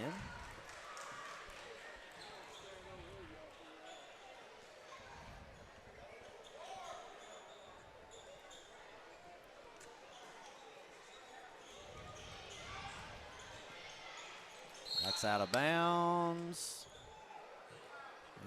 He pointed up. Yeah, he did. I didn't know who to say. Praise the Lord. Maybe that's what right. Amen. Nonetheless, Lady Warriors have the basketball. Gaines will drive, and some contact one way or another on that one. Then turnover, and here comes Arden Vaughn. Arden Vaughn. Now a skip pass across. Three-pointer by Travis is too much. Clay has been a unit on the offensive glass for the Lady Rebels. That one up, no good. And they're going to bring it right back out with a new shot clock. Reminds me, she kind of reminds me of Mighty Mouse. She just fights and fights. She's a little bitty thing out there, but she's fast and she's just all over whoever she's guarding. I used to love Mighty Mouse. Did you? I did.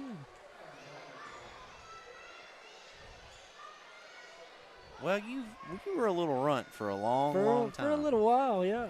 You're the only person I know that has a sister that's about 7 years younger than you, and at one point she was taller than you. That's not a joke. She's 5 years younger than me. But in fairness, she's 5'10", so she's very tall for a girl. I would have guessed taller than 5'10".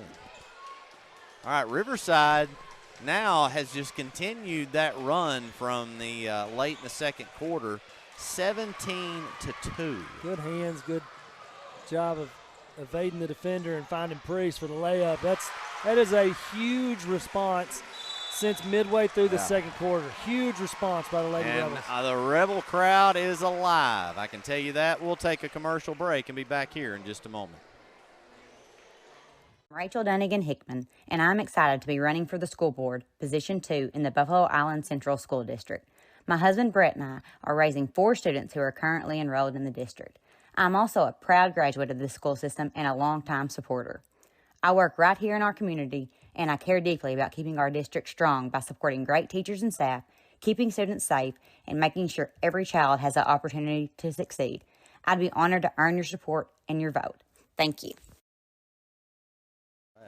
Back here on the NEA Sports Network talking to the Dr. Garrett Weaver about that interview with Jordan Watson. I would encourage anybody that has a heart to go back and listen to that interview because it was way, way more just about basketball. Obviously, that was a focal point, but a young man that has always impressed the Doc and I, just by the way he carries himself on the floor and off the floor, and really, really loves his teammates. There's no question about that, and they will be playing here after this game, and a Rebel and a Warrior collide. And again, well, and you know, you want to talk, I mean, it's the toughest player on the floor probably out there for Riverside against probably the toughest player out there for EPC and Miss Gaines. That's off Arden Vaughn, and that's going to be EPC basketball.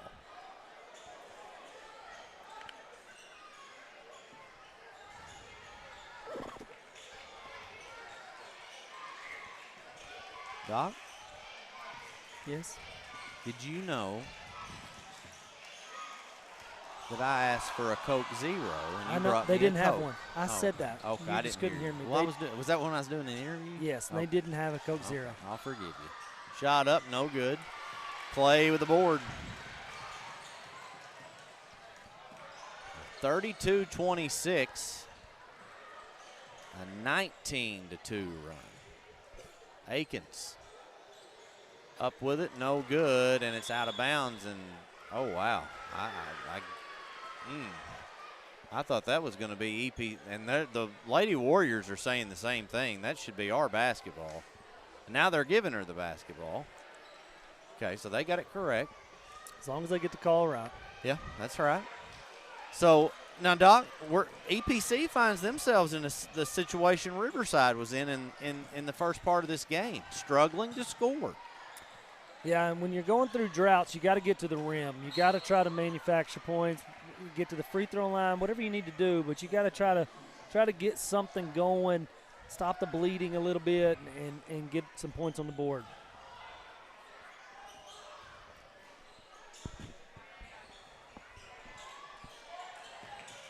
Three-pointer from out is no good. Going to go with the stick back. Williams couldn't get it to fall. Now the ball on the floor, and they're going to call a jump ball. It'll be Rebel basketball.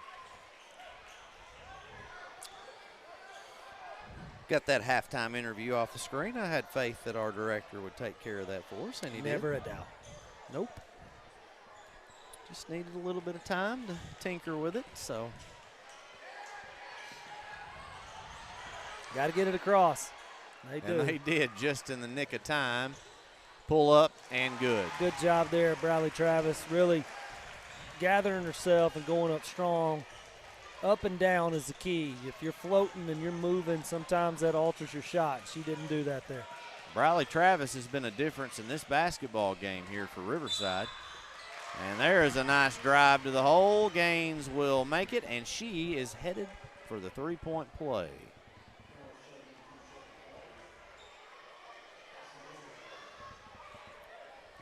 I want to thank everyone for tuning in. Had some folks, and I know there's a lot of sickness going around, the flu bug especially. And thank everybody that's especially unable to tune in. Miss Gail Case with a very sweet compliment to you and I, who is one of the sweeter ladies I know. Oh, she is. She is awesome. I mean, she is genuinely awesome. Yes, she is. She has raised very good kids as well. Oh, that's a rare miss for Arden. It was her weak side, but typically she makes that one.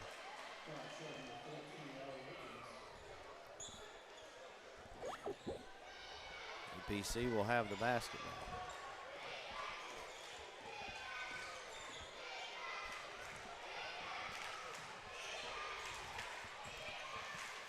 Williams going to get it up back out to Gaines. Three-pointer going up from the corner. That one is no good, and it is Riley Akins to haul it down, and she throws it on ahead to Travis. Travis is going to get past Gaines somehow. Bounce pass to Clay, and she will get fouled. Gaines upset. She thought she got it clean.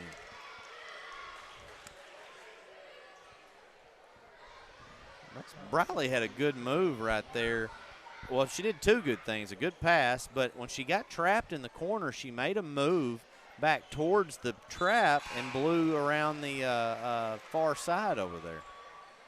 She's done a lot of really good things. She's more controlled, I feel like, over the past few weeks with the basketball.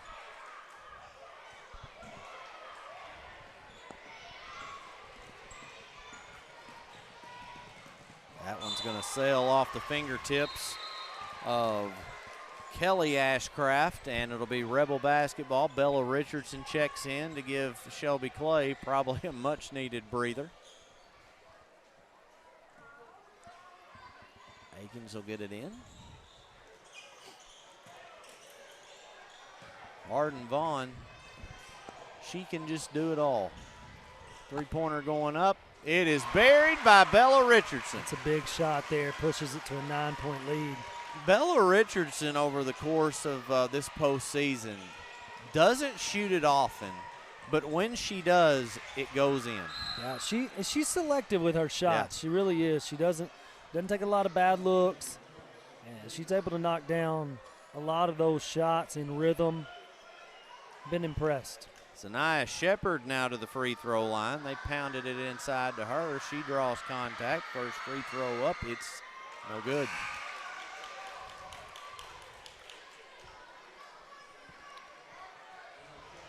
And Madison Thomas checking in for the Lady Warriors.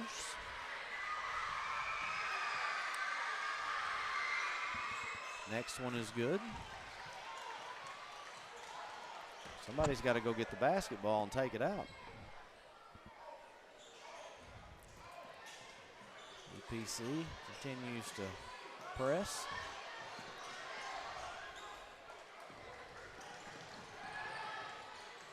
Richardson tried to get it to Vaughn, and it's a turnover. Now EPC with the ball, down 8, trying to mount their own comeback. They led by 11. That's the biggest lead from either team. This is Riverside's biggest lead, I believe, and that is cut down to 6. Is that right? 8 points? 9. I think Riverside had a 9-point, 38. I think it was 38-29. That one is, oh boy, yep, she's out of bounds. And EPC is going to get the basket, or the ball underneath the basket here with a chance to cut it to 4. So the Lady Warriors starting to put together a little bit of a run. Got to start somewhere. Certainly. Three-pointer from the corner, up, no good. Rebound by Shepard. Shepard will draw another foul. And that all set up by Riverside's inability to get that defensive rebound. Got a rebound. Can't give them multiple shots on either end of the floor. Sometimes it really is that simple. Yeah. Shot up, it rims out, and Arden Vaughn gets the board. She will carry it up the floor, pushes it ahead to Akins. Akins will drive to the bucket and make it. It's a good decision there. I think in traffic, if you just dribble around your defender and go up, you know, if you make that pass there, too many bad things could potentially happen.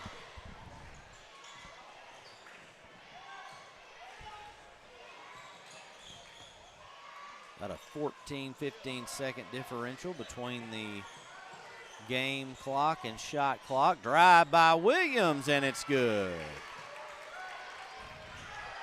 Back to 5-point game. Bella. And she will draw contact on Williams. That is, it looks, is that the 4th? It is the 4th. Just the 4th team foul, so no free throws. 18 seconds to go. I think if you would have asked Coach Timms when it was 24-13 midway through the second quarter, if you'd have said, hey, I'll give you a 5-point lead headed into the 4th, will you take it? I think he would have absolutely taken it. Well, and then if you before the game, if you're Coach Harston, if you say, hey, you can be down by 5, you still got a chance to be in this ball game. As good as Riverside's been, I'd take that too. So now what he wouldn't say is I'd take an 11-point lead and give it up. So True. That will end the third quarter of play. Riverside leading this one 40-35. We'll be back for the final quarter here on the NEA Sports Network. 140 years, homeowners and DIYers have trusted Barton's for their home improvement needs. From small projects to remodels to building a home, Our experts are here with the tools, knowledge, and advice to make your project a success. With 10 100% employee-owned locations across Northeast Arkansas and Southeast Missouri, delivery, installation, and free design services, Barton's is your trusted partner for every project. Visit us online at bartons.com. Build it better with Barton's.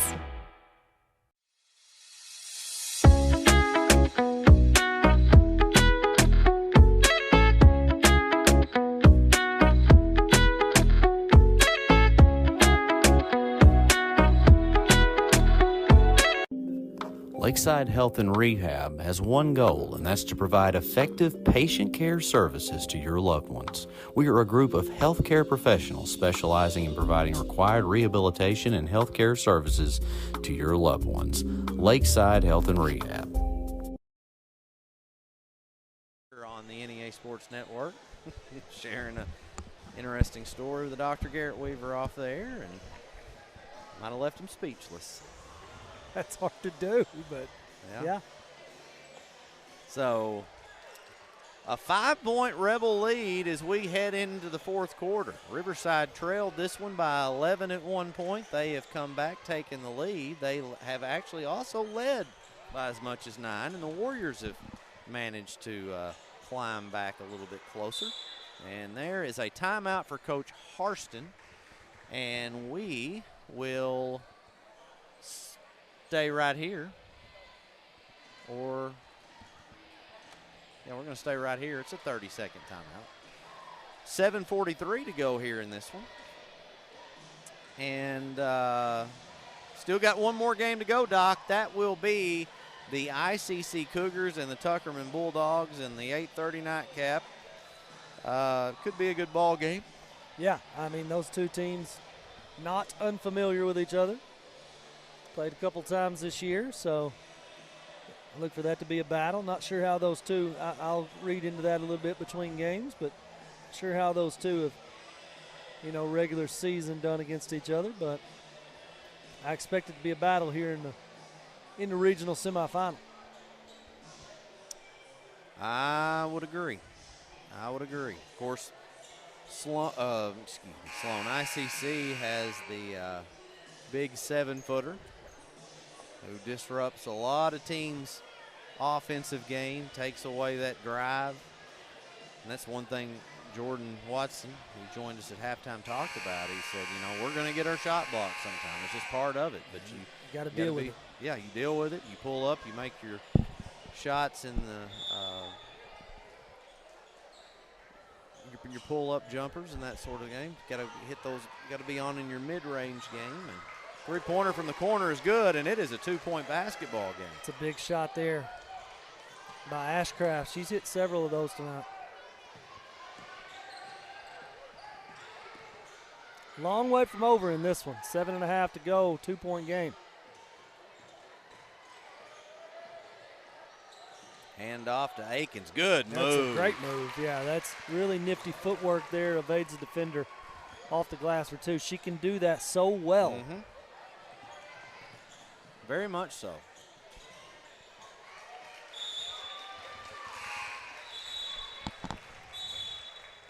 And Priest is going to come out for Shelby Clay. Well, back to a 4-point game here. Rebels with the ball.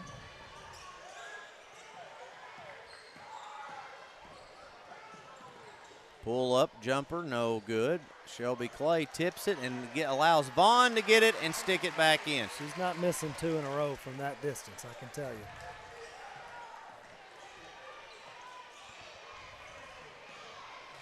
That play credits Shelby Clay, and there she is again. She's everywhere. She's everywhere. I mean, how tall do you think you'd guess she is? Oh, my goodness, 5. Well, she's probably 5'3". Okay. Well, she just went up against 3 kids. She doesn't see with that 6 inches on her, tips it, and keeps that ball alive and allows Vaughn to score. I promise you, she does not see that. And she's not going to get an assist. She's not going to get anything for that. But she's the reason why it happened. And she doesn't care. No, that's true. We have Substitution again.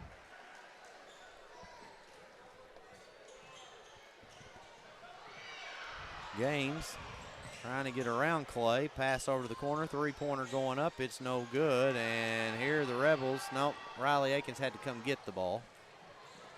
And that'll slow things up just a hair. Arden Vaughn has it out front court.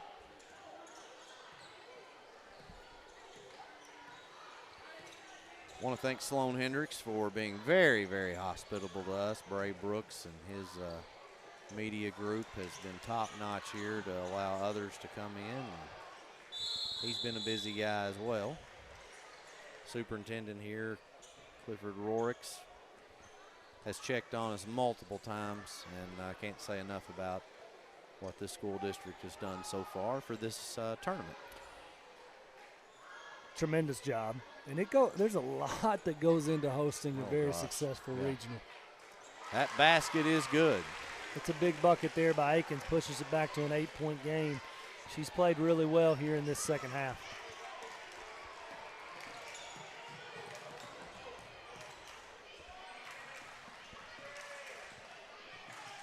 Drive, pull up, good. Well, that's a good job of just staying in the middle of the floor and getting the floater. Timeout, Coach Harston. We'll take 1-2 and be back here in just a moment. Co-op Incorporated proudly partners with Tailgate Time. Tailgate Time is here to support our local farming community. You can give them a call at 870-680-0222. Monette Co-op is a proud supporter of the BIC Mustangs. Southland Gin is located on Highway 135 in Lake City, Arkansas. They are proud of the reigning state champion Riverside Rebel baseball and softball teams.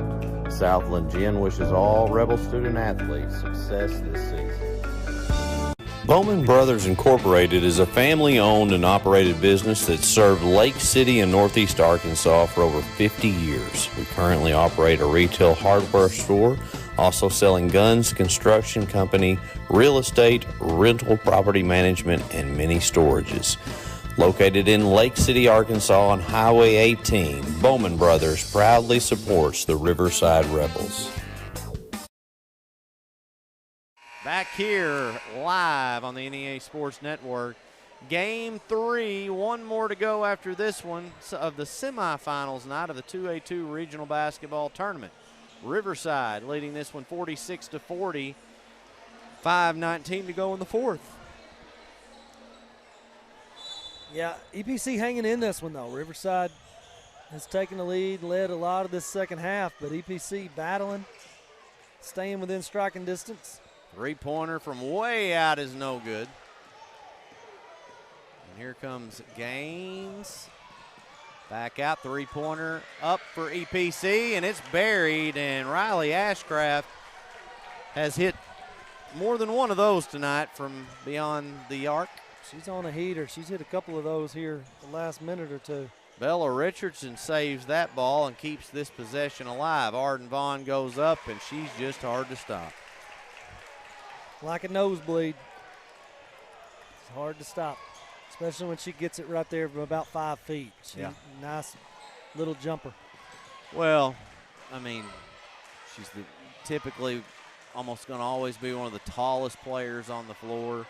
She's a really, really good shooter. She has great feet work, but her ability to handle the basketball, I think, can set her apart from so many. Yeah, she can play all 5 spots on the floor. Now we've got a timeout for Coach Timms with 4:08 to go here in this game. Riverside up 5 here on the NEA Sports Network. Is not one to brag, but actually we are. Central was awarded, yet again, General Motors Mark of Excellence. We have the perfect ride waiting for you and exceptional service. So find your next vehicle at a Central dealership today.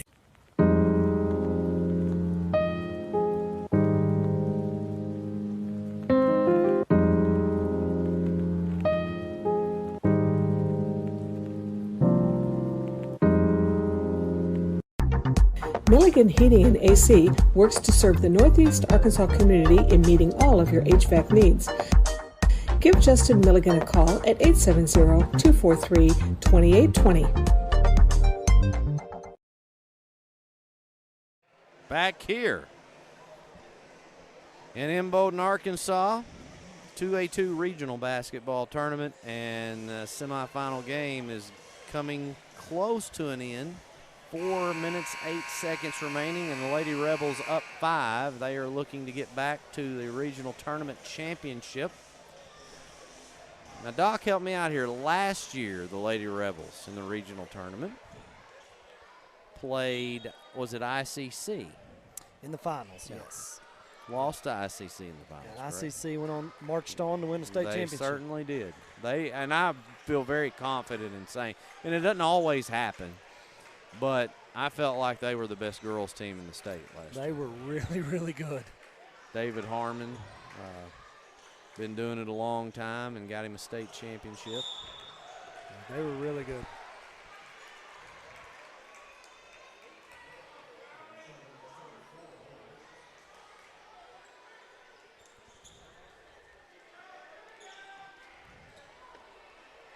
Three minutes, 45 seconds to go, and EPC has the ball, has a chance to make it a one-possession game here. Ashcraft passes that one up. I think I would have shot that as many as she's hit here.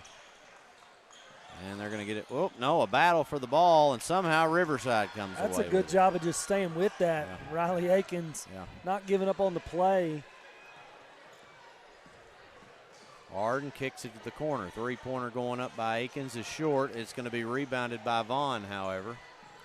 Akins fires away again. That one is long and no good. Rebound this time by EPC, and here they come in transition. They've got a 2-on-1 at least. Williams looked like she might have got away with a walk, and they call it. Credit Shelby Clay for stepping over in front of her right there. Yeah. I mean, if she doesn't step over in front of her, that's 2 points and a big momentum swing. Instead, she steps over in front and draws the turnover. Was a little bit of a delayed call, but I think they got that one right. And now a foul on Riley Ashcraft. That is her first. Both teams with only one team foul as we get close to the end of this game. That could be a factor later on. If I'm Coach Harson, I'm telling my team, hey, be a little more aggressive. Yeah. If you draw a foul, it's not going to hurt us as long as it's not on the shot. Three-pointer up, it's short. Gaines with a rebound. Here she comes. She's got a chance to go score with it. Good job by Travis to slide over, cut her off. That forced the turnover. Bella Richardson has it. She finds Akins. Akins over to Travis. Travis for three. It's no good. Rebound Williams. Williams. And, oh, my, they just say she stepped out of bounds. I think she did. I think she stepped out before she lost. She kind of lost control, made a little contact there, but I think her foot was on the line. Yeah, and on the replay, there wasn't much contact there. I say replay. Yes, it's a delay that we have that we can see on our screen. We are always about, on Facebook, about 10 seconds ahead, and YouTube, 25 seconds ahead. Three-pointer going up. Good. Bella Richardson is 2 for 3 from three-point land tonight, and that might be the biggest shot of the night for the Rebels. Well, that is huge with 2 minutes to go. It pushes it to a 3-possession game. What was a very sloppy, ugly, just struggle offensively early. Riverside has found a way to 51 points. Yeah, no, they've just looked 10 times better since about 3 minutes to go in the second quarter.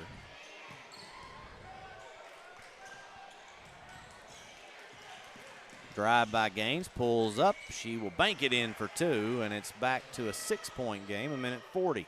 It's a big bucket there by Gaines. I think she needs to do a lot more of that. She's a really, really talented player.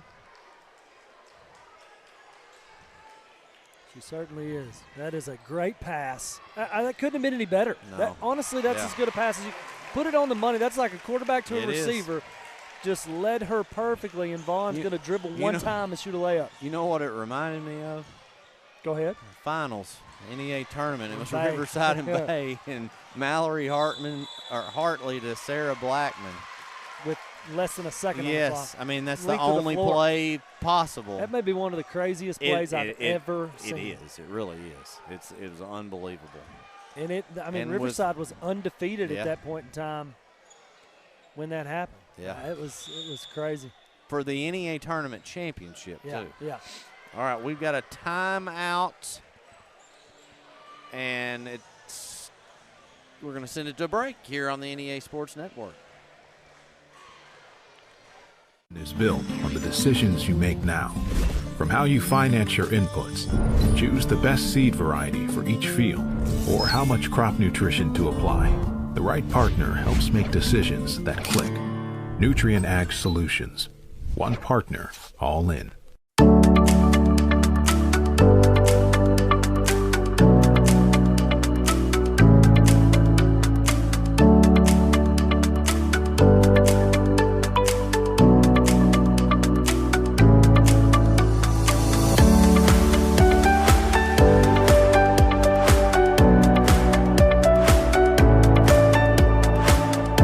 More stories, bigger legends.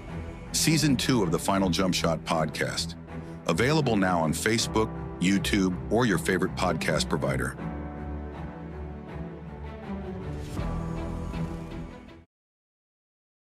You can go ahead and talk to her. Thank you for the comment, Marissa. I pride myself on dad jokes. Minute 15 to go here. 8-point Riverside lead. Oh, that one just missed, and EPC's got to go. I think Coach Timms would have probably wanted a little more time. Yeah, I agree. Only 8 seconds were used on the shot clock there.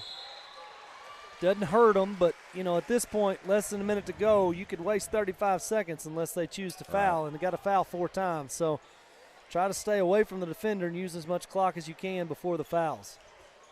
Well, in the situation EPC's in, they've if they're trying to foul to get them to the line, they've got 4. They got to do it 4 times. So if you dribble away from everybody, take care of the ball and dribble away. I mean, they used 10 seconds right there before the first foul. So, which, by the way, Doc, that's another part of last night that made the ending so crazy. That's the exact same situation that they had all 5 to give, didn't they? Or I did think they they just had to go 4? forward. Okay. But they had to, and with like 15 or 16 seconds left. Yes, they had to foul 4 times. Yeah, that's the craziest part. But even crazier than that is they never got to that 5th foul. They only got to 4. Oh yeah, and because it was a turnover. they turned it over. Yeah. You're right. That is a good point. Now, what does put you in that situation where you're gonna foul, so you can be very aggressive and try to go for the turnover in that situation. Yeah. I'm not sure why EPC hasn't fouled at this point. No, I think they're just going to concede this one. I mean, well, I mean, realistically, but still, I'm probably at least going to try to foul a little bit. This is going to be a gutsy win for the Lady Rebels. I'm going to be honest. It was not pretty, not easy, ugly early. Much better, really about the last 19 minutes of the game. Right. Much better performance, but just to stay in this one with not a whole lot of energy in the building, and to stay in this one and give yourself a chance to pull away late. You got to tip your cap to the EPC Lady Warriors. They have they put up a very good battle. There was just like Riverside went on a scoring drought. They went a long period of time between midway through that second quarter through maybe even midway through late into the third quarter, and then they finally kind of got going again. It's just basketball, though. It happens. Well, when you go through droughts, it makes it really, really tough. So that's the thing. You got to find ways, whether it's at the free throw line, try to get to the rim. You got to find ways to score points. Under 20 seconds to go. Riverside now with a 9-point lead. Now, what this score is not going to really tell is the full story of this ball game. It's going to look like Riverside might have, eased their way into a victory, but this is as hard-earned of a victory as they've had maybe all year. Yeah, I mean it's one of the. It's a top 3 toughest victory. Maybe they needed that. Maybe you needed a game like this to really challenge yourself and respond, and they did. Final score is the Lady Rebels 54, Lady Warriors 45. The EPC Lady Warriors will play at 12 o'clock tomorrow against another conference opponent, the BIC Lady Mustangs. And the Riverside Lady Rebels will face off for the 3rd time this season against the Sloan Hendrix Lady Greyhounds at 6 o'clock in the Regional Tournament Championship. We are going to go ahead and send it to a break. Game times it's set at 8:30. It's 8:23. I would guess they will either put 10 to 12 up on the clock. So we're going to send it to a commercial break and be back here in a few moments on the NEA Sports Network.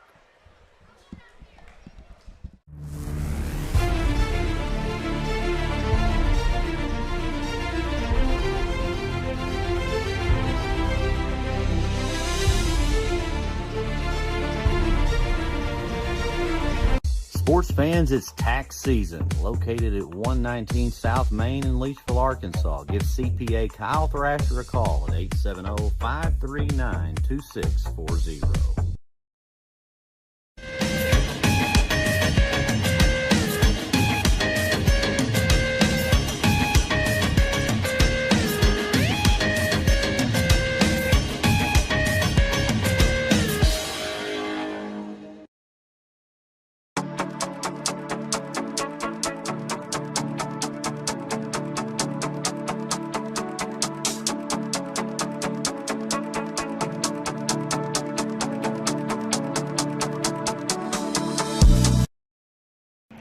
R&J Farms is a proud supporter of the Riverside Rebels and wants to wish the best of luck to both the boys and girls basketball teams this season.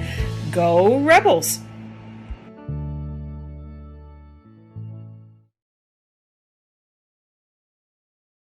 Heard the saying, Northeast Arkansas, it ain't over till it's over. And it's just getting started. Glensay, Empower, NEA Sports, Temple Baptist Church, and KJNB are bringing the heat at the 2026 Northeast Arkansas Baseball and Softball Media Day, Wednesday, March 11th. High school teams from across the region will join us to give insight into how it's going so far and what we can expect this spring. This is where the stories start. This is where the season begins. Don't miss a moment. Watch it live March 11th on the KJNB Facebook page. I'm Rachel Dunnigan Hickman, and I'm excited to be running for the school board, Position 2 in the Buffalo Island Central School District. My husband Brett and I are raising 4 students who are currently enrolled in the district. I'm also a proud graduate of this school system and a longtime supporter. I work right here in our community, and I care deeply about keeping our district strong by supporting great teachers and staff, keeping students safe, and making sure every child has the opportunity to succeed. I'd be honored to earn your support and your vote. Thank you.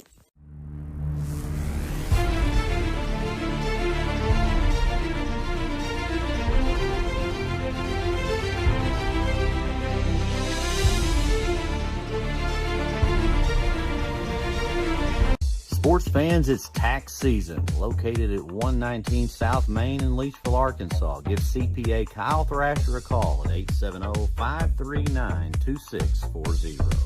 I'm Ryan Wallace, and I'm running to be your prosecuting attorney. I'm a husband, father, former deputy prosecutor, and lifelong Arkansan, committed to keeping our families and communities safe. You deserve a prosecutor who is tough on crime, will stand up for victims, and keep our justice system fair and firm. As your next prosecutor, you can count on me to continue working hard every day. I'm Ryan Wallace, and I'm running to be your next prosecuting attorney. I would be honored to earn your vote on March 3rd. It's hard to get to the top.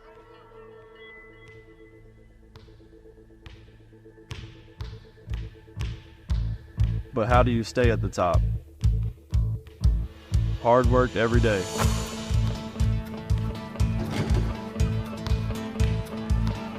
Central Dealership has the same philosophy. I'm Austin Reeves, and I'm proud to be a part of the Central team. Newark Pharmacy proudly cares for Newark and many surrounding communities. Our pharmacy offers a personalized customer service experience you expect from a locally owned store. Be sure to download our pharmacy app. Use the app to manage your family's medicine, set medication reminders, and order refills. We offer a great gift department. We strive to carry a gift for any occasion, including birthday, wedding, anniversary, graduation, and all holidays. Newark Pharmacy says go Timberwolves.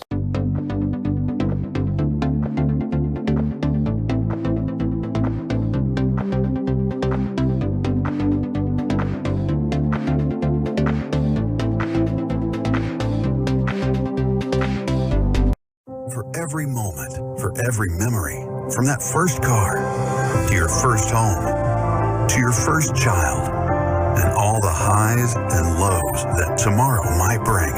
For everything that matters most to you and your family, there's someone right around the corner dedicated to helping you protect what you love. Your local Farm Bureau Insurance agent. Farm Bureau Insurance. Real service, real people.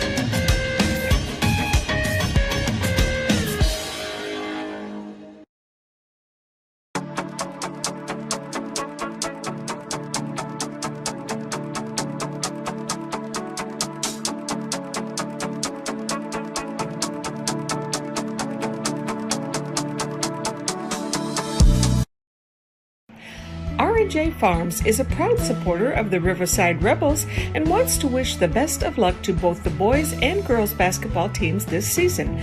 Go Rebels!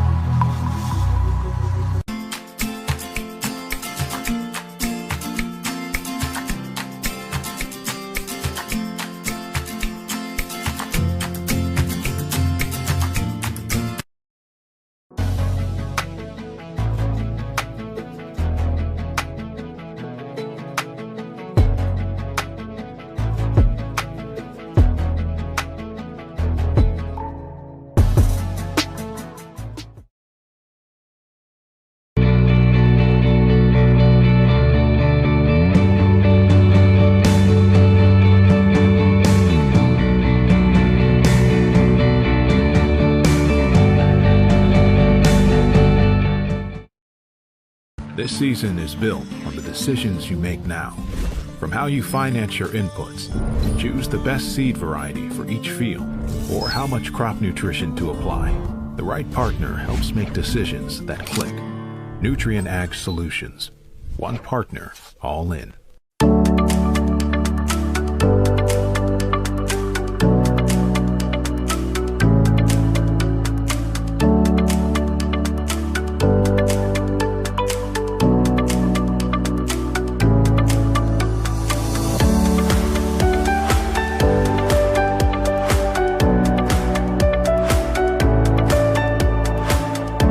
More stories, bigger legends. Season 2 of the Final Jump Shot podcast. Available now on Facebook, YouTube, or your favorite podcast provider. Central Dealerships is not one to brag, but actually we are. Central was awarded, yet again, General Motors Mark of Excellence. We have the perfect ride waiting for you and exceptional service. So find your next vehicle at a Central dealership today.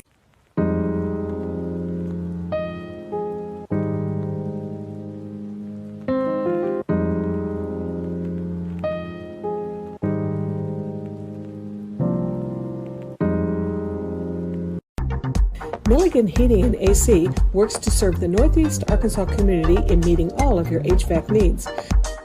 Give Justin Milligan a call at 870-243-2820. For 140 years, homeowners and DIYers have trusted Barton's for their home improvement needs.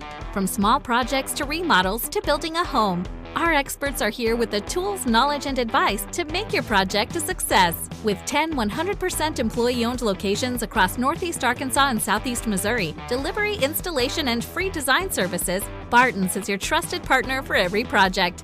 Visit us online at bartons.com. Build it better with Barton's.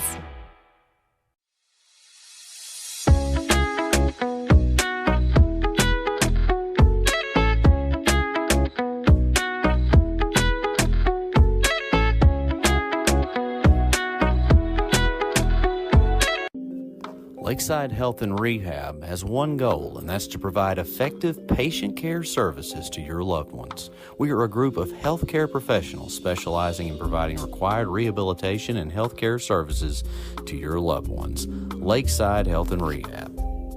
Honett Co-op Incorporated proudly partners with Tailgate Time. Tailgate Time is here to support our local farming community.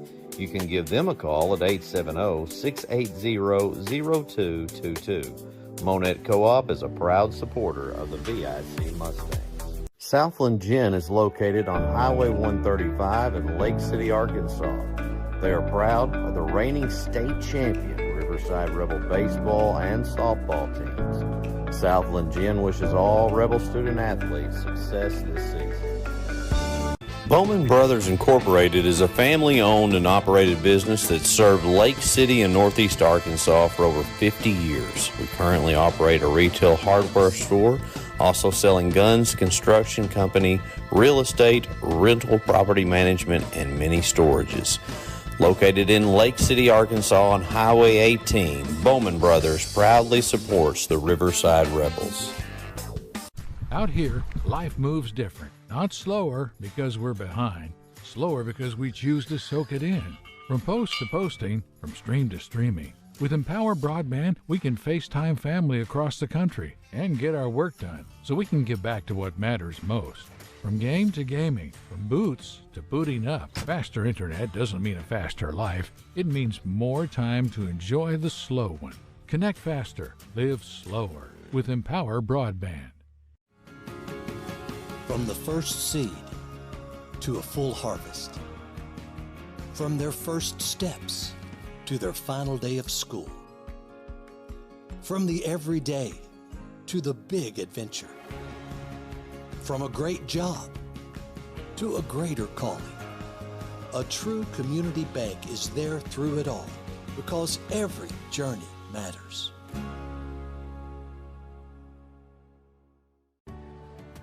I chose a car that would be safe for our family. And when it comes to our financial future, I don't take any chances there either. That's why we bank with Centennial. They give me everything I could want in a bank, from the latest technology to great service. But the biggest thing they give me is confidence. So in a time when there's plenty of things to worry about, my money isn't one of them.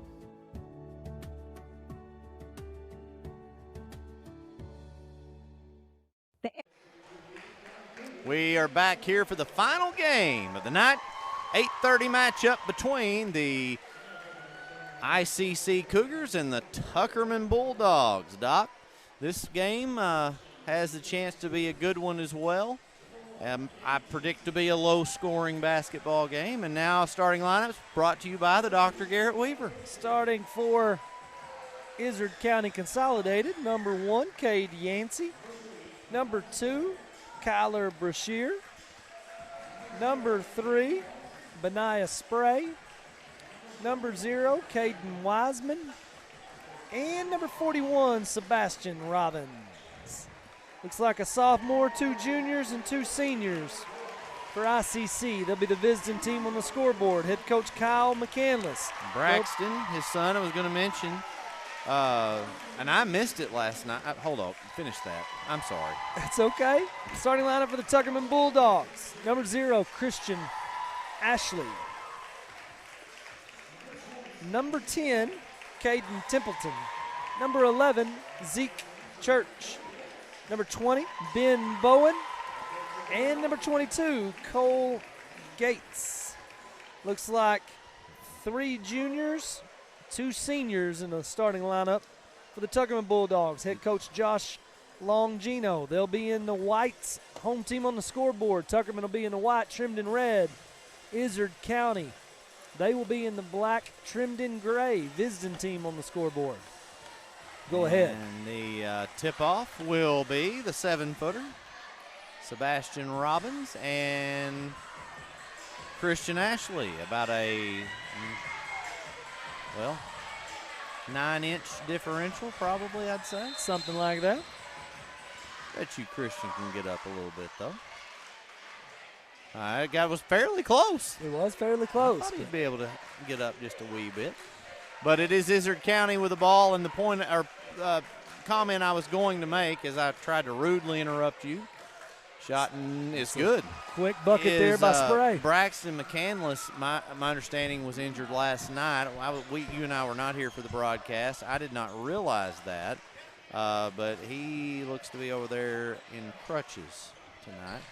So I don't know what that situation is, but certainly hope he is going to be okay. Fadeaway jumper is short, and it is out of bounds. It'll be Tuckerman basketball. Doc, the Tuckerman Bulldogs had a hard-fought win over the BIC Mustangs 2 nights ago, and then, of course, we know ICC with the crazy win, buzzer-beating shot that we'll have footage of here in just a little bit. We'll show you. We're going to show it pregame, and we didn't, but we will show it because it's something to see. It certainly is.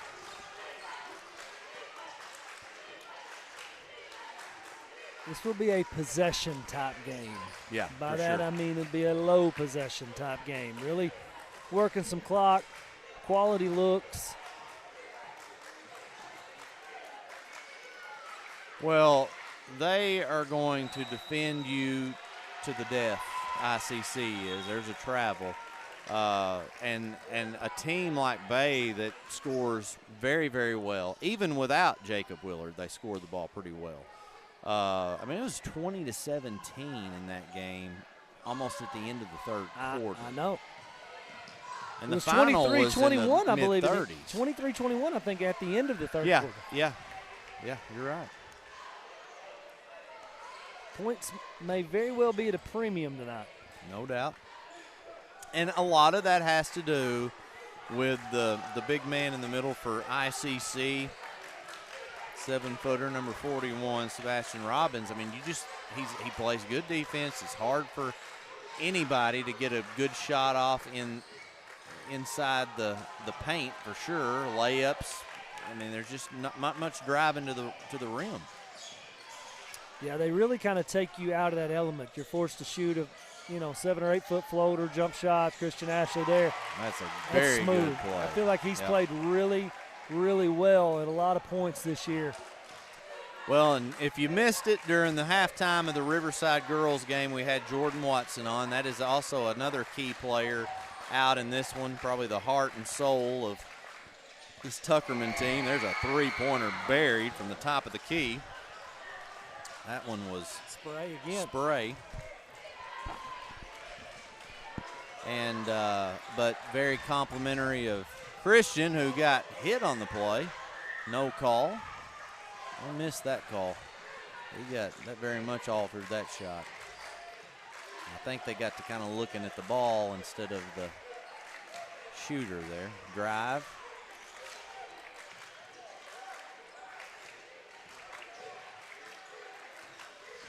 ICC, there's an inside shot and bucket for Robbins. That's tough to defend that. ICC in control of this one first 3 minutes.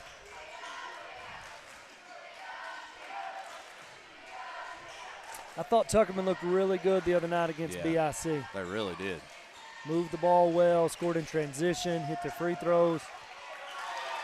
Christian Ashley puts it in. 7-4 ICC. talked to Nolan Smith after that ball game. He's an assistant coach. All right, Chip. I love Nolan. I'm just kidding. He's an assistant coach for Cedar Ridge, and I talked to him about that game and Tuckerman's performance, and was very, very he said it's one of the better games he's seen Tuckerman play this year, but just complimentary of their postseason composure and experience. And there's another bucket for Robbins. I don't know if they've got an answer for him. I don't think they do. 9-4, and a foul called.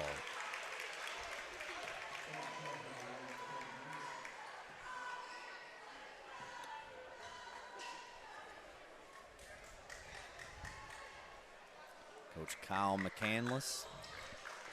Guy doesn't age, I'll say that. He and I are the same age. I mean, y'all look years apart. No. You watch it. Oh, my goodness. But he is just I love the guy's intensity. And there's a three-pointer going up, and it's buried. It has been all Christian Ashley. He has all 7 right now for the Bulldogs. He's got I know he's won a state championship. I don't know how many. He won one as a player. Yeah, I know he's won one as a coach, too. That's, pardon me for my lack of knowledge on that, but he does a tremendous job. The level of intensity he has his guys playing at every year. The only time I ever really get to watch them is always in the postseason, which, I mean, if I'm watching them in the postseason, it's at minimum in the regional tournament. And they're always play hard, and what more can you ask from a coach? He does a fantastic job. Look at Christian Ashley from way out, and man, Robbins on the board, and Cole Gates got clocked on that one.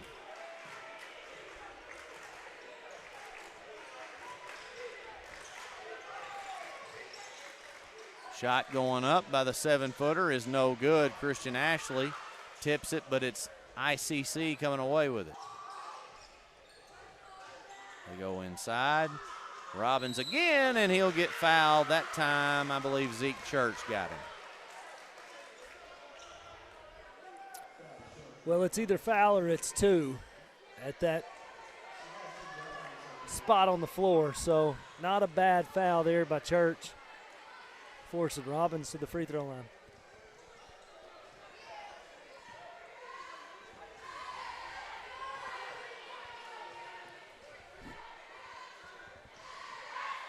Shot going up, and it's good. I had a dad joke myself the other night. Calling these starting lineups out. Chip didn't think it was funny in any way. Of course, he lacks a sense of humor sometimes, but number 22, run that name together.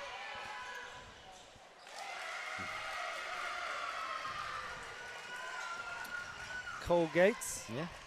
Toothpaste. The toothpaste. I'm sure he's been told that. I'm sure he doesn't probably find it to be funny either at this point. Three-pointer up by Zeke Church, and it's buried. But speaking of Gates, he had a good game the other night. There's not a player on that floor, and mostly there's only one guy that came off the bench for Coach Longino. And they all had moments where they made major contributions. Shot up good, and it banked in. That again is Benaiah Spray. Watched his brother play last year, and he got a taste of the postseason as well. But his brother, man, he was it Jax? Was that his name? That was Gabe. I don't know. I just know that he was a heck of a ball player. Yes. Well, and so is Benaiah. He's only a sophomore, I believe. He is. Three-pointer up, and it's good. That's Templeton. Templeton's been the guy that's had to step into the starting lineup for Jordan Watson. That one tipped, and it'll be out of bounds off the Bulldogs. And the Cougars will have the basketball. More scoring than anticipated so far in this first quarter. Very much so. I mean, this was almost the score, like I said, at the end of the third quarter of the ICC Bay game. Now, 17-13 halftime. Yeah. Now, It was 17-13 at halftime. Are you sure? It was 23-21 at the end of the third. I watched it. I did too. Obviously not. It was not 17-13 at halftime. Okay. I'd like for some of our viewers to go back and tell me what the score was at halftime. No, we don't want to lose them. That means they're going off this feed and going somewhere else. We want them to stay and watch. We were at about 600 plus earlier. Still 440 plus people tuned in for tonight's final Titanic struggle between the Tuckerman Bulldogs and the ICC Cougars in a tie game. Here, the minute 2 to go in the opening quarter. Ashley pull-up jumper, and I mean, that is beautiful. No longer. That is beautiful. Hey, when he comes off that screen, Yeah. he elevates for that jumper. Yeah. It's pretty. Very pretty.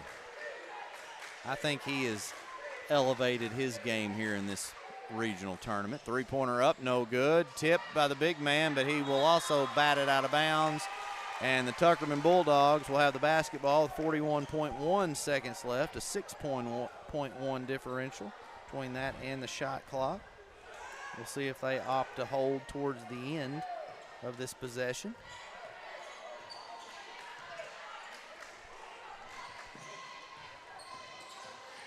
Templeton. Correction, that's Bowen.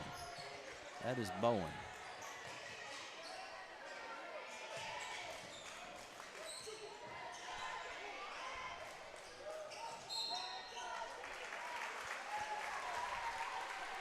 The Dr. Garrett Weaver was right. Of course he was. 17-13. Well, let's not take it that far. Anybody would be surprised. Not take it that far. It was I'm pretty 17-13. sure Well, was it numbers- 17-13 until the end of the third quarter? I almost? said it was 23-21 at the end of the third. No, I'm not saying the very end. Yes, I'm it saying, was just did very it- low scoring. Yeah. I'm saying, did it get stuck on that for a while? I guess so. Turnaround jumper is buried. He's not missing that. He sure isn't. From about 12 to 15 Yeah. feet, he is money in the bank. And Garrett, that's three-pointer pulled up, and he nailed it for three. Another. And ICC's all about some buzzer Last beaters. 2 quarters, they've hit a 3 They at the sure buzzer. have. I would not let them have the possession to end a quarter moving forward. So we head to the second quarter. Tuckerman up 1 on the NEA Sports Network. Wallace, and I'm running to be your prosecuting attorney. I'm a husband, father, former deputy prosecutor, and lifelong Arkansan, committed to keeping our families and communities safe. You deserve a prosecutor who is tough on crime, will stand up for victims, and keep our justice system fair and firm. As your next prosecutor, you can count on me to continue working hard every day. I'm Ryan Wallace, and I'm running to be your next prosecuting attorney. I would be honored to earn your vote on March 3rd.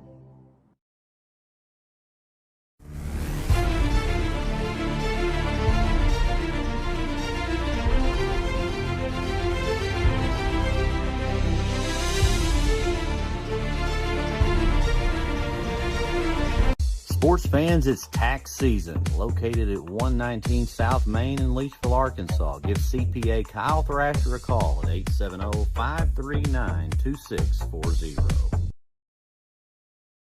Play that clip. Back here in action for the final game of this semifinal night. Tuckerman versus ICC. The winner will face off in the regional tournament championship against the EPC Warriors.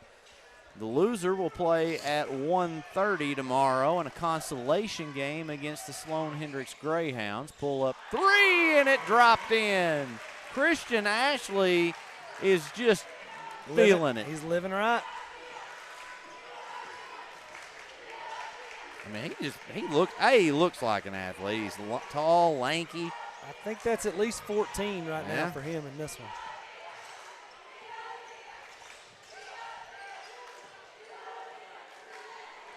I'm not seeing K8 here tonight. They've been here the first 2. No, they have been. They were down on the floor. My bad. 3 up, and that won't be a shot clock violation because Tuckerman gets the ball. So good defense by the Bulldogs, and started off a little bit.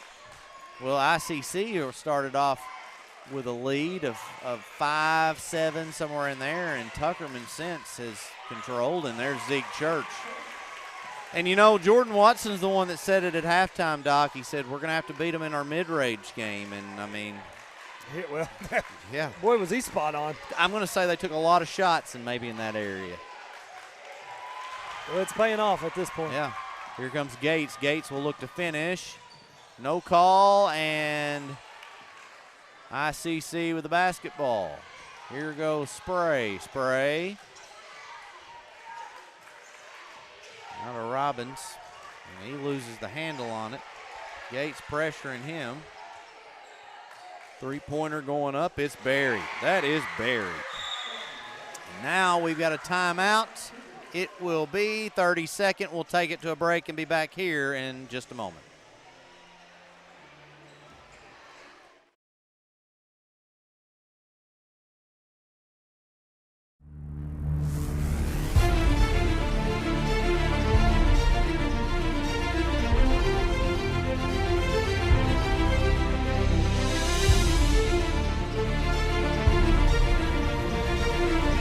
Sports fans, it's tax season. Located at 119 South Main in Leachville, Arkansas. Give CPA Kyle Thrasher a call at 870-539-2640. No. Back here live on the NEA Sports Network. You about had me messed up there for a minute talking about other networks. I was about to say the wrong thing. NEA Sports has brought you the 2A-3 district and the 2A-2 regional tournament. We will have one more day and night of basketball, and that will end our season. It'll be for the finals, consolation and finals here tomorrow night. Turnaround jumper just short by Ashley. Loose ball, Church after it, and smart play by Brashear. He just kind of bounced it off Zeke's head, and it'll go out of bounds, and it'll be ICC basketball.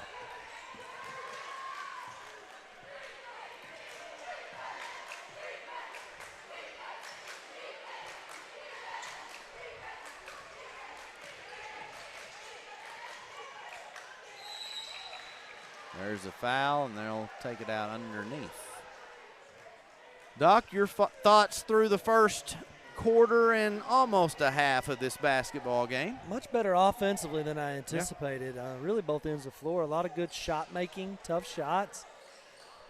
Just generating good looks and knocking them down. So I've been very pleased.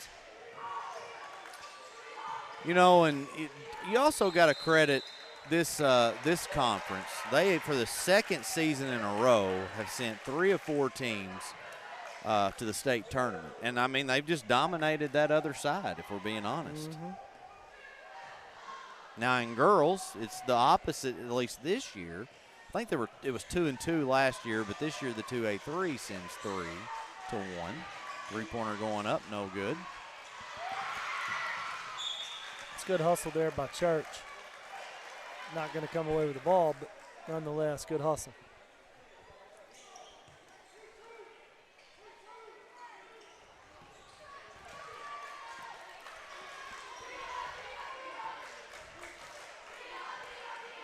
People can very easily get tunnel vision, and there's a dump down and then a easy shot up and lay in for Robbins, but can get tunnel vision and focused on just their own conference or their own area and think, oh, well, we got the best, you know. And then sometimes reality hits when you go play some other teams and areas. Yeah, I mean, I've seen that many times. Spray's playing really well right now. I like his shot. He's a good athlete. I mean, you can also tell he's grown a good deal since last year as well. And his brother was really, he may still grow a little more. That's very true.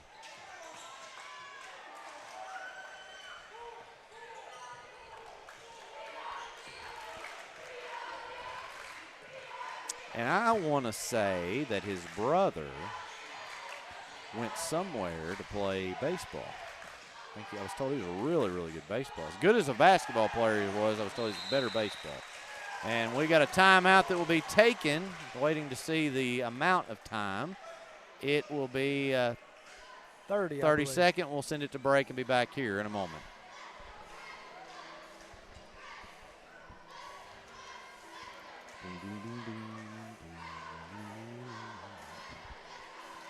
Wallace, and I'm running to be your prosecuting attorney. I'm a husband, father, former deputy prosecutor, and lifelong Arkansan, committed to keeping our families and communities safe. You deserve a prosecutor who is tough on crime, will stand up for victims, and keep our justice system fair and firm. As your next prosecutor, you can count on me to continue working hard every day. I'm Ryan Wallace, and I'm running to be your next prosecuting attorney. I would be honored to earn your vote on March 3rd.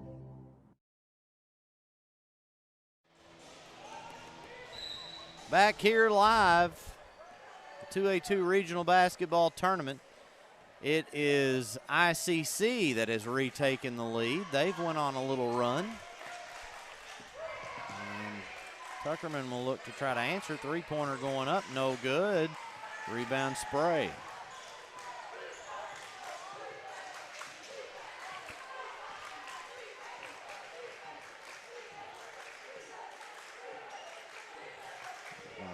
And that's kind of what they do, Doc. They're very content to kind of slow it down, set things up. Very patient.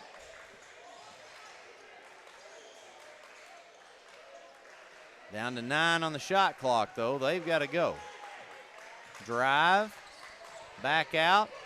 Might have got away with a walk there. Goes inside, and that is a shot clock violation. Well, that's the problem. Sometimes when you take too long, you get clogged up, and there's just no way to get a shot off. And so, you know, you hate to pass up good looks throughout the shot clock for that very reason. I might have jinxed him. Ashley, no good. Rebound by Yancey, who will get it to Spray. Spray.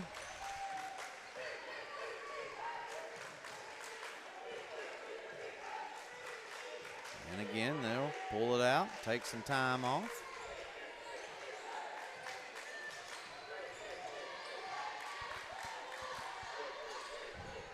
Three-pointer going up, it's no good, but look at this, ICC offensive board, no good. And there's going to be a foul. That's going to go against the Cougars. Been a little bit of a drought here for Tuckerman offensively. 5 points, I believe, in this quarter.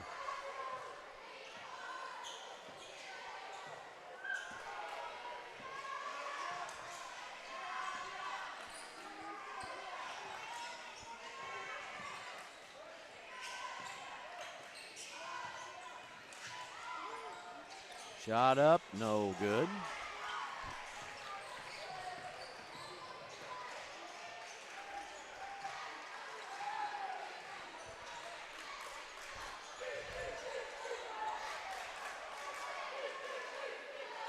Three-pointer on the way. It's no good, but ICC here on the last few possessions has really been collecting those offensive rebounds, Doc.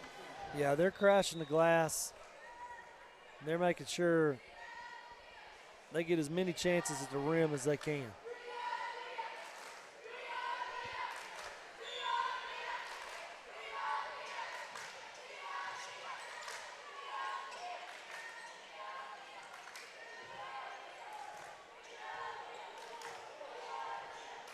Taking their time here.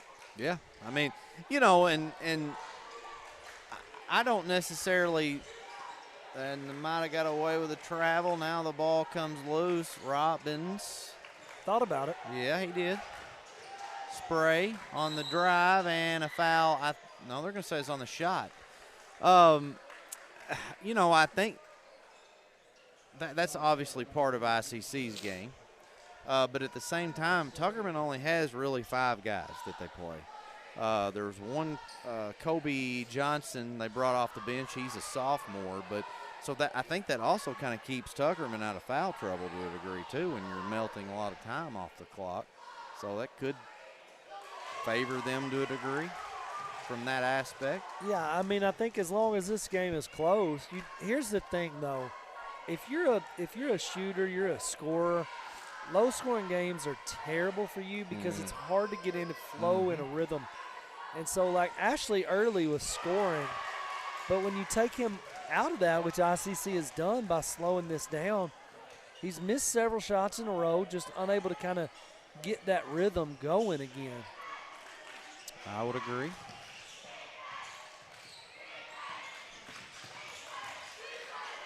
Three-pointer going up. It's no good.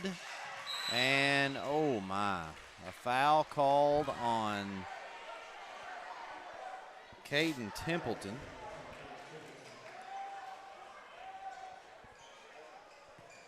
That wasn't a foul right there. I'm just going to be honest with you. He lost his footing and went out of bounds. That's a tough break for Tuckerman.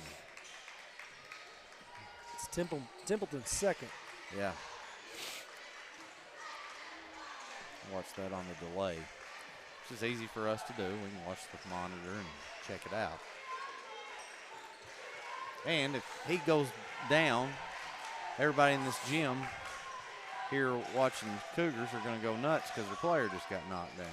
Or just fell down. It looks like he got knocked down. Right. Here comes Ashley. Ashley looking to score. Good job getting back, and they're going to get Robbins with a foul. Yeah, no need at that point. If you didn't really have numbers, to me, I think you go ahead and pull that out and take the last shot. At worst, you're down 6.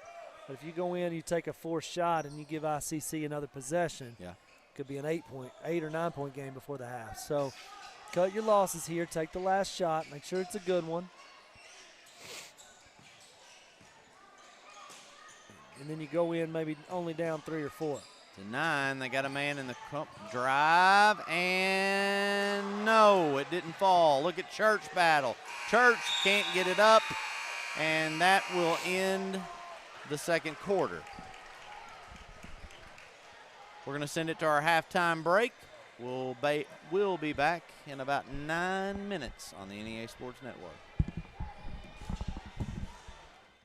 You've heard the saying, Northeast Arkansas, it ain't over till it's over. And it's just getting started. Glensay, Empower, NEA Sports, Temple Baptist Church, and KJNB are bringing the heat at the 2026 Northeast Arkansas Baseball and Softball Media Day, Wednesday, March 11th. High school teams from across the region will join us to give insight into how it's going so far and what we can expect this spring. This is where the stories start. This is where the season begins. Don't miss a moment. Watch it live March 11th on the KJNB Facebook page.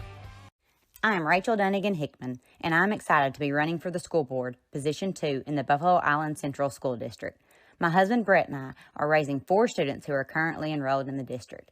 I'm also a proud graduate of this school system and a longtime supporter. I work right here in our community, and I care deeply about keeping our district strong by supporting great teachers and staff, keeping students safe, and making sure every child has the opportunity to succeed.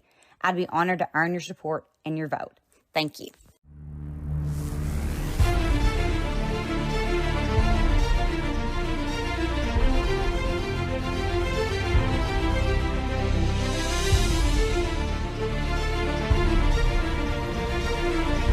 Sports fans, it's tax season. Located at 119 South Main in Leachville, Arkansas. Give CPA Kyle Thrasher a call at 870-539-2640. I'm Ryan Wallace, and I'm running to be your prosecuting attorney. I'm a husband, father, former deputy prosecutor, and lifelong Arkansan, committed to keeping our families and communities safe. You deserve a prosecutor who is tough on crime, will stand up for victims, and keep our justice system fair and firm. As your next prosecutor, you can count on me to continue working hard every day. I'm Ryan Wallace, and I'm running to be your next prosecuting attorney. I would be honored to earn your vote on March 3rd. It's hard to get to the top.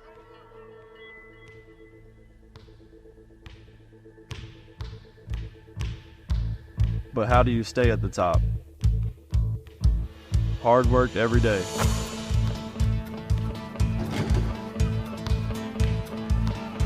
Central Dealership has the same philosophy. I'm Austin Reeves, and I'm proud to be a part of the Central team. Newark Pharmacy proudly cares for Newark and many surrounding communities. Our pharmacy offers a personalized customer service experience you expect from a locally owned store. Be sure to download our pharmacy app. Use the app to manage your family's medicine, set medication reminders, and order refills. We offer a great gift department. We strive to carry a gift for any occasion, including birthday, wedding, anniversary, graduation, and all holidays. New Art Pharmacy says go Timberwolves.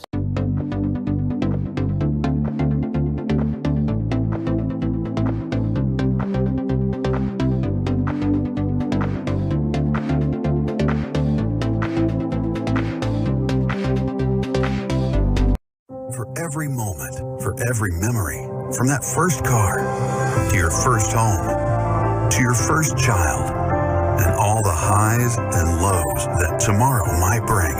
For everything that matters most to you and your family, there's someone right around the corner dedicated to helping you protect what you love.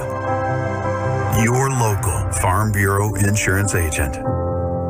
Farm Bureau Insurance. Real service, real people.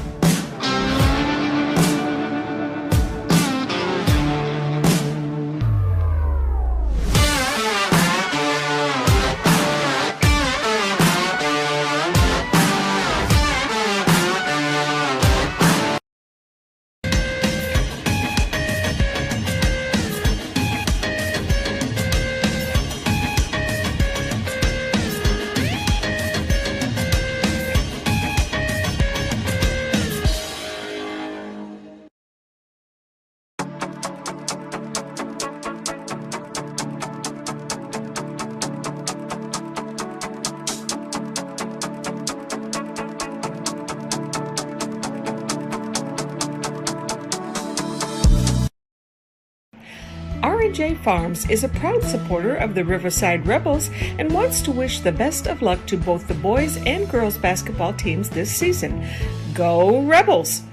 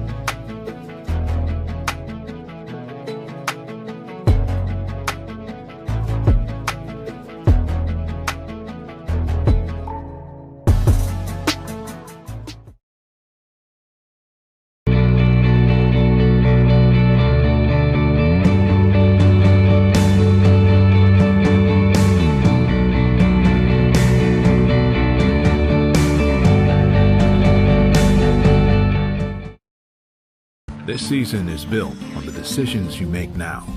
From how you finance your inputs, choose the best seed variety for each field, or how much crop nutrition to apply. The right partner helps make decisions that click. Nutrient Ag Solutions. One partner, all in.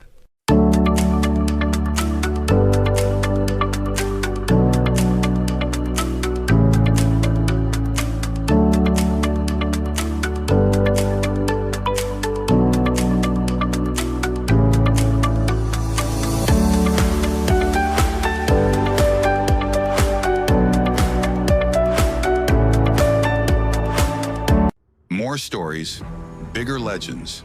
Season 2 of the Final Jump Shot podcast. Available now on Facebook, YouTube, or your favorite podcast provider. Central Dealerships is not one to brag, but actually we are. Central was awarded, yet again, General Motors Mark of Excellence. We have the perfect ride waiting for you and exceptional service. So find your next vehicle at a Central dealership today.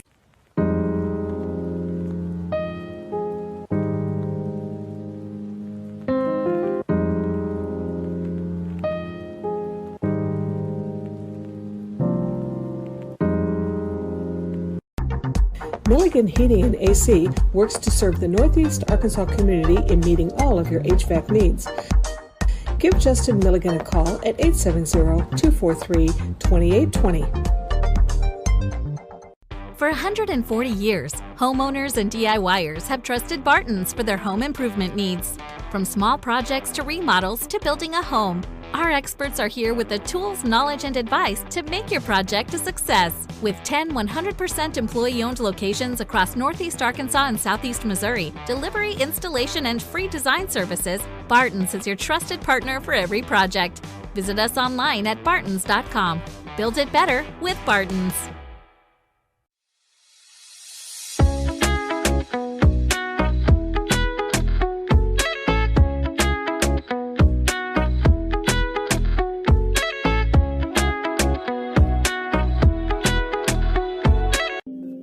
Lakeside Health and Rehab has one goal, and that's to provide effective patient care services to your loved ones. We are a group of healthcare professionals specializing in providing required rehabilitation and healthcare services to your loved ones. Lakeside Health and Rehab. Honett Co-op Incorporated proudly partners with Tailgate Time. Tailgate Time is here to support our local farming community. You can give them a call at 870-680-0222. Monette Co-op is a proud supporter of the VIC Mustangs. Southland Gin is located on... Back here on the NEA Sports Network, and wanted to give you a look at the way ICC clinched a berth to go to the state tournament on a game-winning shot last night. It was crazy. But we're gonna send that and show you that highlight. And thanks to Izard County and also the huddle camera here. Take a look at that. That philosophy of trying to foul. 5.1. Bay leads by 2. ICC has the ball right in front of the Bay bench. They're going to throw it into Robbins. Knocked away by Dotson, picked up, long three on the way. He hit him! Oh my goodness! What a shot! Number 2, Kyler Brashear. He called game from about 35 feet. Wow! 37-36, the final. Kyler Brashear from about 30-35.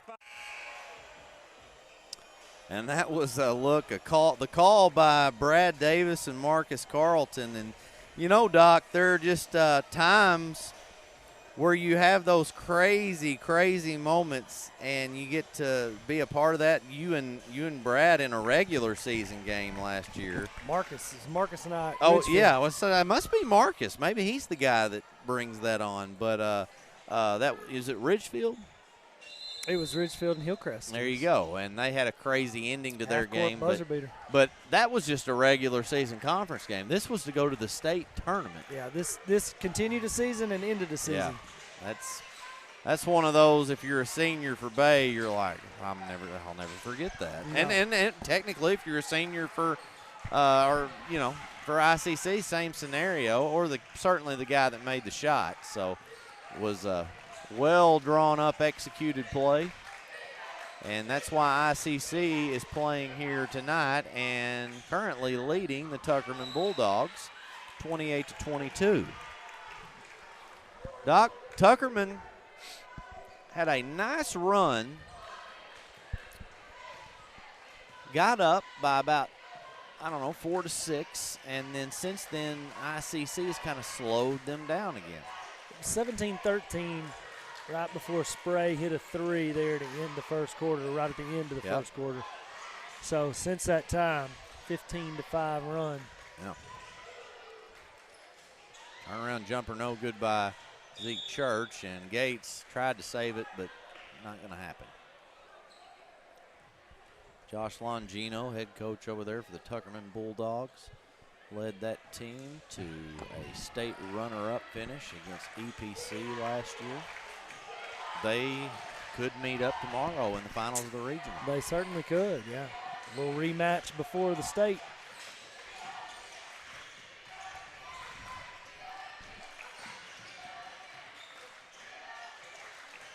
Got to get it inside, back out.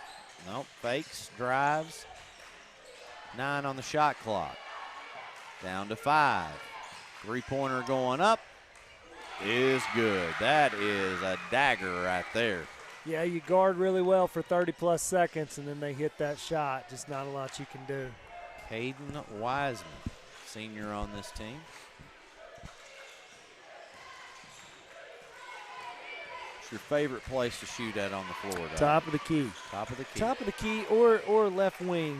I shot a lot from the left wing. It being a two guard, you get a lot coming your way to start the offense. So that's shot up and good by Caden Templeton.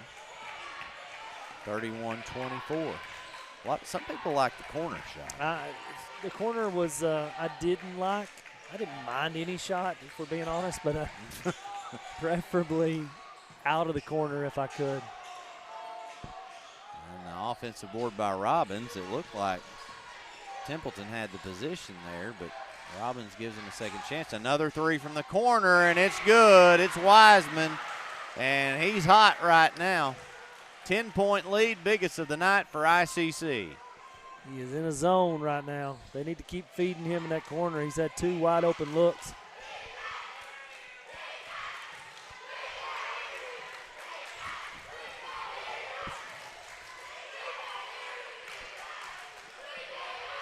Three going up by Ashley. It's no good. And ICC looks to extend this double-digit lead. Robbins was slow to get down there. He may be a little bit out of gas. Drive baseline, and that's off his hip and out of bounds. It's gotten a little bit of a hurry there.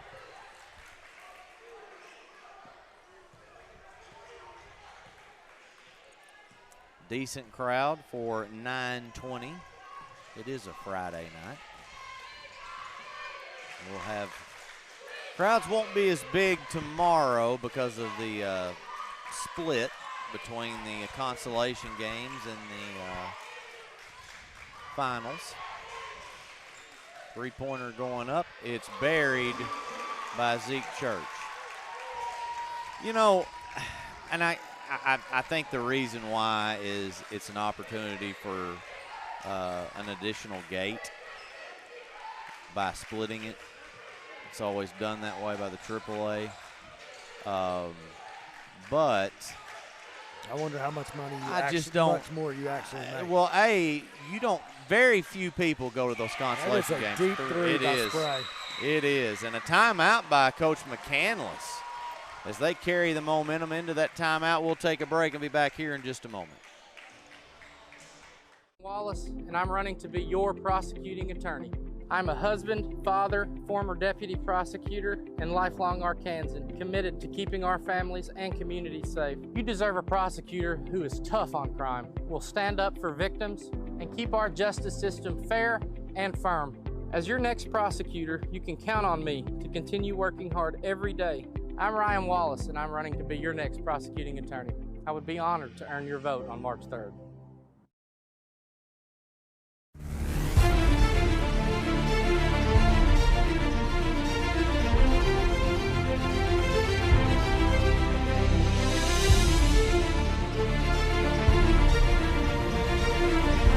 Sports fans, it's tax season. Located at 119 South Main in Leachville, Arkansas. Give CPA Kyle Thrasher a call at 870-539-2640. Back here, live on the NEA Sports Network. 10-point lead for ICC with 3:49 to go in the third quarter. And ICC, for the most part, except for a little segment there in midway through late into the first quarter, has controlled this basketball game. They've slowed it down. They've hit some outside shots. They've slowed it down, but they've been efficient offensively. They're very, very selective. Three going up by Gates, no good, and a good rebound by Brashear. Spray's going to pull it right on out. Robbins. That's what I'm talking about. They just They make you guard the whole shot clock. They do. Unless they just get something wide open. I would have shot that. He's already made 2. Yeah. Drove in and missed, and now a foul on Robbins. It's just his second.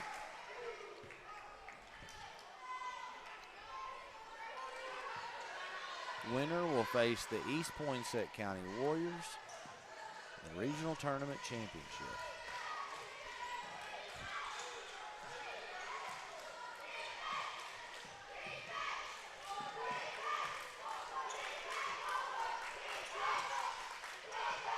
Down low to Gates. Gates not going to try that one. Templeton, and that was all altered because of the big guy. 3-pointer going up by Templeton that time. Still no good. Church trying to battle for the rebound, but instead it's Yancey pulling it down.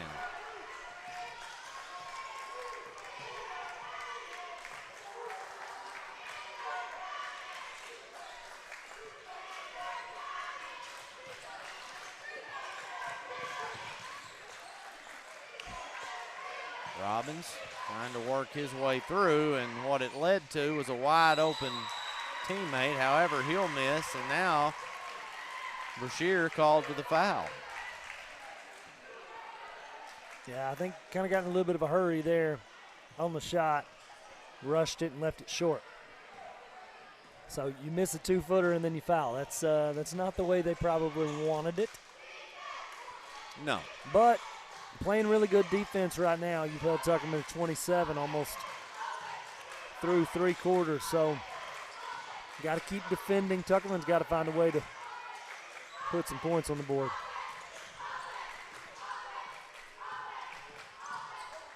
Shot up and a nice bucket for Bowen. Well, that's how you do it.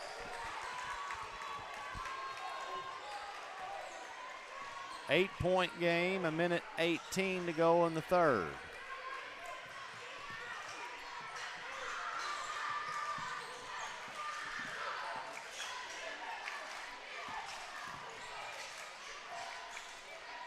Tuckerman did a good job of, they had a specific game plan against BIC, stuck to it, it paid off, and they kind of played their game, and I feel like tonight ICC has controlled the tempo.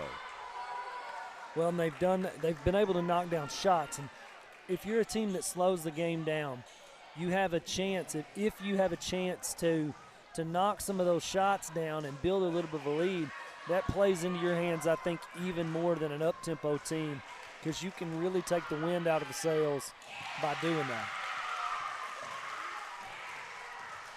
And, that's exactly kind of what we saw here. Christian Ashley got off to a hot start, had a quick 7. Tuckerman built a little bit of a lead, and as soon as ICC took that lead, the scoring kind of evaporated, if you'll notice. 17-16 in the first quarter. Since that time, not a lot of scoring has been done. That's because ICC has been so methodical.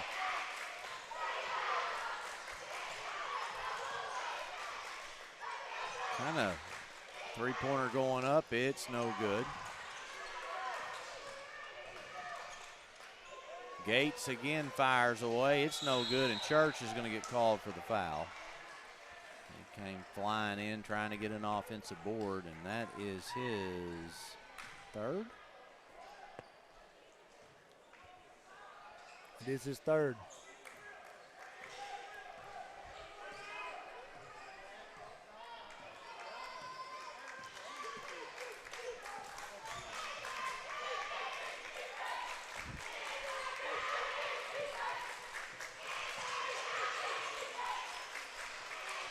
Corner three going up, and he likes that spot. It was the opposite side of the floor, but Wiseman had three threes, and that one just sailed in. How about that? I'd put my head down and looked up at it. I watched it, and the whole way it was online. And Christian Ashley that could be huge, Ryan. It could be. It could be. We go to the fourth quarter. ICC on top 41-32.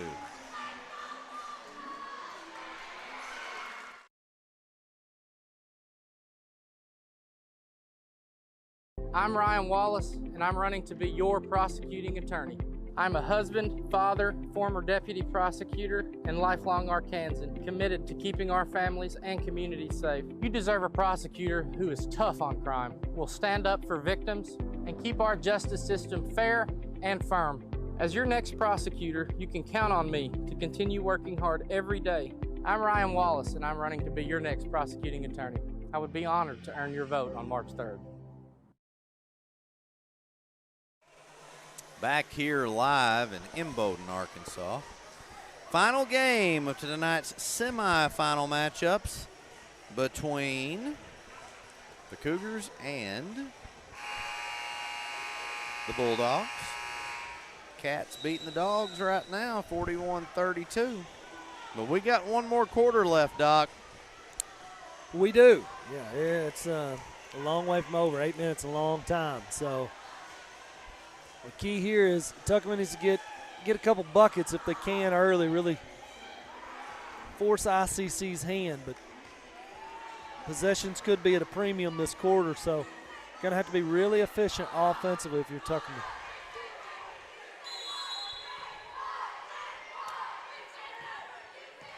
The Bulldogs will have the ball to start it out. Leading by 9, but yeah, you mentioned, Doc, that three from, it was, I don't know how many feet, was well past the half-court line by Ashley that he heaved it and threw it in after what you thought ICC would have all the momentum going into this last quarter. You get a bucket right here, really sets a tone. That's maybe not the shot. Oh, my. It's a question of whether Gates stepped out of bounds. If he stepped out of bounds, that's 100% the right call. Well, they're saying it was off the hip. I think he's saying that Gates stepped out before he touched the ball to deflect it off of Robbins. Okay. Well, and Coach Longino, after getting that explanation, was like, okay, I got you. And the official was very adamant on it as well. I think it's the right call. There you go. It's been a well-called game. I haven't had a problem with any games that have been officiated tonight. Neither have I. That's a big bucket from Robbins. It sure is. And 43-32, 6:50 to go. They have taken Zeke Church out of this basketball game as well. They have guarded him very, very well. Ashley for three, and who was red hot to start.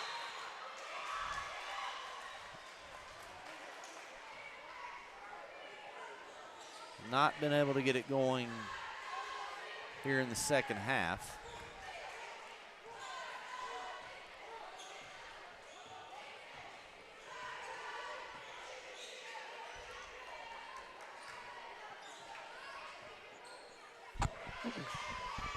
Tuckerman looks a little tired. And they need to, on a possession or two here, you got to guard, but if you can catch your breath, that's certainly going to help. But here's the problem. When there's 20-plus seconds off the shot clock every time, and ICC's getting a bucket, hard to make up ground. Well, Wiseman's got 11 points here in the second half at least. I don't recall if he made another two-point bucket, but he had 3 three-pointers in the third quarter, and he just got that 2. Ashley is going to be called for he's going to draw the foul, and he's going to go to the free throw line.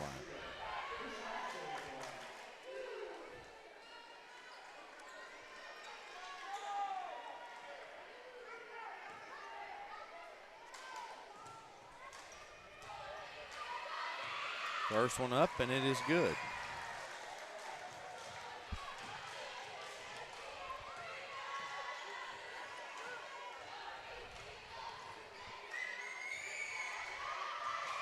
Short on the second one.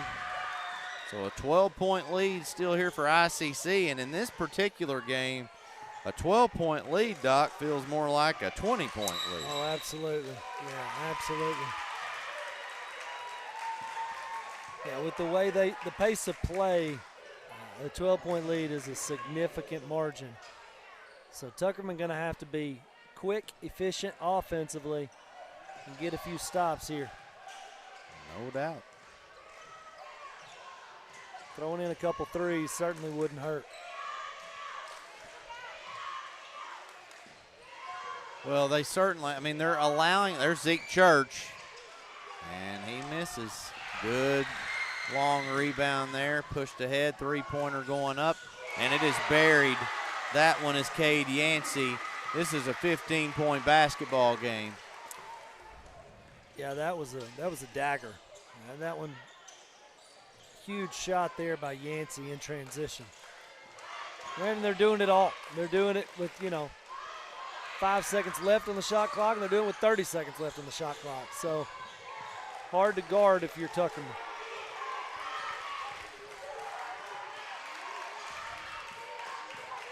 And now they're going to do what they do best, and that's just run this clock down.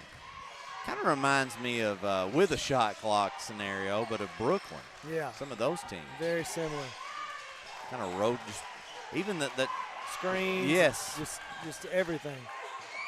Ashley blocks the shot, and he draws a foul. Good job defensively there by Ashley. But you can live with that if you're ICC. Is it ideal? No, but you wasted, 25, 30 seconds. Yeah. You had a decent look at it. And it's a dead ball turnover essentially now. I agree. Again, winner will face EPC at 7:30 tomorrow night in the championship. The loser will play at 1:30. The consolation game against Sloan Hendrix. 3 up and good. That's Templeton. We've got a timeout. We'll take 1-2 and be back here on NEA Sports.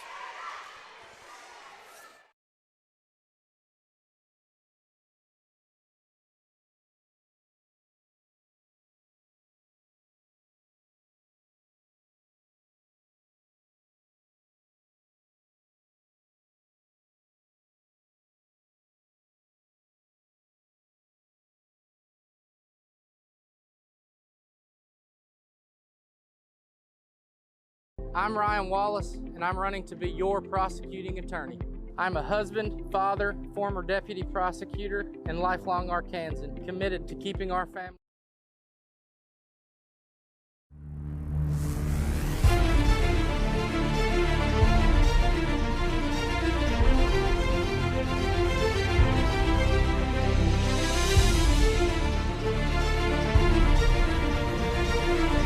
Sports fans, it's tax season. Located at 119 South Main in Leachville, Arkansas. Give CPA Kyle Thrasher a call at 870-539-2640. Back here in 2A-2 regional basketball tournament, ICC has the ball. They have a 12-point lead, and we're under 4 minutes to play. They've hung on to a double-digit lead for a little while now. Had as much as a 15-point lead, and they continue to work the clock.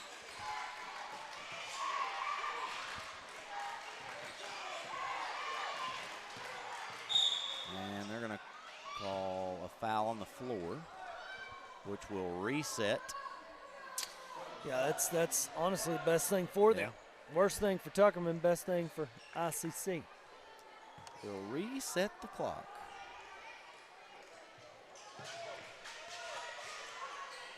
Robbins has it over in the corner. He's not going to shoot that. They're going to pull it right back on out, and I can almost guarantee they'll melt at least 20 seconds off.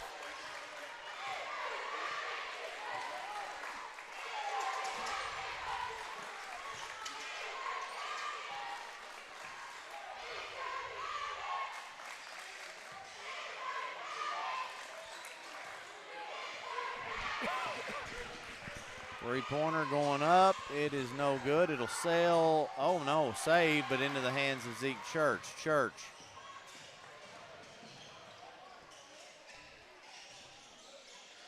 He'll drive baseline, runs out of room, now out. Ashley fires away, and he buries a three. Ashley, much-needed three. It's a 9-point game. Still some life left in the Bulldogs. 3 stops and 3 more of those, you're tied. Well, I mean, here's it's a big ask. In reality, 2 stops and 2 more of those, and it's a one-possession game. Good point. Then anything could happen. And it stepped out of bounds. Wow. One stop. And didn't get nearly the amount of time they wanted off there. Charge gets it into Ashley.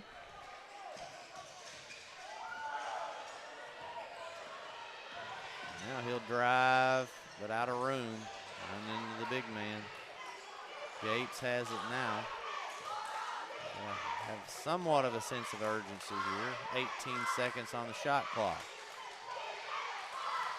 Ashley right underneath for 2. That was a really well drawn up play. Yep. And Ashley set that up a little bit nonchalant, and then all of a sudden, hard backdoor cut gets him an open layup. 7-point basketball game now, 1:47, so they're going to make things interesting at least. Spray, and that is offensive. Yeah, I mean, it was.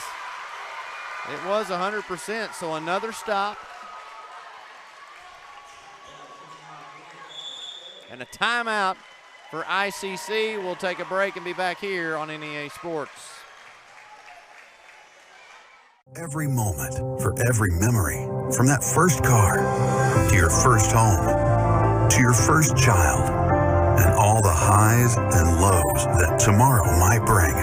For everything that matters most to you and your family, there's someone right around the corner dedicated to helping you protect what you love. Your local Farm Bureau Insurance agent. Farm Bureau Insurance. Real service, real people.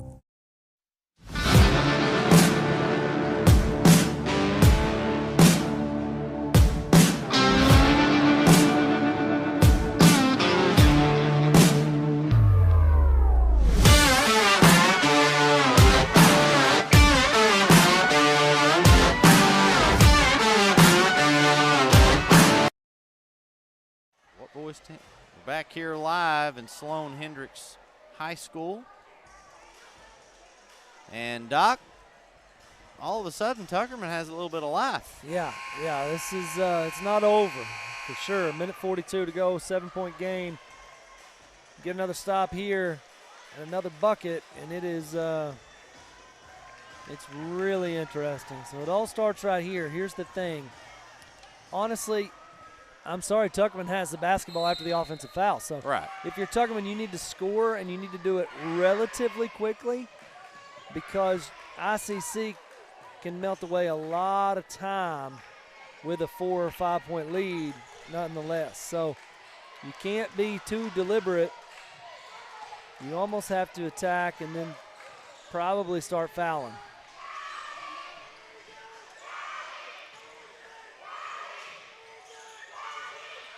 Three-pointer going up, no good. Rebound, Gates, back out. And they've got life again. Ashley, oh my, that one almost went in and it didn't. I thought it was going in. I sure did too, and that's a huge rebound pulled down by Caden Wiseman, who has been a big contributor here in the second half. Oh boy, look at Ashley after it. Good hustle, but it's going to be ICC basketball. There's 57.5 seconds left, 22 seconds on the shot clock. And do you start fouling? I think you have to. ICC can take this one all the way down to 35 seconds. And you only have one foul. I think you have to foul. I mean, at this point, though. Well, I think they've made the decision not to. Robbins is going to get it. Oh, no, he missed a wide open look. But it's tipped and they get it back. That's not what you wanted to do. Shoot it. No need to shoot it. There you go. There's somebody trying to pull it out. And the foul. And that most likely may do it. You have to commit one way or the other, but you got to get a rebound if there's a miss, and they did not.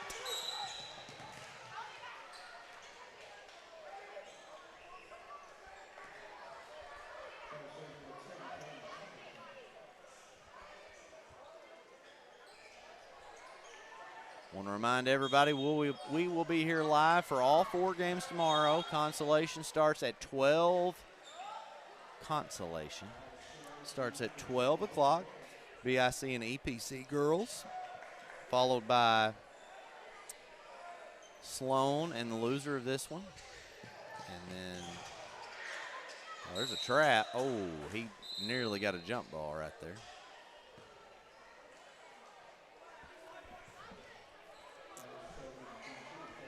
And then we'll go off the air and have a championship games at 6 and 7:30. Girls is already determined. Sloan versus Riverside. And the winner of this game versus EPC. First free throw up and no good.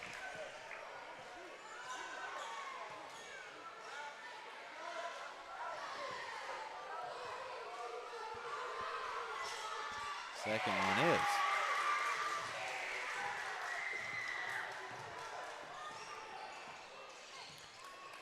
Now you really got to score in a hurry. Ashley for three, got it, and it's a two-possession basketball game.